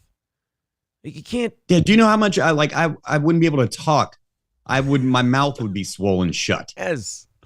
Cybertaz with $2 says, I meant rants of the Rumble kind. Check those. Oh, sorry, buddy. Holy shit, I'm sorry. Oh, my God, there's a few of them popping up in there that I missed them. Cybertaz with $5 over on Rumble. Thank you very much. Elcada with $50 over on Rumble. And Animal Kelly with $20 on Rumble says, good show, Aaron. I now have a new show to watch. Well, I hope you mean both of us. Yeah, I'm hoping that's my show and you're just not like, oh, Daywave's on. Yeah, yeah. I hope you subscribe to Adonis Paul, and I hope you continue to enjoy this program. Thank you very much. Cerberus with $10 says, I thought today's show was great. I thought it was overtime already. Then I remembered I'm in Michigan, and traversing time zones sucks. Semper Reloaded with $1.99 says, why is Aaron sticking up for clone rights? He can stick up for clone rights all he wants. It doesn't matter to me. It's always going to go down the same way. I'm not letting this, I don't want to say the F word. I understand. It is a morning show. I'm not going to let this freaking Guatemalan ever get over on me. And that, my friend, is why I have the AP 209. Uh-oh. Oh, no, don't leave him alone. Leave him alone. Don't. Oh, he's disintegrating the Guatemalan with the rope. Sometimes you have to, look, man, it's actually cheaper to do it this way. To build fictional RoboCop robots. Just keep it away from stairs. Very efficient way to get rid of your guats. There's lots of things I can do. You seen Scream, buddy? Yeah, I did. No, come on. The man's been through enough today. His head's floating Ladies in the air. and gentlemen, you only have about a minute left to get your donations in here at Steel Toe Morning Show to make sure that this show stays on the air. The money you spend, you'll never miss it. It's less than a candy bar, but it adds up, and it means so much to us here at Steel Toe. You like that? You can just record that and use it whenever you want. I think I'm going to. Need Trump with $10 says, very entertaining show today. Thank you. Hobo Chili Recipe with $4.99 says, I want someone to throat fuck me. Better be a t-shirt by the end of the day. I'm a war hero. I demand this. Well, yeah, man, if you want to throat fucking, I'm your guy. There is something about going out strong, and I think going out with Taylor Swift demanding a throat fucking from her producers is a pretty good way to go out. All right. Let's count it up for old Adonis Paul here. We're at 5, 10, 15, 20, 25, 30, 35, 40, 45, 60, 65, 80, 85, 120. I suck at math. 125, 130, 135, 145, 150, 155, 160, 170, 175, 215, 235, 240, 250, 255, 260, 265. Be Smiley with $5. That means $130 for Adonis Paul. Be Smiley. That's excellent crowd effort today, funding the show and making sure that I take the silver medal. Did I get second? I know that wasn't the first place. I think you got silver. I think you did get silver. I'm proud for that. B Smiley with $5 says, good chemistry for being a first show together. Thank you, buddy. Cybertaz with $2 says, Antifa abuse is a better site. I don't know what that means, but thank you. It's probably where Armed Liberal is. It can be found now. Oh, yeah. What about this Armed Liberal guy? You said he's off the internet, so I don't know how much it's worth mentioning. Indeed. Armed Liberal was one of the most talented lolcows that I ever encountered in my life. And, well, we can't, I have to re-upload his music video back online for Velvet Villain because it was that good, but he took down his entire channel because he screamed at thousands of people on the internet, I'm invincible. I can't be doxxed. I'm absolutely undoxable. You'll never find me. All of you are failed parents, and you're all just a bunch of MAGA people, and I hope that you all get shot at a mass shooting. Shit like that. Wow. Every day, he would go out of his way to harass people. Let this be a lesson to you, internet. Do not challenge the internet to do bad things to you. Yeah. Because he was found. And one day after somebody used his first name, he deleted his YouTube, Twitter, and Reddit. So 2 lessons here. 1, internet tough guys ain't never that tough. And 2, don't ever challenge the internet to fuck you up because it can. Nobody's finding you. Nobody's bothered to find you until you ask them to. Yeah, chat always wins. And Never then forget that. And then when they oblige you on your request, you just shut down everything and leave the internet. What a... I'm waiting to hear from the police. I'm sure with the arrogance of this guy, he's going to make up some victimization story or say he's being harassed or whatever. And I'm like, nobody harassed this guy. I certainly didn't. Yeah. I don't think anybody else did either, considering the only information I have is his name. So I know that I guarantee nobody's been messing with this. He's not worth it, dude. He's just a goof. All right, well, AP, thank you very much, buddy. We're going to put a wrap on our show here in the next 15, 20 minutes. I want to thank you for joining us and staying a half hour later than we contractually you were contractually obligated to give us here. We do appreciate it, buddy. And youtube.com/@Adonis Paul. It's that easy. Let's throw those links up in the chat mods if you could. youtube.com/@Adonis Paul. There it is. That's right. Now that I've visited you in the real world, Aaron, there is only one way that I can depart the program, scientifically speaking. Okay. And it's to do this. Goodbye, Aaron. It's been nice hanging out with you. It's been a real honor being here, and it's been a real great morning here on Steel Toe. Don't blow your head off. Don't jam anything through your... Don't... Ah! See you later, AP.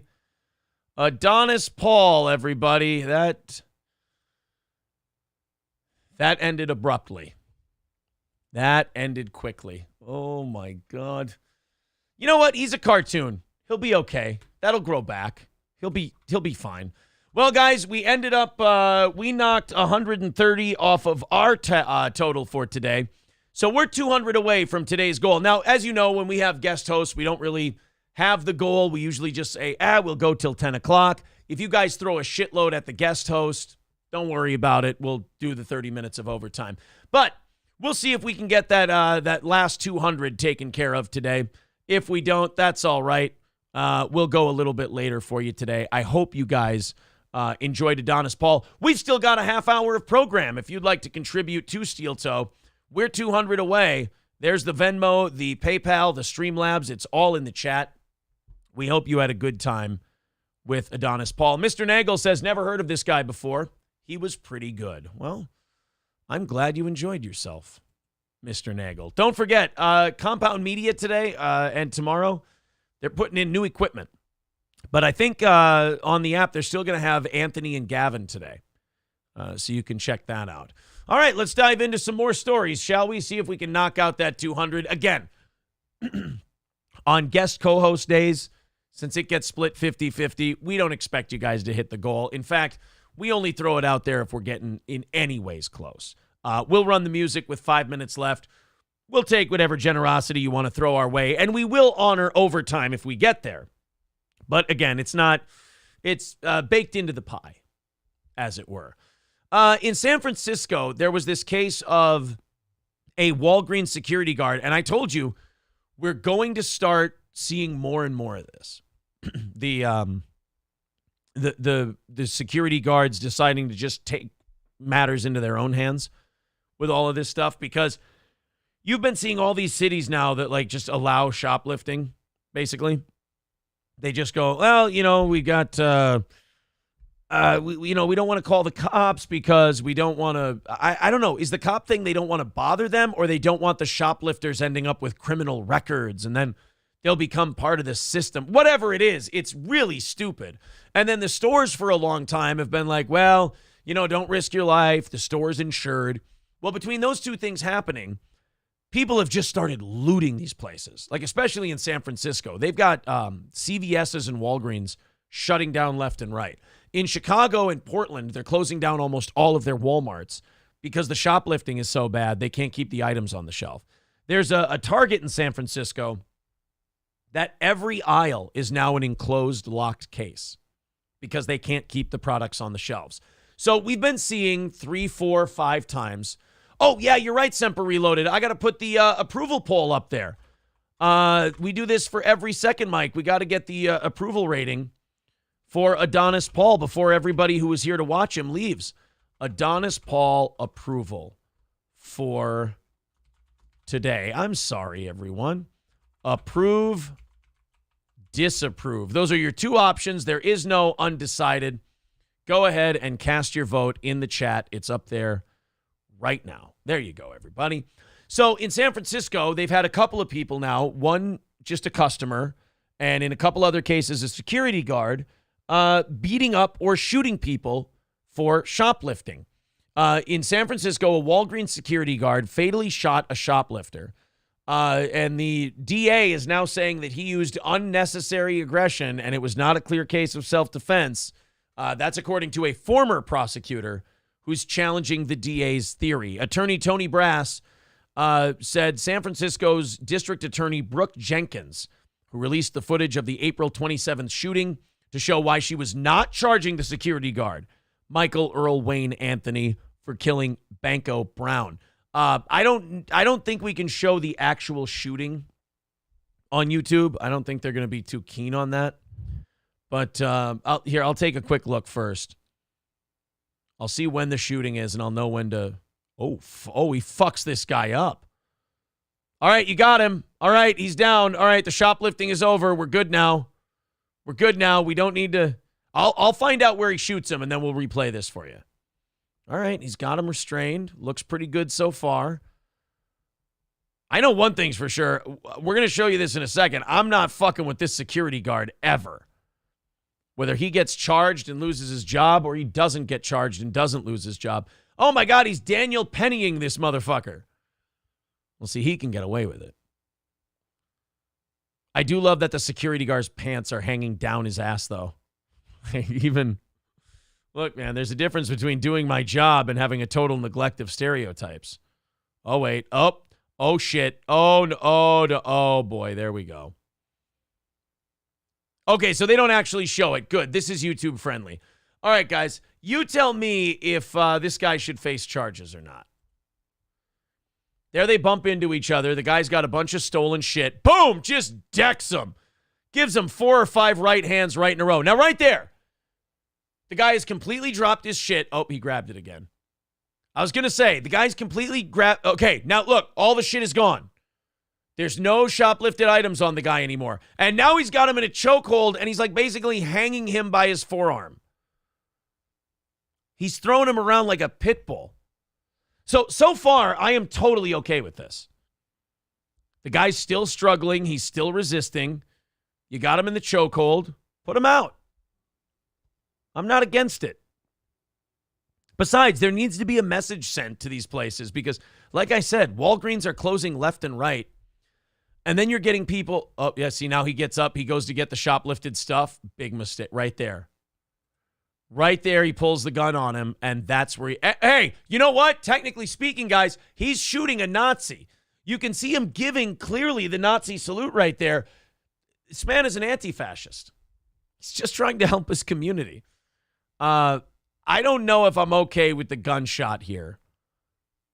With the guy with the bag of stolen shit. I'm okay with the chokeholds. I'm okay with the punching, but... God, this is a little Wild Westy. But again... It's turned into such a bad problem in San Francisco and Chicago and Seattle and pretty much everywhere that takes Soros bucks.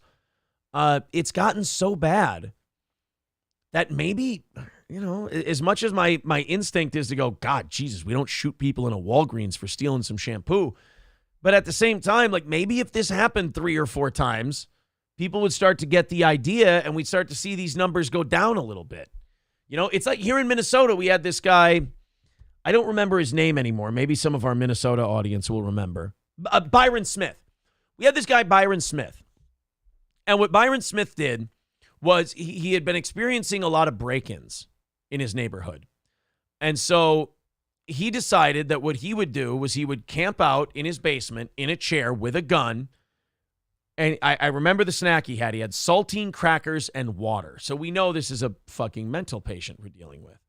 And 2 kids, a guy and a girl, broke into his house like clockwork. They just came in, they broke into the house. He heard them break in. So he sits down in the chair. He's got the gun. The kids come down. Boom, he shoots the guy. Guy falls down the stairs. Guy's dead. Boom, shoots the girl right after. She falls down the stairs. She's still alive. This guy audio recorded the whole thing. And it's chilling to listen to him like taunt the girl before he puts the gun to the back of her head and blows her away. And he told the police, he said, I gave her a good, clean finishing shot. This was a guy from Little Falls, Minnesota, and his trial was watched by pretty much the whole state. People were talking about, hey, is this self-defense? How far is too far? Should he have called the police after he immobilized them? Whatever, given them medical attention. I was of 2 minds during the whole thing, and it's what puts me at 2 minds of this whole Walgreens thing, is that, yeah, by the letter of the law, technically this guy did something illegal and I guess should be punished for it. On the other hand, if we let 2 or 3 Byron Smiths go, would it maybe cut down on people breaking into houses? If we let a couple of these Walgreens security guards pop a couple of shoplifters and then let them keep their gig, would we maybe see the shoplifting go down quite a bit? It's worth thinking about.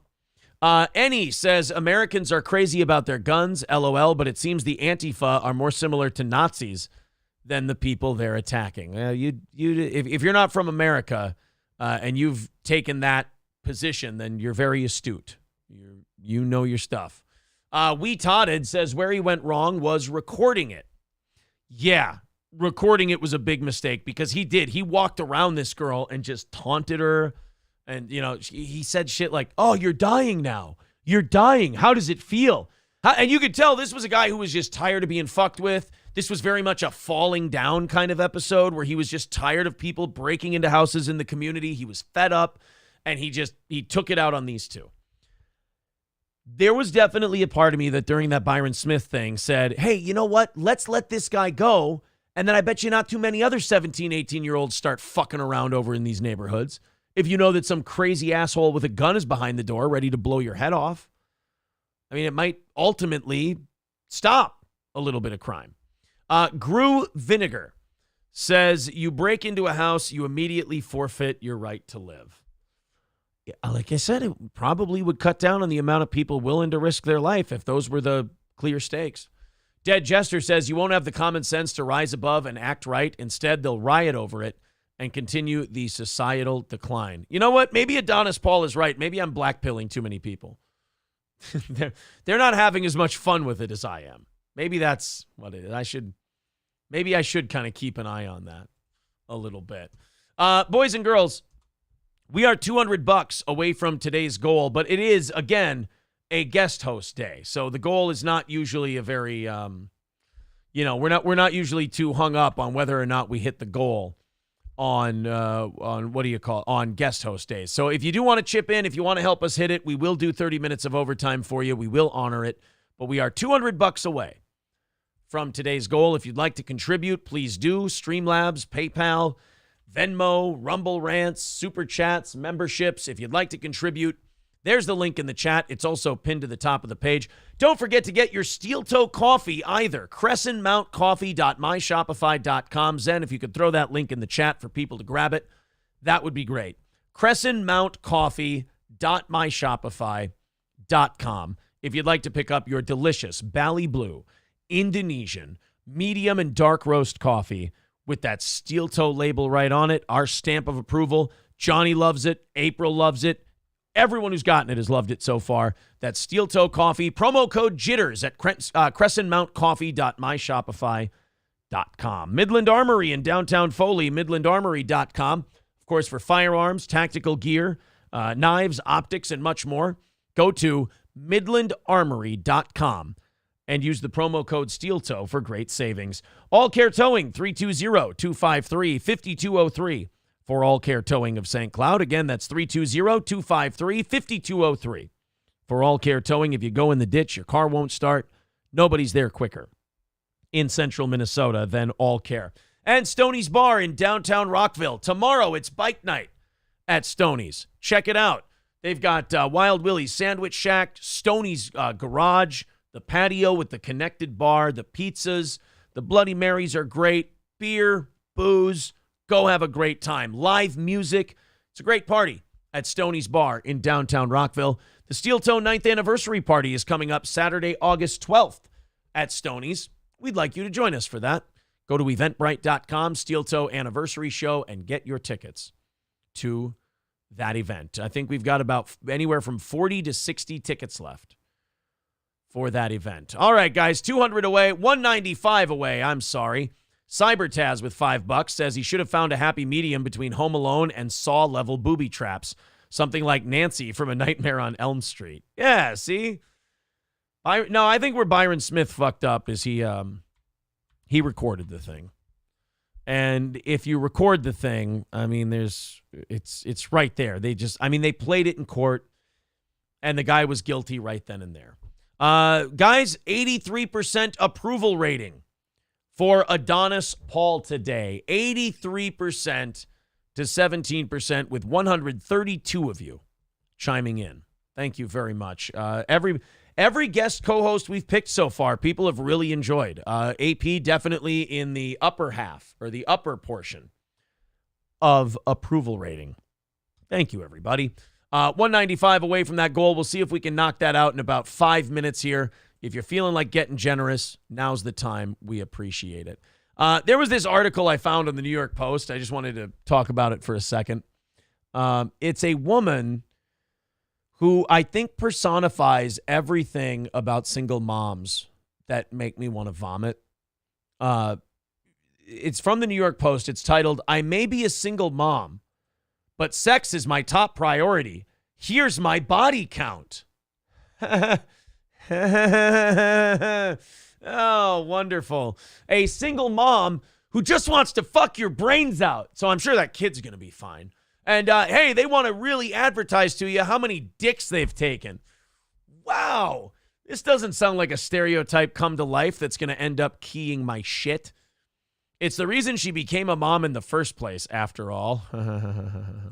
Single mother Emily Deely says she's been slut-shamed by online trolls after declaring that sex is, quote, the most important thing in her life.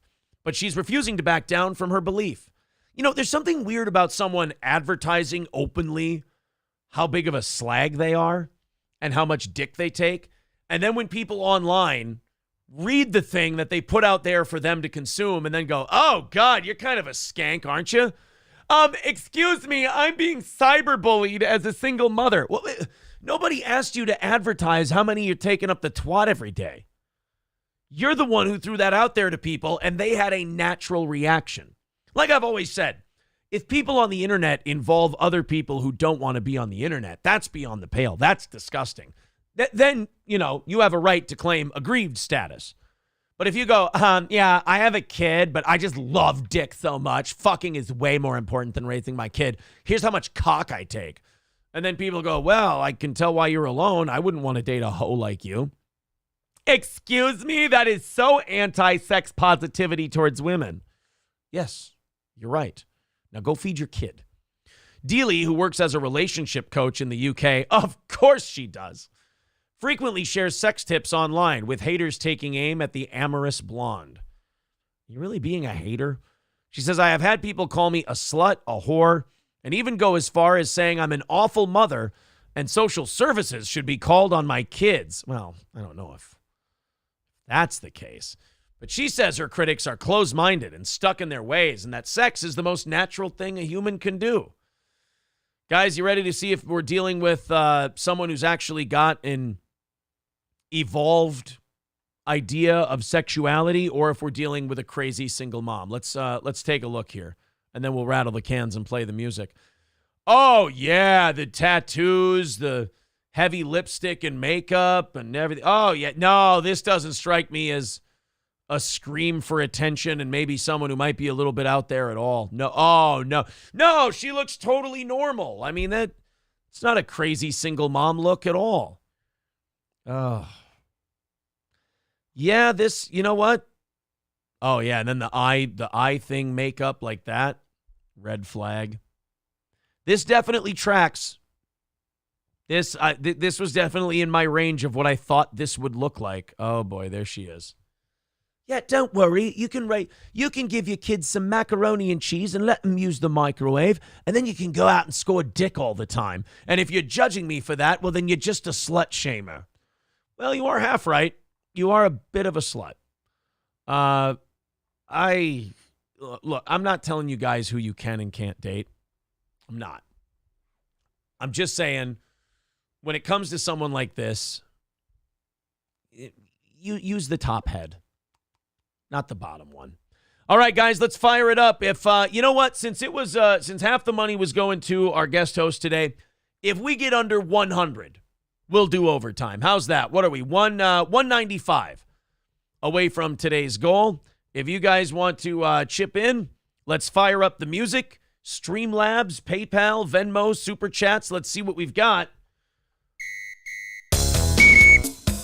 Let's do it, everybody. Let's see what we come to. If we get under $100 today, we'll add on a half hour of overtime.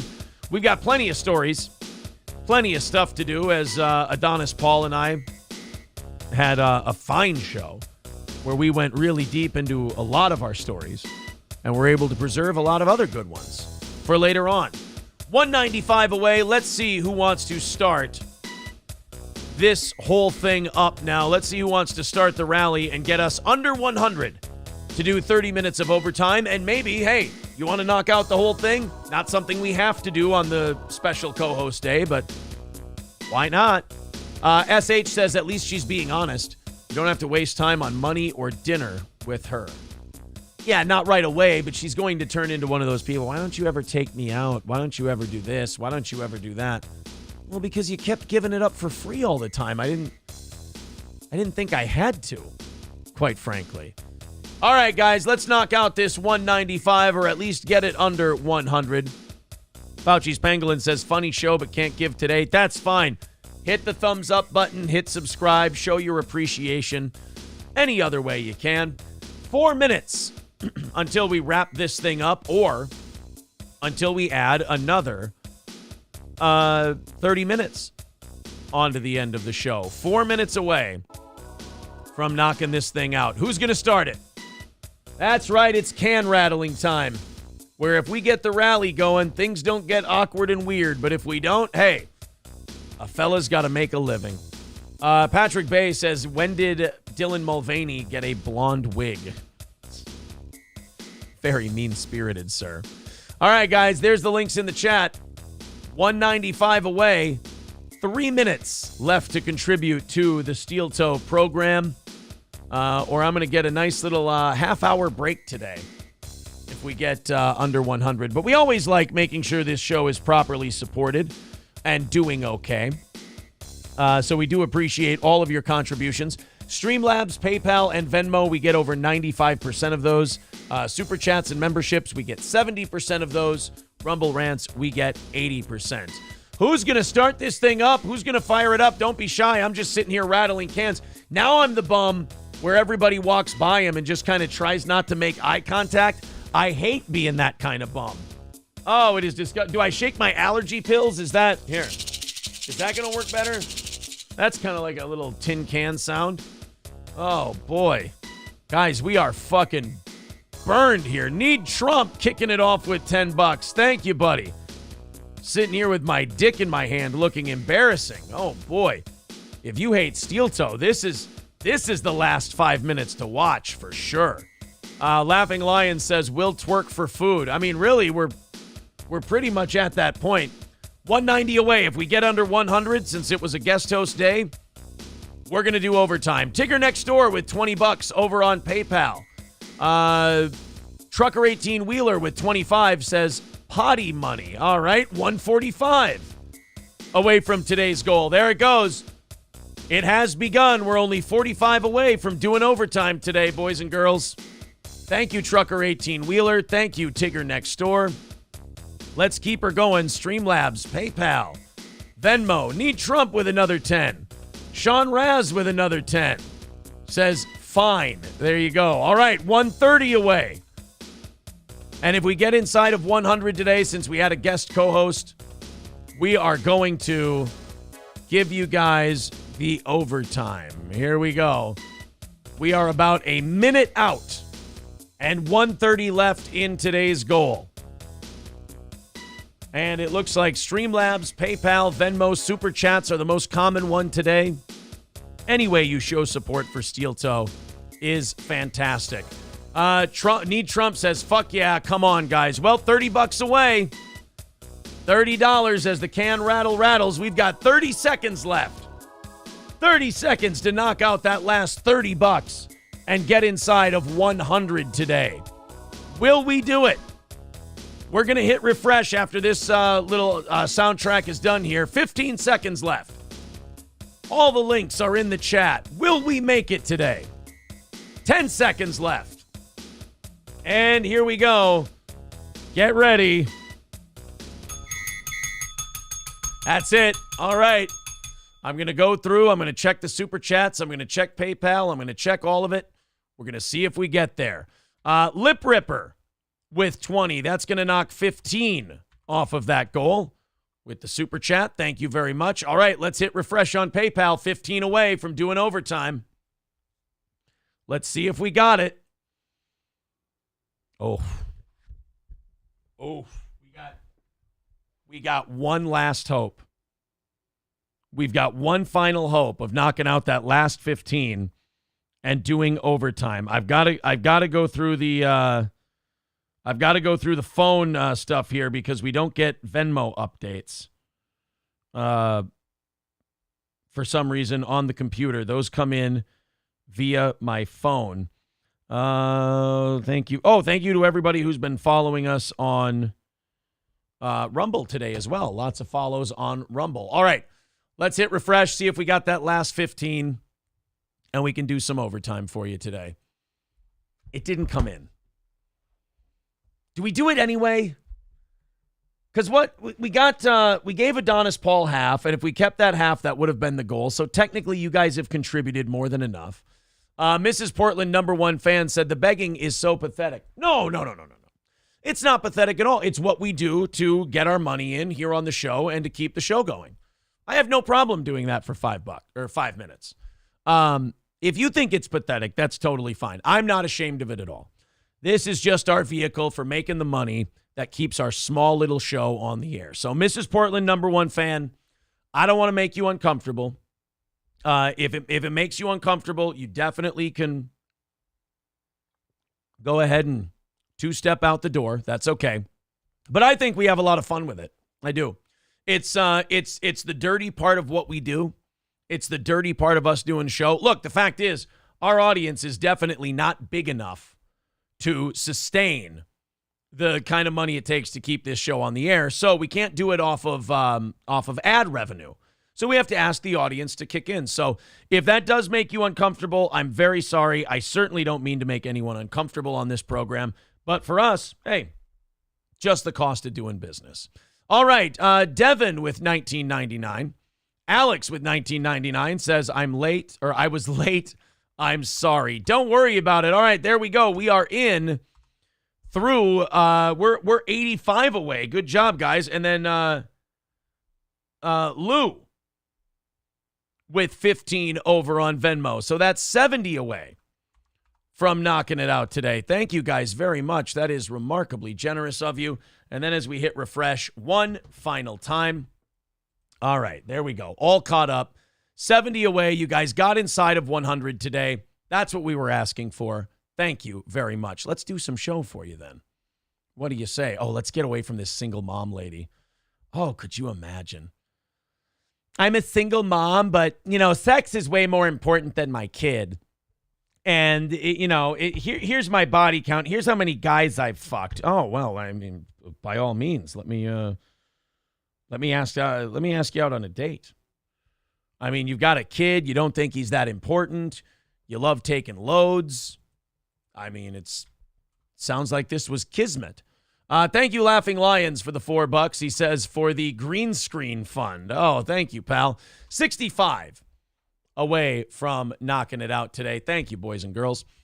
George Santos, when I first heard about George Santos, he was a piece of shit. He's a liar. He's all these terrible things, and I agree with that. But at the same time, the guy just kept lying, and the guy just stayed in his seat. And while they put him in the barrel and just beat the shit out of him, and he was the sleazy politician du jour, he sat in there and took it. And there was a level of respect I gained for what a scumbag that George Santos is and was. He was hit with a 13-count indictment this week after facing, last week. I'm sorry, it was last week, because it was right after they found out that the Biden family had taken millions and millions of dollars from foreign nationals. The Chinese Communist Party, Ukraine, Romania, stuff like this. So they found out that the Biden family was taking a lot of dirty money. So in order to distract everyone from that, they arrested George Santos for money laundering and just generally being a scumbag. He was hit with a 13-count indictment for falsehoods he spread during his 2022 campaign. He was arrested and arraigned before being released on a $500,000 bond. He's able to travel between New York and Washington, D.C., and that's it. Well, Santos, a freshman congressman whose district includes parts of Long Island and Queens, has been facing scrutiny, obviously, over the fabricated parts of his, resume and whatnot. You would not believe this motherfucker is out there right now. He's being charged with taking campaign funds and giving it to himself. That's what the 13 counts are.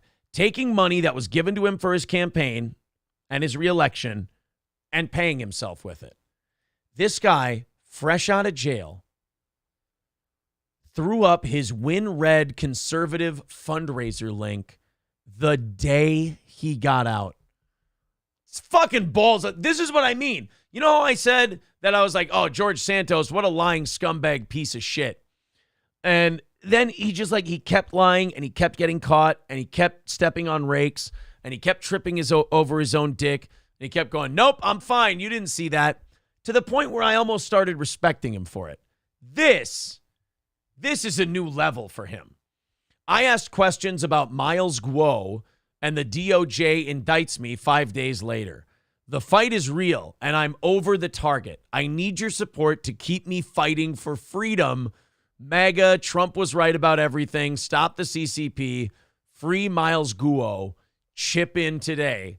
And there's the fundraiser link for George Santos. So the next time any of you accuse Steel Toe of being shameless in its solicitation of funds, I want you to remember that Congressman George Santos got arrested for allegedly funneling campaign funds into his own personal account, and he was back the next fucking day asking for campaign contributions. If you can't respect that, it is a level of scumbaggery that I've never seen before in a politician. Like that overt, I should say. But then again, I guess if you're being accused of siphoning funds out of your campaign and giving them to yourself personally, you can't all of a sudden stop raising money, because then you look suspicious too.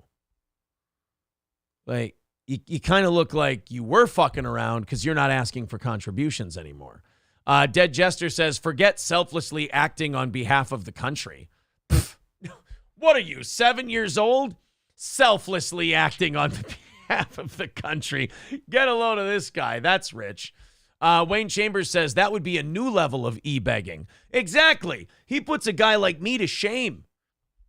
By the way, speaking of my shameful e-begging, $65 away from today's goal. That would be bananas if we hit that while having a guest co-host. Thank you, guys. There's all the links in the chat if you'd like to contribute. See, I'm not going to be able to keep up with the guy, but, I can maybe, keep pace out of the blocks for a little bit until he just zooms ahead. We're finding out a lot of stuff about this Cash App founder that got stabbed to death.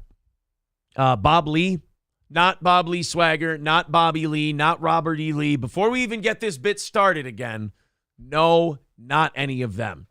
But they've been looking into this guy because he died under mysterious circumstances. He's just walking the street one day in San Francisco, and some guy just stabbed him to death. Founder of Cash App, multimillionaire, very wealthy guy, just randomly stabbed to death on the streets of San Francisco. Well, this is kind of starting to turn into a Law and Order episode, as they remove the layers of the onion. Apparently, Bob Lee may have taken part in an underground lifestyle filled with sex, drugs, and raves, according to reports from Fox News. Now, I don't know if this is supposed to shame the guy or if this is supposed to make us like him more. But Lee was reportedly a member of a wealthy group of socialites known as the Lifestyle.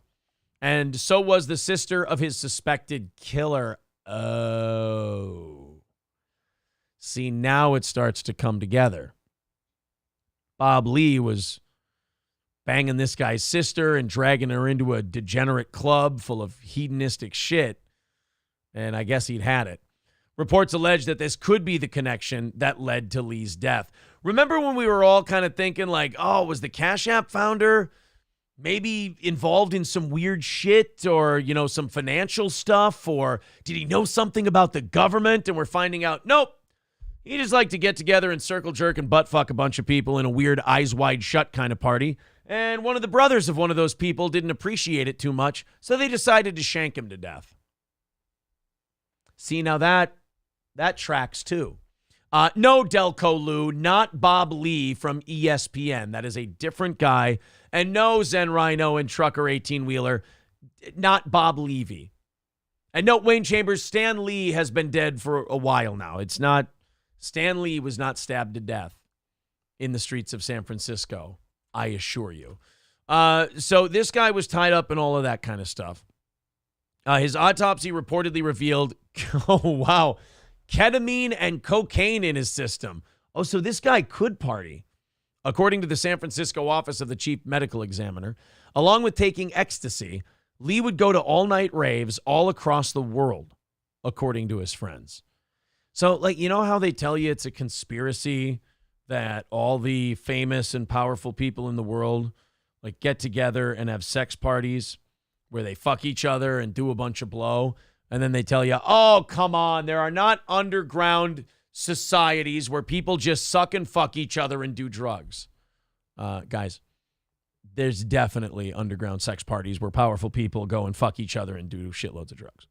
According to one of Lee's friends named Harper Reed, the chief executive of General Galactic Corporation, a financial technology startup, he and Lee once went pantsless into a club in order to capitalize on a promotion that would save them $15 on the venue's cover charge. How about that? You're all millionaires. You all have a shitload of money, but you still like to save a buck. You still like to save $15 on cover. I like that. It humanizes them.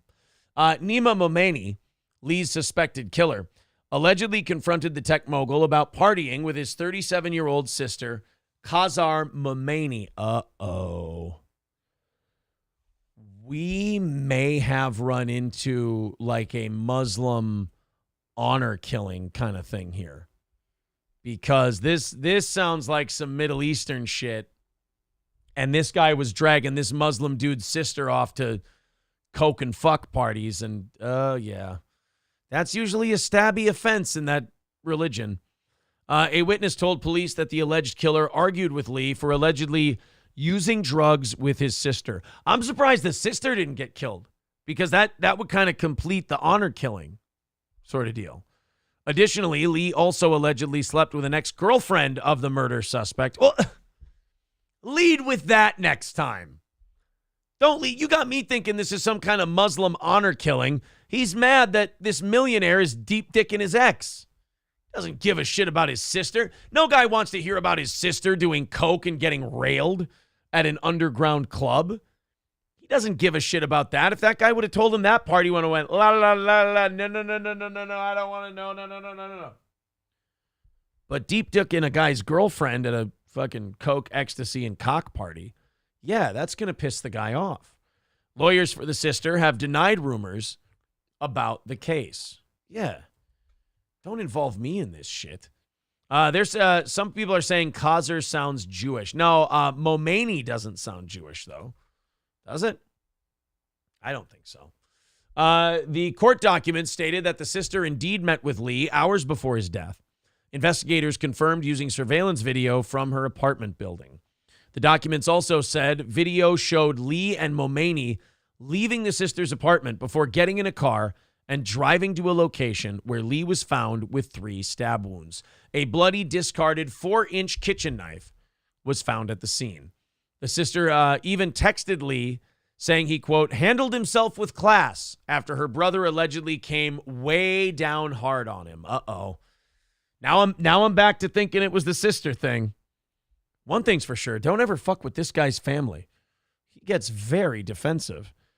Yeah, that's not a good text to get. That's now that we know what happened to Bob Lee, texting him, hey, you handled yourself with class. Hey, great. Handling that situation with class only gets you one thing, stabbed in the neck. Thanks. Lawyers for Momani did not respond to requests for comment. Yeah, probably should work on developing that defense. I get it.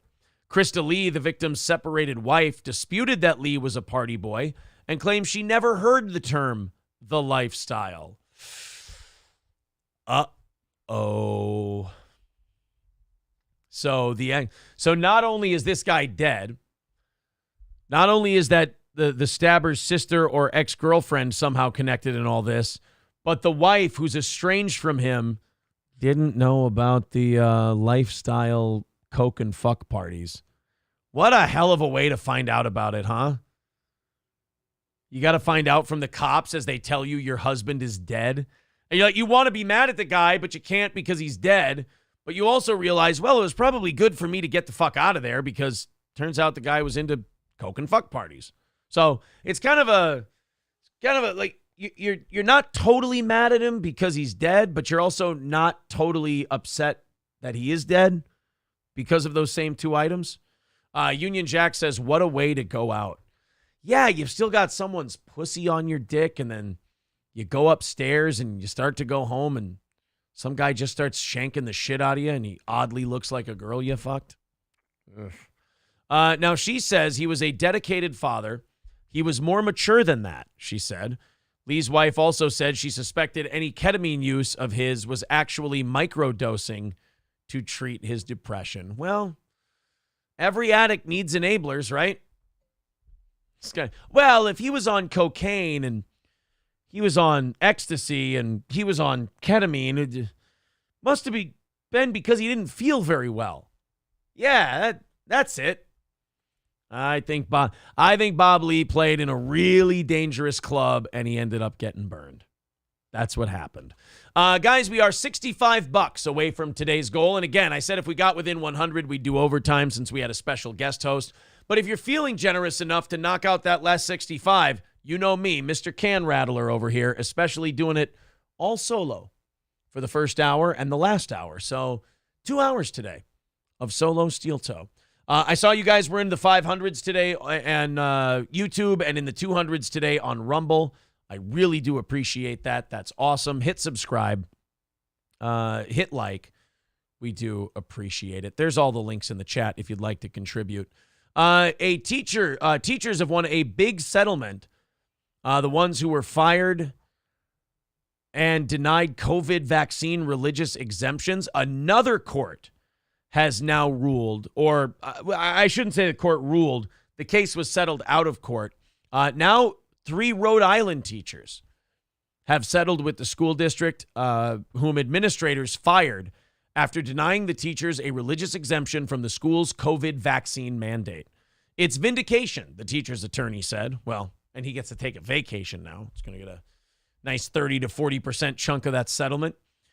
He said in an interview with the Coalition Radio Network about the settlement, which he says is valued at more than $500,000. So I would say after the lawyer takes his cut, before taxes, each of these teachers will end up with $100,000. Something like that. But that's good. I mean, this is another one. I think this is the fourth story I've heard of now where these people who got fired from their jobs because they wouldn't get the vaccine have gotten their job back and their money back. I'm all fine with that. I think that's great.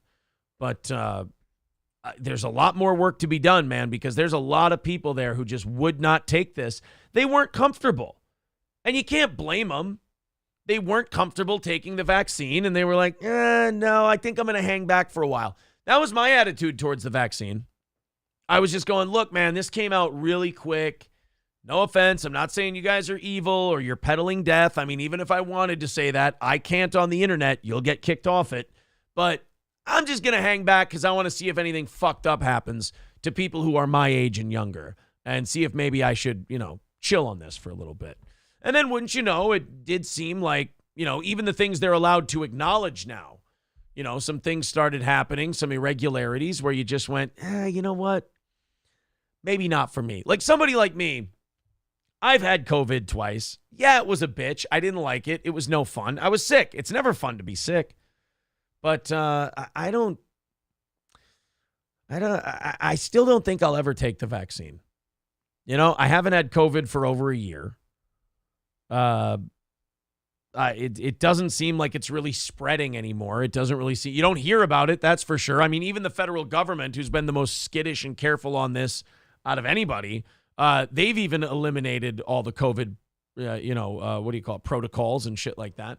So, I think I'm good. And it is nice that these people who had their jobs and their livelihoods taken away from them have been able to get it back and also get back pay. I mean, I guess I kind of feel bad for anyone who took their place who now might be out of a job, but look, I mean, it's not the people coming back. It's not their fault that they got kicked out of their gig for not wanting to do that. So yes, another group, another day, another lawsuit settled where people are getting their jobs back and getting some money. I think that's great. All right, we got 10 minutes left in today's show. We hope you enjoy it. We hope you like it. Streamlabs, PayPal, Venmo, Super Chats, and memberships, 65 away. Boy, I tell you, knocking out a goal with a guest host would be fucking bananas today. Semper Reloaded with 199 says Bob Lee's wife gets all the money now without the legal bills. I mean, the guy's not lying. She doesn't have to go through the court system.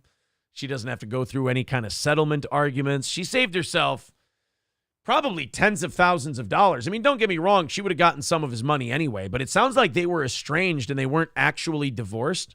So she's next in line. She gets all of the money. Uh-oh. Do we need to start looking into this wife to see if maybe she was, maybe, I don't know, cutting some checks? Do we have to check her bank transactions? Because this seems mighty convenient. You're about to go through a spicy divorce with the Cash App founder. And now all of a sudden, you claim, hey, what are you talking about? I've never heard of this Lifestyles Club. I don't know what you're talking about. But then somebody who somehow knew that this guy was fucking his sister got mad and then stabbed him. I don't know. Triple N says, yeah, that's a huge W for her. Yeah, big time. Almost too much of a W.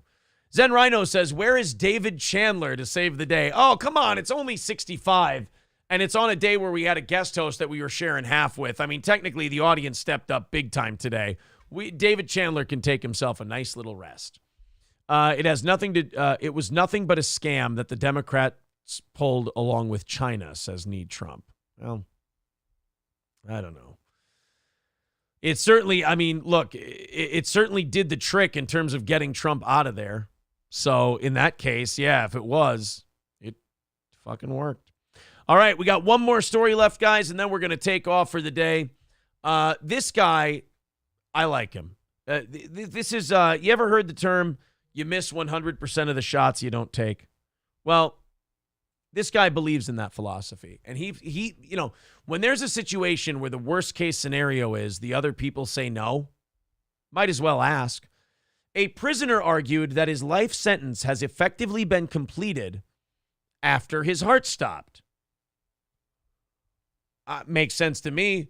Benjamin Schreiber was convicted of first-degree murder and sentenced to life in prison in 1996 after clubbing a man to death with the handle of a pickaxe and leaving his body outside a trailer. Boy, you really got to hate a dude to beat him with the handle end. I mean, and of a pickaxe. I mean, you just one swing, boom, got him. He decided to use the handle and he wanted this guy to feel it. Schreiber had conspired with the man's girlfriend to murder him. Oh, see? Look, I'm telling you, there's like cosmic signs that this Bob Lee thing is some kind of weird setup. In 2015, Schreiber developed kidney stones and started suffering septic poisoning. He lost consciousness in his cell at Iowa State Penitentiary and was taken to the hospital where he died in doctor's care. Schreiber was revived using a combination of epinephrine and adrenaline. His sepsis was treated, and he was sent back to jail. Wait a minute. The lawyers say, hey, you know, he did die on the table. He was dead. Doesn't that satisfy the terms of a life sentence? I mean, look, do you and I look at that and go, no, of course that's horseshit. No, that's not what we mean by a life sentence. Usually a life sentence has a number of years attached to it, at least a minimum. But a life sentence is life. I mean, you got to stay dead. You don't get to be dead and then come back and then, hey, found the loophole, now I can go out again. It's not how it works. But also, I don't begrudge the guy for taking the shot. Why not? His attorneys then tried to argue that Schreiber had effectively completed his life sentence at the Iowa Court of Appeals. They also took issue with him being brought back to life as he'd signed a do not resuscitate order. Well, that's kind of funny. He's like, look, if I die, I need you guys to do me a favor. Don't bring me back because they're just going to throw me right back in jail. So just, if I stop breathing, just grant me the sweet catharsis and the sweet relief that is death. I would appreciate it. They also took issue with him being brought back to life as he'd signed a DNR. Schreiber's brother was reportedly at the hospital and advised medical staff, quote, if he is in pain, you may give him something to ease the pain, but otherwise you are to let him pass. Well, okay, they did have instructions. Boy, they must really hate this guy. He died. He had a do not resuscitate. They told him, don't bring him back if he dies. And they were like, no, we're putting this motherfucker back in cell block A. Maybe it's a private prison, and if the bed stays empty for too long, they lose government money. Now, Schreiber's brother said that if he dies, give him something for the pain and let him pass. The court found against Schreiber, labeling his arguments unpersuasive and without merit. Oh, man. So you're saying they didn't let the guy out after he died on the table? You're saying that argument didn't work? Shit. We do not believe the legislature intended this provision, which defines the sentences for the most serious class of felonies under Iowa law and imposes its harshest penalty to set criminal defendants free whenever medical procedures during their incarceration lead to their resuscitation by medical professionals. See, but I can't begrudge the guy for asking. Again, you miss 100% of the shots you don't take. And if you die on the table, ask him if you can get out early. All right, guys, we're just about done. We got about 2 minutes left. If you guys want to throw in last minute here and knock down some of that $65, otherwise, hey, thank you for getting us within 100 on a co-host day. We do appreciate it. That's very nice. That's why you're getting your half hour of overtime today, because you really went above and beyond. And Adonis Paul got himself into the triple digits today, which is very, very cool. Direct message says you would have to be declared legally dead by the state for a loophole. Nuisance lawsuit, give him another life sentence. Oh, shit. Yeah, wouldn't that be the worst? Like, actually, this guy goes, hey, man, technically I died. So, I mean, shouldn't I get my life sentence revoked and I should be able to go free? And they're like, no. And that's a stupid fucking question. So now we're adding 15 years onto the end of your sentence. Ooh, that would be a pretty bad backfire. Zen Rhino says, I got to go get ready for a doctor's appointment. So see you later. Well, there you go. Guys, before you head out, why don't you pick up a bag of Steel Toe coffee? It's right there at crescentmountcoffee.myshopify.com. There's the link in the chat. There you are. Go ahead, click that, use the promo code JITTERS, and you're going to get $1 off your bag for your first order. How's that? P.H. Cheddar says, that doesn't matter what the intentions were. It's the writing. Okay, well, there you go. MSO gives us a shoulder shrug today. Yeah, I don't know how to classify this. I mean, technically, we made enough money to blow past the goal and then some, but we're paying Adonis Paul, but yet our share of it did not quite cover the goal on Wednesday, which it's not supposed to. In fairness, the audience is supportive enough. We usually just eliminate it completely. So you know what? I'm willing to grant MSO. I'm willing to grant MSO a split decision victory today. I think MSO gets a win. Here's the deal. If I would have never mentioned the goal at all, and I would have said, look, guest hosts, we're all just splitting whatever comes in. Then I would have said, MSO, no contest. There's no winning, no losing today. There's no goal. But I brought it up after AP left. I'm like, hey, guys, if you want to get within 100, that's a huge-ass W for a guest host day. So if you guys can get us within 100, I'll give you a half-hour solo for overtime. And they did that. So I'm the one who brought up the goal. I'm going to give MSO a win today. I think he deserves it. He's been a good sport. Guys, thank you very much to Adonis Paul. Again, youtube.com/@AdonisPaul on YouTube. Subscribe to his channel. Check out his late night show. Speaking of night shows, we have our final evening show of the week tonight at 7 o'clock Central. So go ahead and hit subscribe on Steel Toe. We're going to have a clip coming out at about 1 or 2 o'clock today. We hope you want to check that out. The clips this week, the first 2 clips have been very meh. They've been middle of the road. We broke our thousands views streak this week, which is too bad. But we'll get it back today. Maybe we'll put up some Alex Jones, some Perry, some Chris D'Elia, some Jackson Mahomes, some Crowder. We got lots of good stuff to put up for you. Check it out later today and tune in at 7 o'clock Central Time for the evening show. Take it easy, everybody. Thanks again to Adonis Paul. We'll see you again real soon.